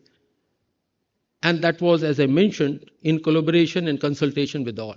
And it had it has three prior parameters, broad parameters. Access with weight of 35%, usage with weight of 45%, and quality with a weight of 20%. Where are we at this point of time? I understand that the latest assessment which have been done, we are 64 out of 100. Where were we a couple of years back?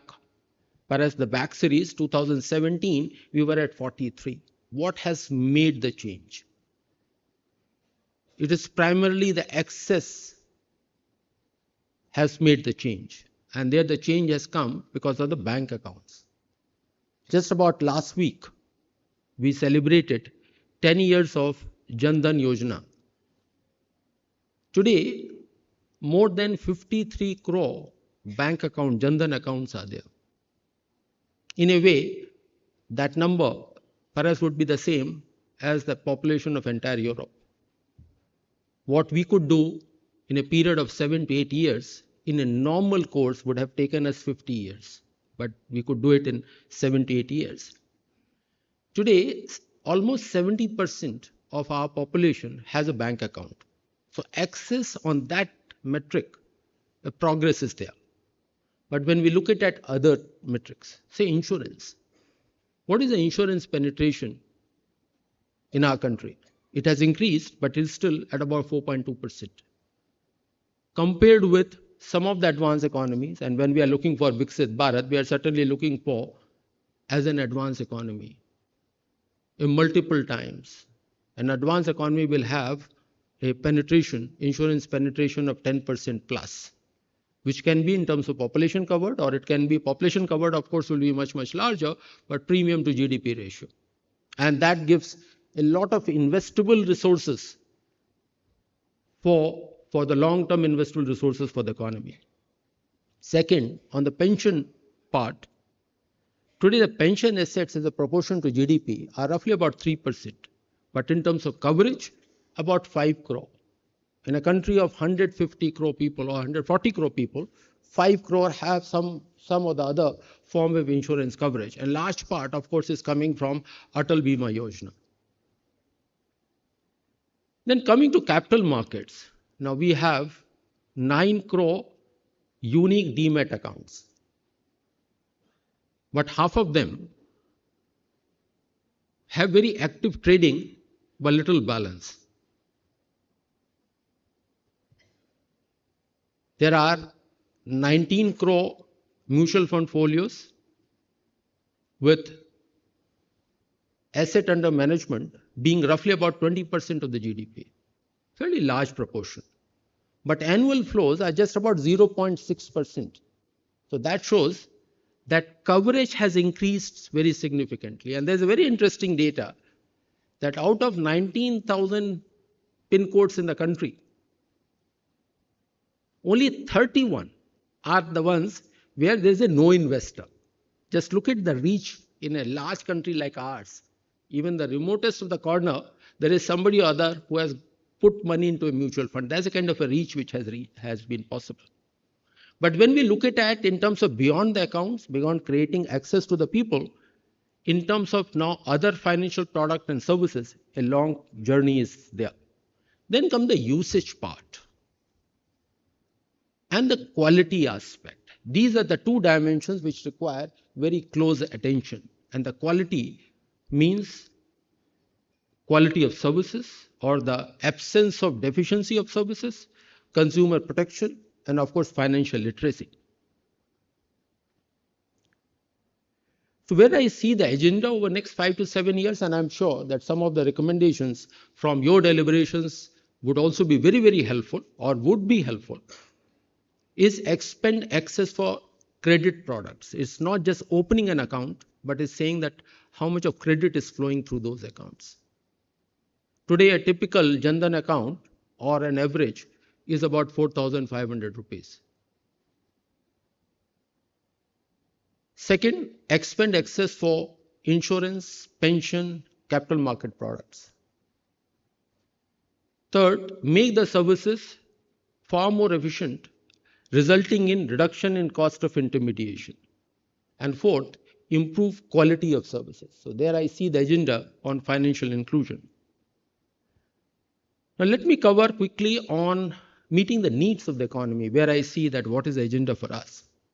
First part, before we get into the savings, investments, first the part is day-to-day activity. The payment system, which is the entire, which keeps all of us moving, and is whether cash or QR code or what is money today, that the question comes in. So what India has done, a very efficient system for wholesale as well as retail payments. NEFT, monthly 80 crore transactions, value being 36 lakh crore. RTGS, of course, these are wholesale. Number of transactions of 2.5 crore in a month, but the value is 159 lakh crore. So that is for big money to move.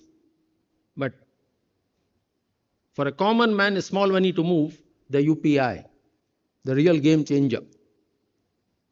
1,400 crore transactions in a year. 140 crore population, on an average, every Indian is making 10 digital transactions every month. That's the kind of a volume it is generating. And 20 lakh crore is the value in a month what is getting transacted. So very, very efficient payment system. But when it comes to the other services, bank and NBFC credit to private borrowers, or both put together, is of the order of about 60%, or maybe max about 65%. In a year, net credit is about 6% of the GDP. So if you look at that, what is the inflation rate? 4.5%. That means credit growth in a year may vary, but credit as a more investment being available, money being available is just moving at the pace at which the inflation is catching up with the inflation. Equity market, while the market capitalization is over 140% of the GDP, and I pause for a moment because I'm trying to compare an asset value with a gross income. But that is an important metric, that is how we follow. But when we look at how much monies get raised through IPO in a year, the last year data, it has increased substantially, but it still is about 0.2% of the GDP, fresh capital being raised through IPO, and of which 30 to 40% is fresh capital. The rest is a promoter offloading into the market. Nothing wrong with this, but just look at productive capital being raised is 0.2% of the GDP. So that's trying to put in where we have to reimagine our financial sector. Mutual fund, a huge success story with 60 lakh crore or of asset under management. But what is the annual inflow? 0.6%, less than 2 lakh crore. There's again the size, the relative size we should be aware. Debt market is about 9 lakh crore. I believe that last year, the issuances, last financial year, issuances were about 9 lakh crore, about 3% of GDP, much larger number. But over 98% were through private placement. Now that has an implication. What implication it has? The agenda for future has to be need for deepening and widening of the bond market. Over 80% of the issuances are AAA rated. That means that a very vast segment of economic players are unable to tap the bond market, and that is something we growing at 7% plus for 20 years. We want, as we say, that all hands on the deck. It can't be that only a one segment of the economy is doing better, rest are trying to catch up. That perhaps will not be the best way of sustaining it. Third, much work needs to be done in terms of credit rating and developing the secondary market. And in that regard, there's an upcoming work. The bill for National Financial Information Registry is almost complete after an extensive consultations, and we expect that early setup of that registry post enactment will help in bridging or the filling a critical gap in credit rating mechanism. Moving to finances for MSMEs, as we know, those are the backbone for our economy. 35% of the manufacturing output, 45% of exports, almost 70% of the employment. But credit to MSMEs is 15% of the total non-food credit in the economy. I understand that 5 years back there was a committee which identified that credit gap for MSMEs to be of the order of about 20 to 25 lakh crore, and that was in 2019. At that point of time, the size of the economy would have been about 200 lakh crore. So one is talking about 8 to 10% of the GDP, that whatever the present ratio is, present proportion is, it has to increase a lot more. So when we are talking about MSME credit growing at 12% or 14%, that is from a deficient base, is growing up at that level. So innovative financing solutions such as microfinance, peer-to-peer lending, and digital platform, which Mr. Bajaj also mentioned, these are the ways to move forward for that sector. And in that regard, I would like to underline the recent work which has been done by RBI in terms of unified lending interface. Is a very fine example of application of digital public infrastructure, and understand that has been developed by RBI Innovation Hub. And that can really be a game changer for the private sector to use that platform and then provide for credit, of course, with a due risk assessment.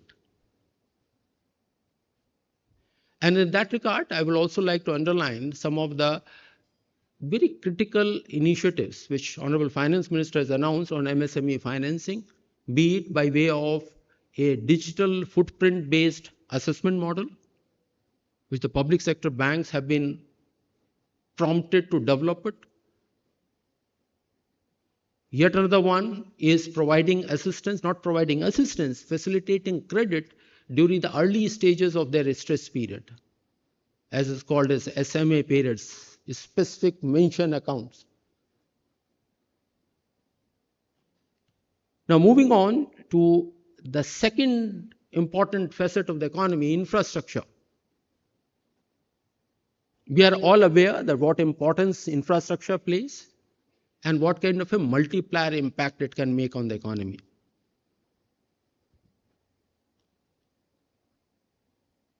Government of India over the last 5 years has increased its spend on capex, on capital expenditure. 80% of capital expenditure of Government of India is on infrastructure. From less than 2 lakh crore, now this year it is 11.11 lakh crore. Very regular monitoring to making sure that whatever outlays are there gets utilized fully. And one of the reasons that I have to shift my flight from an early afternoon to late afternoon was a review at a senior level coming up as to what is happening on Government of India capex on various infrastructure sectors coming up today. But overall, what we are spending on infrastructure as a country, roughly about 4.5% by the governments, Government of India as well as by state governments, and roughly about 1% by the private sector. Of course, financial sector is there to serve the real economy. Unless there are bankable projects, financial sector can't serve that part. But nevertheless, the need for supply side, more capital being available for infrastructure sector, what is getting financed, I'll share some of the data. In the past 10 years, banks have lent on an average 0.3% of the GDP every year. NBFCs, little more, 0.6%. Now NAFED, which have been set up a couple of years back, is aiming to reach about 0.3%. So meaning the credit through a structured institution, regulated entities and a DFI is of the order of about 1.2% of the GDP. Will the rest come from the bond market?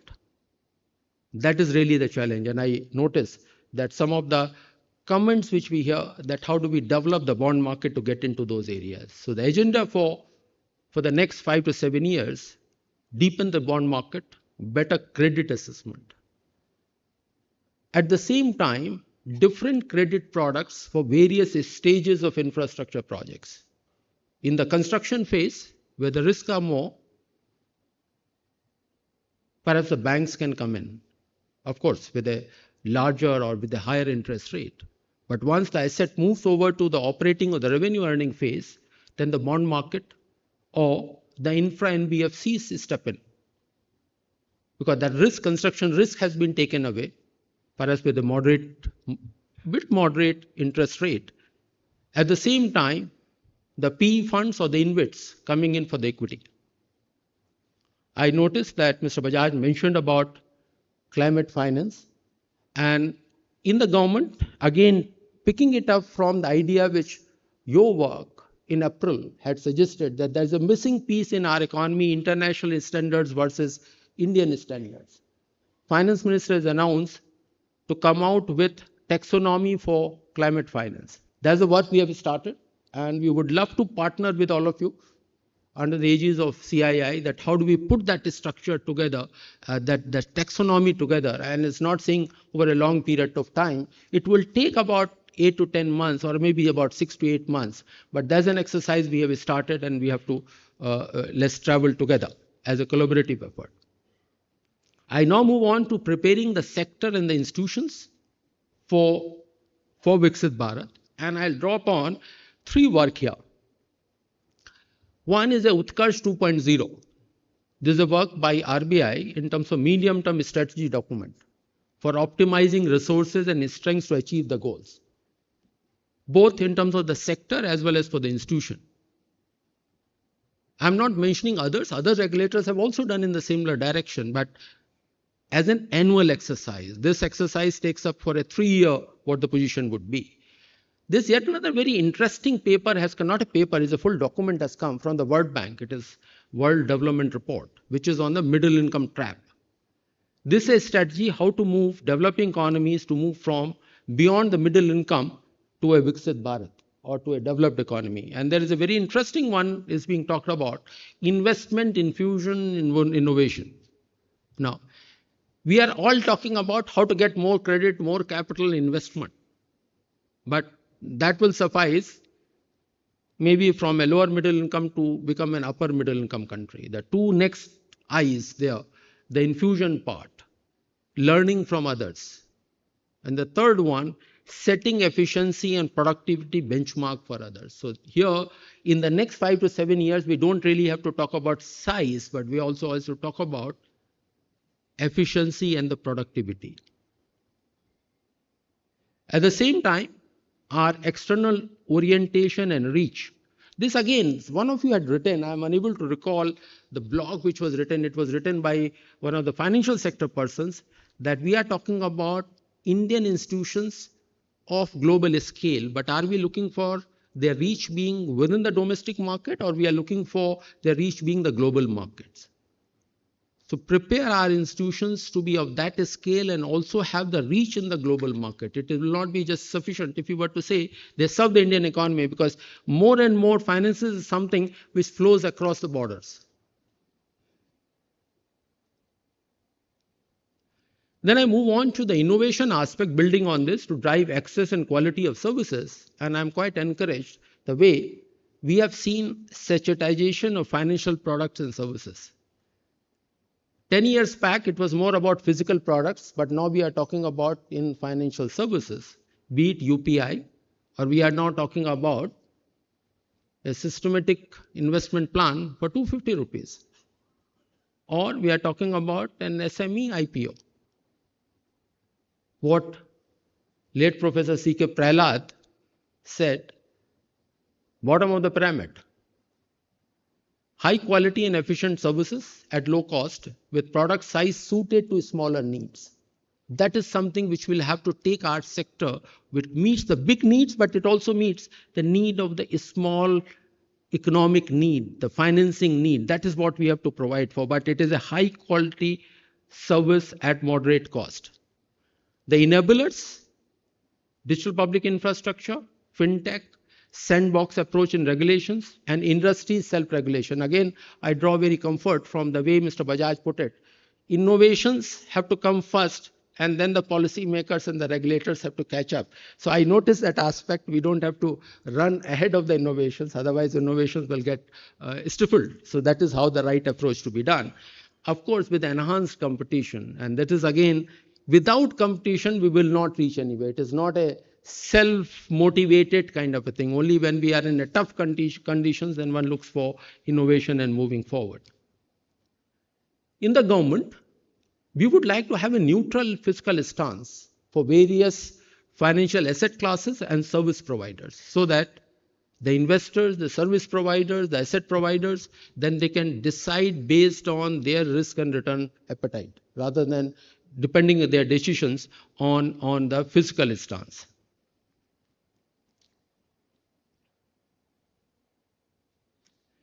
Let me briefly touch upon a new, not a new discourse, but we do find that people mentioning about it, an interplay between a saver-borrower model and investor-issuer model.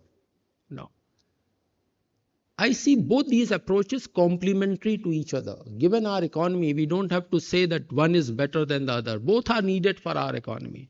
What are the real issues? Real issues are efficiency and cost of intermediation and convenience to customers. And I'm sure that your deliberations will be throwing light that how do we make both these paths for financial sector efficiency and productivity gains to move forward. Now, if both models have to work, then we have to invest on financial literacy and investor education to understand they understand it well, we understand their requirement well. Now, getting a little bit into history, the second 25 years of our country, post-independence, were about basic literacy. Second, thereafter, 50th to 75th year, it is about increasing access in terms of the basic education. Now, as we enter into the third, or rather the fourth, the second was on basic literacy, and third 25 years was access, and now as we entered into the fourth 25 years, focus on financial literacy. Now, it is not just sufficient that if we have a literate India, we have to be financially literate India so that right choices can be made. This budget, the regular budget, has made an announcement for reforms for enhanced productivity of capital. This is something we have started the work in Ministry of Finance. Conceptual work has started, and we invite inputs and suggestions from all stakeholders. Coming to my last point, collaboration is the key to success. The challenges we face are complex and multifaceted, and no single institution, organization, or sector can address them alone. Government, regulatory bodies, industry associations, and civil society need to work together on policy formulation, sharing best practices, and developing innovative solutions to common challenges before us. To sum up, I am thankful to the CII for giving me this opportunity, and I look forward to taking forward the recommendations of this summit. And thank you for your patience in listening to me.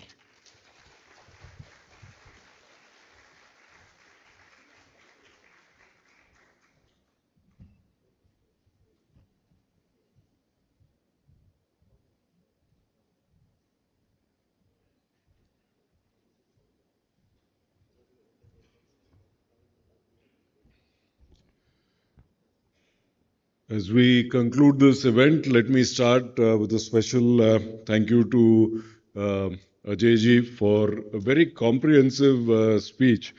I must say that the summary I gave in the beginning was because I was here for the 2 days, but your summary really took us forward in almost each of those areas, providing a roadmap. So thank you for that.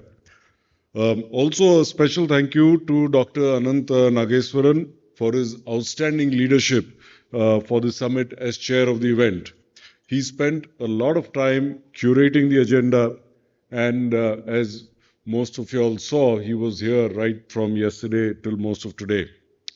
I also thank all our distinguished speakers, industry leaders, and other guests, as well as our sponsors whose support helped us organize this event at this scale.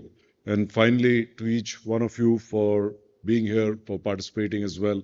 I hope this was as interesting and useful for you as it was for us at CII. Thank you. With that, the summit comes to an end.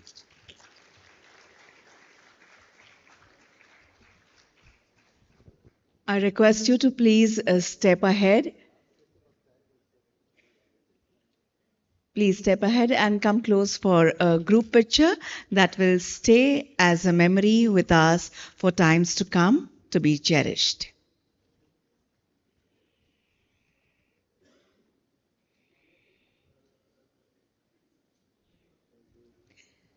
Thank you very much.